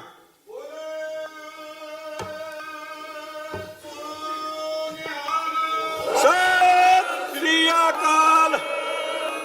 ਔਰ ਇੱਥੇ ਅੱਜ ਨਹੀਂ, ਬਾਰ-ਬਾਰ ਅਸੀਂ ਕਹਿੰਦੇ ਆ ਕਿ ਆਓ ਦੱਸੋ ਸਾਨੂੰ ਆਣ ਕੇ, ਜੇ ਕੋਈ ਕਿਸੇ ਨੂੰ ਸ਼ੰਕਾ, ਇੰਡੀਆ ਗਵਰਨਮੈਂਟ ਵਾਲਿਆਂ ਨੂੰ ਕੋਈ ਵੀ ਰਾਜਨੀਤਿਕ ਲੀਡਰ ਹੋਵੇ, ਸਾਡਾ ਕਿਸੇ ਨਾਲ ਕੋਈ ਡਰ ਨਹੀਂ, ਉਹ ਵੀ ਉਹਨਾਂ ਵੀ ਸਾਡੇ ਨਾਲ ਆਉਣਾ। 2020 ਵਿੱਚ ਜਿਹੜਾ ਅਨਅਫੀਸ਼ੀਅਲ ਰੈਫਰੈਂਡਮ ਹੋ ਰਿਹਾ, ਅੱਜ ਸਵਾਲ ਕਰਦੇ ਨੇ ਕਈ, ਉਹ ਸਵਾਲ ਨਹੀਂ ਦੱਸਣੇ ਜਿਹੜੇ ਸੀਕ੍ਰੇਟ ਨੇ, ਸਾਡੀਆਂ ਪਲਾਨਾਂ ਨੇ। ਜਿਹੜੇ ਸਵਾਲ ਤੁਹਾਡੇ ਸਿਰ ਨਾਲ ਵੀਰੋ ਭੈਣੋ, ਆਓ ਕਰੋ ਰੱਜ ਕੇ ਸਵਾਲ, ਇੰਟਰਨੈਟ ਤੇ ਭੇਜ ਦਿਓ, ਸਾਹਮਣੇ ਖਲੋ ਕਰੋ, ਆਪ ਨੂੰ ਸਾਰੇ ਸਤਿਕਾਰ ਸਹਿਤ ਜਵਾਬ ਦਿੱਤਾ ਜਾਊਗਾ। ਵਾਹਿਗੁਰੂ ਜੀ ਕਾ ਖਾਲਸਾ, ਵਾਹਿਗੁਰੂ ਜੀ ਕੀ ਫਤਿਹ। ਵਾਹਿਗੁਰੂ ਜੀ ਕਾ ਖਾਲਸਾ, ਵਾਹਿਗੁਰੂ ਜੀ ਕੀ ਫਤਿਹ। ਜੇ ਕੋਈ ਵੀਰ ਸੰਗਤ ਚੋਂ ਸਵਾਲ ਕਰਨਾ ਚਾਹੁੰਦਾ ਤਾਂ ਉਹ ਆ ਸਕਦਾ, ਤੇ ਉਸ ਤੋਂ ਇਲਾਵਾ ਅਸੀਂ ਕੱਲ ਪੋਸਟਰ ਵੀ ਪਾਇਆ ਸੀ ਜਿਹਦੇ ਵਿੱਚ ਸੰਗਤਾਂ ਨੂੰ ਕਿਤੋਂ ਵੀ ਜਿਹੜਾ ਸਾਨੂੰ ਉਹ ਸਵਾਲ ਭੇਜ ਸਕਦੇ ਸੀ, ਤੇ ਕੁਝ ਕੁ ਸਵਾਲ ਬਾਹਰੋਂ ਆਏ ਨੇ, ਸਿੰਘਾਂ ਨੇ ਭੇਜੇ ਨੇ। ਤੇ ਉਸ ਤੋਂ ਪਹਿਲਾਂ ਜੇ ਕੋਈ ਸੰਗਤ ਚੋਂ ਸਿੱਖ ਬੀਬੀ ਕੋਈ ਵੀਰ ਭੈਣ ਸਵਾਲ ਕਰਨਾ ਚਾਹੁੰਦਾ ਉਹ ਜ਼ਰੂਰ ਕਰੇਗੀ। ਜੀ ਮੈਂ ਵਕੀਲ ਸਾਹਿਬ ਨੂੰ ਮੈਂ ਸਵਾਲ ਪੜ੍ਹ ਕੇ ਸੁਣਾਉਣਾ ਜਿਹੜਾ ਆਇਆ ਆ, ਸਿੰਘ ਨੇ ਇੱਕ ਆਸਟ੍ਰੇਲੀਆ ਤੋਂ ਭੇਜਿਆ ਆ। ਉਹਨਾਂ ਨੇ ਲਿਖਿਆ ਵੀ ਜੇ ਜਿਹੜੀ ਮੁਹਿੰਮ ਰੈਫਰੈਂਡਮ ਦੀ ਚੱਲਦੀ ਪਈ ਆ, ਜੇ ਇਹ ਫੇਲ ਹੋ ਗਈ, ਤੁਹਾਡਾ ਰੈਫਰੈਂਡਮ ਫੇਲ ਹੋ ਗਿਆ, ਤੇ ਕੀ ਖਾਲਿਸਤਾਨ ਕਹਿਣ ਤੇ ਸਦਾ ਲਈ ਪਾਬੰਦੀ ਲੱਗ ਸਕਦੀ ਹੈ?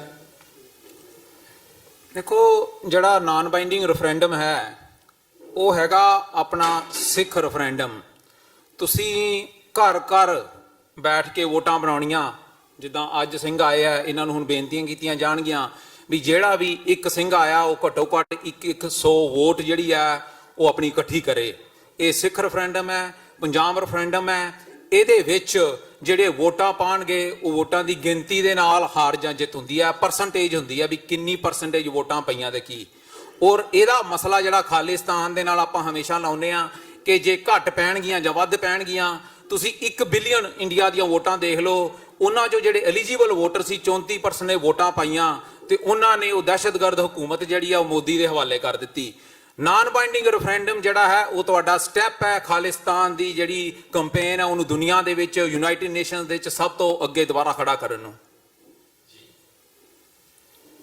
ਠੀਕ ਹੈ ਵਕੀਲ ਸਾਹਿਬ, ਇਹ ਜਿਹੜਾ ਸਿੰਘ ਜਿਹਨੇ ਭੇਜਿਆ ਹੈ ਉਹਨਾਂ ਨੂੰ ਸਵਾਲ ਜਿਹੜਾ ਕਰਦੇ ਆ ਤੇ ਜੇ ਕੋਈ ਵੀ ਕਰਨਾ ਚਾਹੁੰਦਾ ਸੰਗਤ ਚ ਜ਼ਰੂਰ ਕਿਰਪਾ ਕਰਨਾ।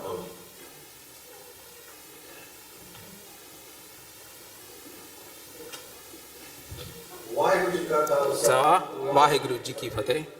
ਦਾਸ ਮੈਸੇਜਸ ਤੋਂ ਆਇਆ ਜੀ ਨਿਊ ਇੰਗਲੈਂਡ ਤੋਂ। ਮੇਰਾ ਇੱਕ ਕੁਐਸਚਨ ਹੈ ਕਿ ਜਿਸ ਤਰ੍ਹਾਂ ਆਮ ਗੁਰਦੁਆਰਿਆਂ ਵਿੱਚ ਮੈਂ ਇਕੱਲਾ ਸਿੰਘ ਉੱਥੇ ਹੈਗਾ, ਆਪਣੇ ਸਿਟੀ ਵਿੱਚ 47,000 ਪੋਪੂਲੇਸ਼ਨ ਹੈਗੀ ਆ। ਉੱਥੇ ਵੀ ਜਿੱਦਾਂ ਵਿਸਾਖੀ ਦਾ ਅਸੀਂ ਮਤਾ ਪਾਸ ਕਰਾਇਆ, ਜਦੋਂ ਸਾਡਾ ਮਤਾ ਪਾਸ ਕਰਾਇਆ ਅਤੇ ਸਟੇਟ ਵਾਲਿਆਂ ਨੇ ਵੀ ਸਾਨੂੰ ਉਹ ਮਤਾ ਦੇ ਦਿੱਤਾ ਹੈ।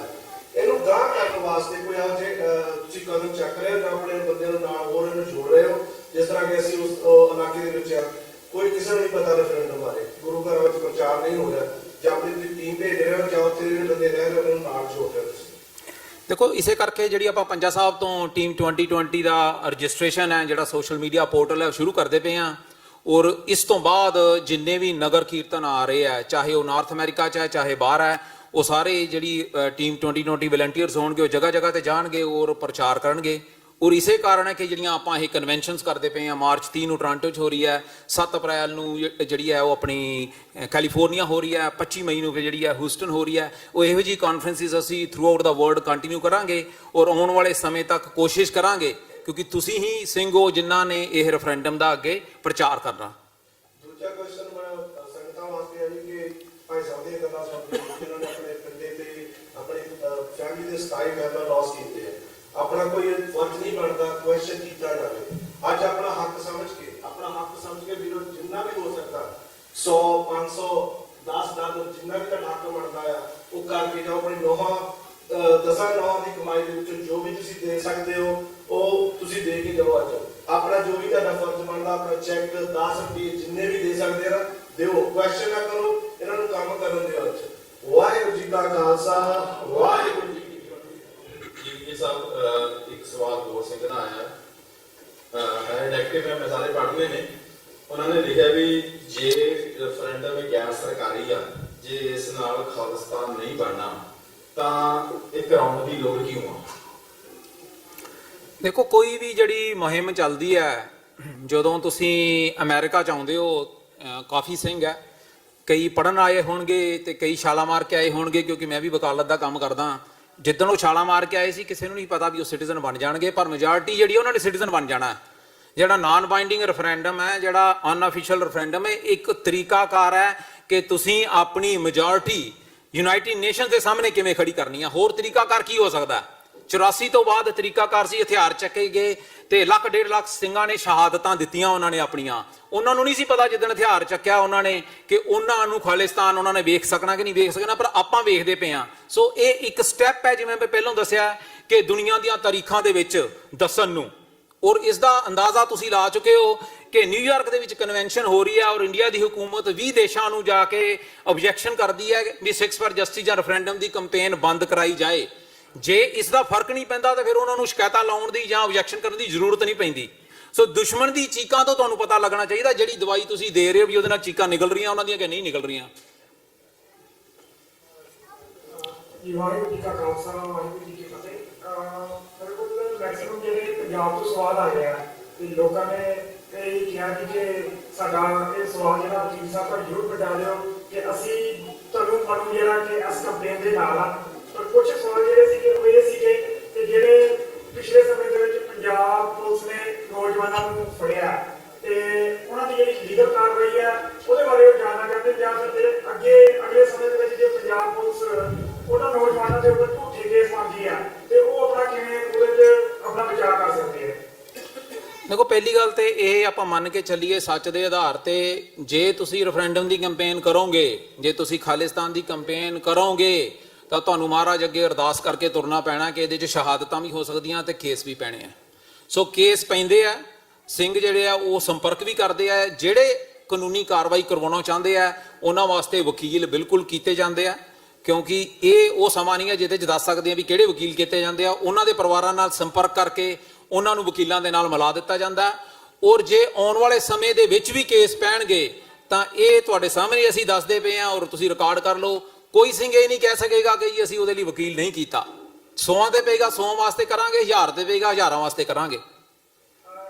ਕੁਝ ਸਵਾਲ ਹੈਗੇ ਜੀ ਕਿ ਸਿੰਘ ਇਹ ਜਾਣਨਾ ਚਾਹੁੰਦੇ ਆ ਪੰਜਾਬ ਦੇ ਕਿ ਉਹ ਕਿਵੇਂ ਰੈਫਰੈਂਡਮ 2020 ਦੇ ਵਿੱਚ ਆਪਣੀਆਂ ਵੋਟਾਂ ਜਿਹੜੀਆਂ ਉਹ ਕਿਵੇਂ ਕਰਨਗੇ ਤੇ ਉਹਨਾਂ ਦੇ ਲਈ ਕੀ ਮਤਲਬ ਕੀ ਹੈਗਾ ਸਿਸਟਮ, ਸੋ ਉਹਦੇ ਬਾਰੇ ਜਾਣਨਾ ਚਾਹੁੰਦੇ ਆ। ਦੇਖੋ, ਉਹ ਨਵੰਬਰ 2019 ਚ ਜਦੋਂ ਆਪਾਂ 550ਵੇਂ ਗੁਰੂ ਨਾਨਕ ਸਾਹਿਬ ਦੇ ਪ੍ਰਕਾਸ਼ ਦਿਹਾੜੇ ਦੇ ਉੱਤੇ ਆਪਾਂ ਨੇ ਰਜਿਸਟ੍ਰੇਸ਼ਨ ਸ਼ੁਰੂ ਕਰਨੀ ਹੈ, ਉਹ ਮਸਲਾ ਉਸ ਤੋਂ ਬਾਅਦ ਹੀ ਦੱਸਿਆ ਜਾਣਾ। ਹਜੇ ਪੰਜਾਬ ਦੇ ਔਰ ਬਾਹਰ ਬੈਠੇ ਸਿੰਘਾਂ ਨੂੰ ਸਿਰਫ ਇੰਨੀ ਗੁਜ਼ਾਰਿਸ਼ ਹੈ ਕਿ ਤੁਸੀਂ ਦਿਹਾੜੀ ਦਾ ਸਿਰਫ 20 ਮਿੰਟ ਰੈਫਰੈਂਡਮ ਦਾ ਪ੍ਰਚਾਰ, ਜਿਹਦੀ ਕੋਈ ਪੋਸਟ ਆਉਂਦੀ ਹੈ ਉਹਨੂੰ ਅੱਗੇ ਕਰੋ, ਜੇ ਕੋਈ ਸਵਾਲ ਪੁੱਛਦਾ ਹੈ ਉਹਨੂੰ ਅੱਗੇ ਕਰੋ। ਇਸ ਤੋਂ ਇਲਾਵਾ ਕੁਝ ਵੀ ਕਰਨ ਦੀ ਜ਼ਰੂਰਤ ਨਹੀਂ ਹੈ। ਭਾਈ ਸਾਹਿਬ ਦਾ ਸਵਾਲ ਹੈ ਕਿ ਇਸ Pakistan government allow to establish Khalistan in Pakistan, Punjab from Kartarpur to Nankana Sahib, Sikh accept? ਜੀ ਅਸੀਂ ਤਾਂ ਕੁਝ ਵੀ ਐਕਸੈਪਟ ਕਰਾਂਗੇ, ਪਰ ਇਹ ਹੁਣ ਪਾਕਿਸਤਾਨ ਗਵਰਨਮੈਂਟ ਨੂੰ ਪੁੱਛਣਾ ਪਏਗਾ ਨਾ ਤੁਹਾਨੂੰ। ਮਸਲਾ ਤੁਹਾਡਾ ਪੰਜਾਬ ਦਾ, ਗੁਲਾਮ ਤੁਹਾਡਾ ਪੰਜਾਬ ਹੈ ਜਿਹੜਾ ਭਾਰਤ ਨੇ ਰੱਖਿਆ, ਆਪਾਂ ਪਾਕਿਸਤਾਨ ਨੂੰ ਪੁੱਛੀ ਜਾਂਦੇ ਜਾ ਕੇ। ਤੁਸੀਂ ਉਹ ਕਰ ਲੈਣਾ ਜਿੱਥੇ ਤੁਸੀਂ ਤੁਹਾਡਾ ਜਿਹੜਾ ਗੁਲਾਮ ਕੀਤਾ ਹੋਇਆ। ਉਹ ਤਾਂ ਰੋਜ਼ ਕਹਿੰਦੇ ਵੀ ਆ ਜਾਓ ਨਨਕਾਣੇ, ਉਹਨਾਂ ਨੇ ਕਿੱਦਣ ਮਨਾ ਕੀਤਾ? ਹਜ਼ਾਰਾਂ ਦੀ ਤਾਦਾਦ 'ਚ ਉੱਥੇ ਆਪਾਂ 1 ਲੱਖ ਬੰਦਾ ਇਕੱਠਾ ਕਰਨਾ, ਉੱਥੇ ਉਹਨਾਂ ਨੇ ਤਾਂ ਮਨਾ ਨਹੀਂ ਕਦੀ ਕੀਤਾ। ਵਾਹਿਗੁਰੂ ਜੀ ਖਾਲਸਾ ਵਾਹਿਗੁਰੂ ਫਤਿਹ ਜੀ। ਸਵਾਲ ਹੈ ਮੇਰਾ ਭਾਜੀ ਛੋਟਾ ਜਿਹਾ ਤੁਹਾਨੂੰ ਜੀ। ਇਹ ਆਪਣੇ ਸਾਰੇ ਪੰਜਾਬੀ ਮੁੰਡੇ ਆਉਂਦੇ ਜਿੰਨੇ ਵੀ ਆ, ਬਹੁਤ ਟੌਪਿਕ ਤੁਸੀਂ ਉਹਨੇ ਗੱਲ ਕੀਤੀ ਆ, ਉਹਦੇ ਲਈ ਤੁਸੀਂ ਵਕੀਲ ਦਾ ਕੋਈ ਗਠਨ ਕਰਵਾਉਣਾ। ਕੋਈ 10,000 ਡਾਲਰ ਲੈਂਦਾ ਵਕੀਲ, ਕੋਈ 8,000 ਲੈਂਦਾ, ਉਹਦਾ ਵੀ ਤੁਸੀਂ ਚਾਹੀਦਾ ਕਿਉਂਕਿ ਸਾਰੇ ਕਮਿਊਨਿਟੀ ਦੇ ਹੱਕ 'ਚ ਆ ਸੈਂਡ, ਇਹਦਾ ਜ਼ਰੂਰ ਤੁਸੀਂ ਕਰਵਾ ਲਓ। ਤੁਸੀਂ ਆਪਣੀ ਮੈਂਬਰ ਟੀਮ ਨੂੰ ਬਣਾਓ। ਹੁਣ ਇਹਦੇ ਨਾਲ ਜਵਾਬ ਦੇਖੋ, ਜੇ ਕੋਈ ਵੀ ਸਿੰਘ ਪਿੱਛੋਂ ਦੀ ਆਉਂਦਾ ਹੈ 2020 ਦਾ ਅਸਲੀਅਤ ਜਾਂ ਖਾਲਿਸਤਾਨ ਦਾ, ਮੇਰੇ ਕੋਲ ਆ ਜਾਓ, ਮੈਂ ਕਿਸੇ ਵਕੀਲ ਦੀ ਜ਼ਰੂਰਤ ਨਹੀਂ, ਮੇਰੇ ਕੋਲ ਆ ਜਾਓ, ਮੈਂ ਫ੍ਰੀ ਲੜ ਦੂੰਗਾ। ਮੇਰੇ ਕੋਲ ਆ ਜਾਓ, ਤੁਸੀਂ ਫ੍ਰੀ ਲੜ ਦਾਂਗਾ ਕੇਸ, ਕਿਸੇ ਨੂੰ ਡਾਲਰ ਦੇਣ ਦੀ ਜ਼ਰੂਰਤ ਨਹੀਂ ਹੈ। ਪ੍ਰੂਫ ਲੈ ਕੇ ਆਇਓ, ਮੈਂ ਦੱਸਦਾ। ਇੱਕ ਮਿੰਟ ਮੈਂ ਭਾਊ ਜੀ ਗੱਲ ਸੁਣੋ ਮੇਰੀ। ਮੇਰੇ ਕੋਲ ਪ੍ਰੂਫ ਲੈ ਕੇ ਉਹ ਜ਼ਰੂਰ ਆਉਣ ਸਿੰਘ ਕਿ ਅਸੀਂ ਉੱਥੇ 2020 ਦਾ ਪ੍ਰਚਾਰ ਕਰਦੇ ਸੀ। 2020 ਦੇ ਪ੍ਰਚਾਰ ਕਰਨ ਸਾਨੂੰ ਇਹ ਹੋਇਆ। ਤੁਹਾਨੂੰ ਸਭਨਾਂ ਨੂੰ ਪਤਾ ਵੀ ਸਿੰਘ ਜਿਹੜੇ ਟੱਪ ਕੇ ਆਉਂਦੇ ਆ ਉਹ ਸਟੇਟਮੈਂਟ ਕੀ ਦਿੰਦੇ। ਮੈਂ ਤੁਹਾਨੂੰ ਕਹਿ ਰਿਹਾ ਪ੍ਰੂਫ ਲੈ ਕੇ ਆਇਓ, ਮੈਂ ਮੁਫਤ 'ਚ ਕਰੂੰਗਾ। ਪਰ ਜੇ ਵੈਸੇ ਕੋਈ ਆਏਗਾ ਜੀ ਮੈਂ ਅਰਸਾਲਮ ਦਾ ਕੇਸ ਲੜਨਾ ਤੇ ਮੈਂ ਵੀ ਉਹਦੇ ਪੈਸੇ ਲੈਣਾ, ਕਿਉਂਕਿ ਮੈਂ ਵੀ ਰੋਜ਼ੀ ਰੋਟੀ ਕਮਾਉਣੀ ਔਰ ਇਹ ਕੰਪੇਨ ਅਸੀਂ ਚਲਾਉਣੀ ਆ। ਉਹੀ ਗੱਲ ਕਹਿੰਦੇ ਬੜੇ ਤੁਸੀਂ ਆਪਣਾ ਗਠਨ ਕਰੋ, ਉਹੀ ਕਰਦੇ ਹੋ ਸਾਰੇ ਇੱਥੇ ਹੁਣ ਆਉਂਦੇ। ਚਲੋ ਪਹਿਲਾਂ ਨਹੀਂ ਕਹਿੰਦੇ ਇਹ ਤੁਸੀਂ ਜੋੜਦੇ ਆ ਬੰਦੇ, ਉਹ ਕੀ ਕਰੇ ਇੱਥੇ ਬੰਦੇ ਜੀ ਤੁਹਾਡੀ ਕਮਿਊਨਿਟੀ ਦੇ ਹੱਕ ਨੂੰ ਤੁਸੀਂ ਮਦਦ ਕਰੋ, ਅਗਲੇ ਵੀ ਜੋੜਦੇ ਇਹਨਾਂ ਨੂੰ। ਆਉਂਦੇ ਆਪਣੇ ਸਿੰਘਾਂ ਦੇ ਬੰਦੇ ਯਾਰ, ਕੋਈ ਇੰਕਲੂਡ ਨਹੀਂ ਹੁੰਦਾ। ਬਿਲਕੁਲ ਮੈਂ ਤੁਹਾਨੂੰ ਕਹਿ ਰਿਹਾ ਖੁੱਲੇ ਆਮ, ਤੁਸੀਂ ਪ੍ਰੂਫ ਲੈ ਕੇ ਆਓ, ਮੈਂ ਮੁਫਤ 'ਚ ਕਰੂੰਗਾ। ਦੂਸਰੇ ਵਕੀਲਾਂ ਦੀ ਮੈਂ ਜ਼ਿੰਮੇਵਾਰੀ ਨਹੀਂ ਲੈਂਦਾ। ਬਿਲਕੁਲ ਜੀ, ਬਿਲਕੁਲ ਆਓ, ਕੋਈ ਗੱਲ ਨਹੀਂ। ਸਿੰਘ ਜੀ ਮੈਂ 1 ਮਿੰਟ ਥੋੜੀ ਭਾਜੀ, 1 ਮਿੰਟ ਬਸ ਗੱਲ ਥੋੜੀ 1 ਮਿੰਟ ਕਰਨੀ। ਇੱਕ ਮਿੰਟ ਮੈਨੂੰ ਕਰਨ ਦਿਓ। ਪਾਪਾ ਜੀ ਪ੍ਰੂਫ ਲੈ ਕੇ ਆਇਓ, ਮੈਂ ਮੁਫਤ 'ਚ ਕਰੂੰਗਾ, ਇਹ ਮੇਰਾ ਵਾਅਦਾ ਹੈ। ਦੈਟਸ ਇਟ, ਕੋਈ ਗੱਲ ਨਹੀਂ। ਔਰ ਪੰਜਾਬ ਵਾਲੇ ਵੀ ਜੇ ਸਿੰਘ ਸੁਣਦੇ ਆ, ਜਿੰਨੇ ਬਾਰਡਰ ਟੱਪ ਕੇ ਆਣਾ ਮੁਫਤ 'ਚ ਕੇਸ ਲੜਾਂਗੇ, ਕੋਈ ਪ੍ਰੋਬਲਮ ਨਹੀਂ ਗੀ। ਕਿਸੇ ਵਕੀਲ ਦੀ ਤੁਹਾਨੂੰ ਜ਼ਰੂਰਤ ਨਹੀਂ ਮੇਰੇ ਹੁੰਦਿਆਂ। ਔਰ ਜੇ ਸਵਾਲ ਕਿਸੇ ਕੋਲ ਨਹੀਂ ਹੈ, ਹੁਣ ਆਪਾਂ ਖੜ ਜਾਈਏ ਤਾਂ ਕਿ ਦਿੱਲੀ ਹਕੂਮਤ ਦੀਆਂ ਜੜ੍ਹਾਂ ਹਿਲਾਣੀਆਂ, ਆਪਾਂ ਜਕਾਰੇ ਛੱਡ ਕੇ ਖਾਲਿਸਤਾਨ ਦੇ ਰੈਫਰੈਂਡਮ ਦੇ ਖੜ ਜਾਓ ਆਪਣੀ ਜਗ੍ਹਾ ਦੇ ਉੱਤੇ ਤੇ ਜਕਾਰੇ ਛੜਾਓ ਬਾਬਾ ਜੀ, ਤਾਂ ਕਿ ਅੱਜ ਉਹਨਾਂ ਨੂੰ ਪਤਾ ਲੱਗ ਜੇ ਵੀ ਕਿੱਦਾਂ ਆਜ਼ਾਦੀ ਲੈਣੀ ਹੈ ਸਿੰਘਾਂ ਨੇ। ਵਾਹਿਗੁਰੂ ਜੀ ਕਾ ਖਾਲਸਾ, ਵਾਹਿਗੁਰੂ ਜੀ ਕੀ ਫਤਿਹ। ਸਾਡੇ ਕੋਲ ਵੀਰ ਜ਼ਹੀਰ ਸਾਹਿਬ ਪਾਕਿਸਤਾਨ ਤੋਂ ਉਹ ਪਹੁੰਚੇ ਨੇ। 1 ਮਿੰਟ ਵਾਸਤੇ ਤੁਹਾਡੇ ਨਾਲ ਸਾਂਝ ਪਾਉਣੀ ਚਾਹੁੰਦੇ ਹੋ ਥੋੜੀ ਜਿਹੀ, ਬਹੁਤ ਤੋਂ ਬਾਅਦ ਆਪਾਂ ਆਪਣਾ ਜਿਹੜਾ ਵਾ ਜਾਹੋ ਜਹਾਲ ਪੂਰਾ ਕਰਨਾ ਹੈ। ਸਾਰੇ ਦੋਸਤਾਂ ਨੂੰ ਸਤਿ ਸ੍ਰੀ ਅਕਾਲ ਤੇ ਅਸਲਾਮ ਅਲੈਕਮ। ਸਾਡੇ ਲਈ ਅੱਜ ਬੜਾ ਖੁਸ਼ੀ ਦਾ ਦਿਨ ਹੈ ਕਿ ਸਿੱਖਸ ਫॉर ਜਸਟਿਸ ਨੇ ਅੱਜ ਆਪਣੀ ਆਜ਼ਾਦੀ ਦਾ ਐਲਾਨ ਕੀਤਾ ਹੈ ਤੇ ਨਿਊਯਾਰਕ ਦੇ ਅੰਦਰ ਪਹਿਲਾ ਕਨਵੈਨਸ਼ਨ ਜਿਹੜਾ ਉਹਦਾ ਇhtਮਾਮ ਕੀਤਾ ਹੈ। ਮੈਂ ਪਾਕਿਸਤਾਨੀ ਕੌਮ ਵੱਲੋਂ ਓਵਰਸੀਜ਼ ਪਾਕਿਸਤਾਨੀ ਗਲੋਬਲ ਫਾਊਂਡੇਸ਼ਨ ਜਿਹੜੀ ਨਿਊਯਾਰਕ ਦੇ ਵਿੱਚ ਕੰਮ ਕਰ ਰਹੀ ਹੈ ਉਹਦੀ ਤਰਫੋਂ Sikhs for justice the sorry team, ਸਾਰੇ ਭਰਾ ਜਦੋਂ ਪਾਕਿਸਤਾਨ ਆਉਂਦੇ, ਸਾਡੀ ਪਾਕਿਸਤਾਨੀ ਆਵਾਮ, ਅਸੀਂ ਸਭ ਖੁਦ ਸਾਰੇ ਲੋਕ ਤੁਹਾਨੂੰ ਵੈਲਕਮ ਕਵਾਂਗੇ। ਅਸੀਂ ਤੁਹਾਡੇ ਸਾਰੇ ਇੰਤਜ਼ਾਮ ਕਰਾਂਗੇ, ਕਰਤਾਰਪੁਰ ਦੇ ਲਾਂਘੇ ਤੋਂ ਲੈ ਕੇ ਗੁਰੂ ਨਾਨਕ ਤੱਕ ਸਾਰੇ ਅਸੀਂ ਇੰਤਜ਼ਾਮ ਕਰਾਂਗੇ। ਅਸੀਂ ਤੁਹਾਨੂੰ, ਤੁਸੀਂ ਸਾਡੀ ਧਰਤੀ ਤੇ ਆਓਗੇ, ਅਸੀਂ ਤੁਹਾਨੂੰ ਵੈਲਕਮ ਕਵਾਂਗੇ।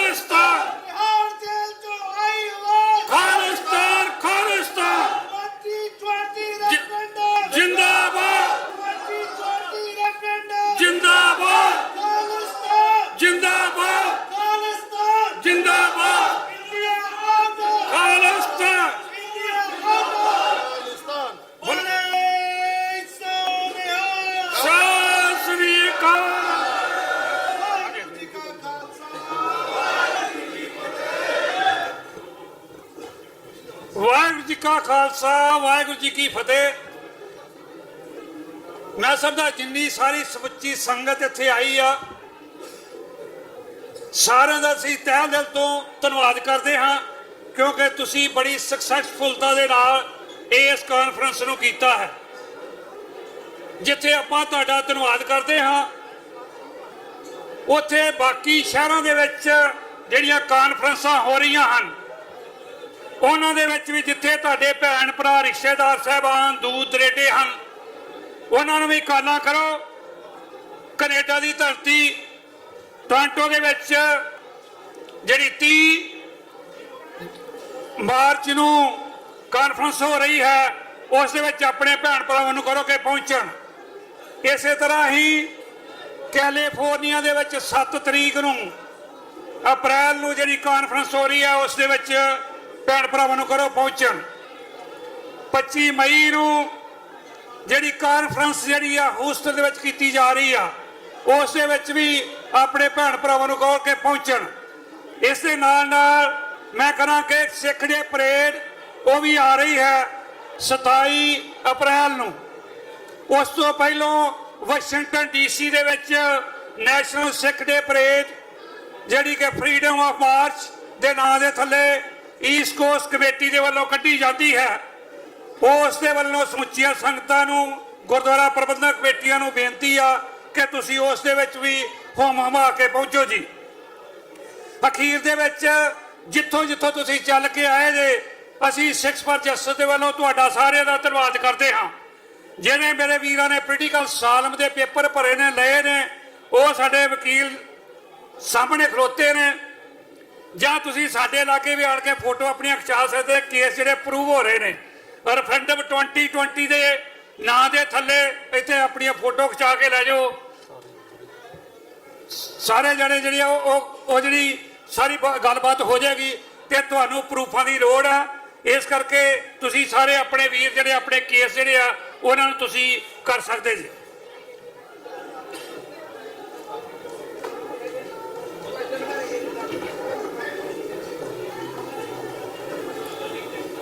ਧਾਰੀਵਾਲ ਸਾਹਿਬ ਨੂੰ ਬੇਨਤੀ ਆ ਵੀ 1 ਮਿੰਟ ਉਹ ਬੋਲਣਗੇ ਜੀ।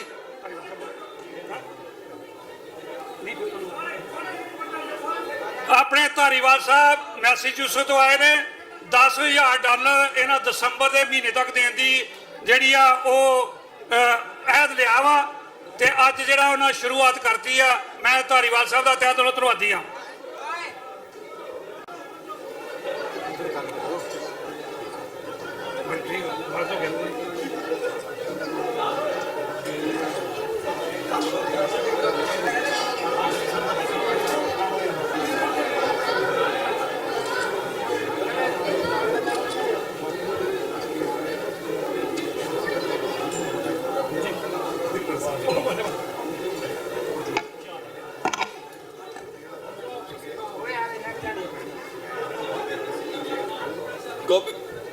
ਗੋਪੀ ਖਿੱਚੀ ਹੁਣ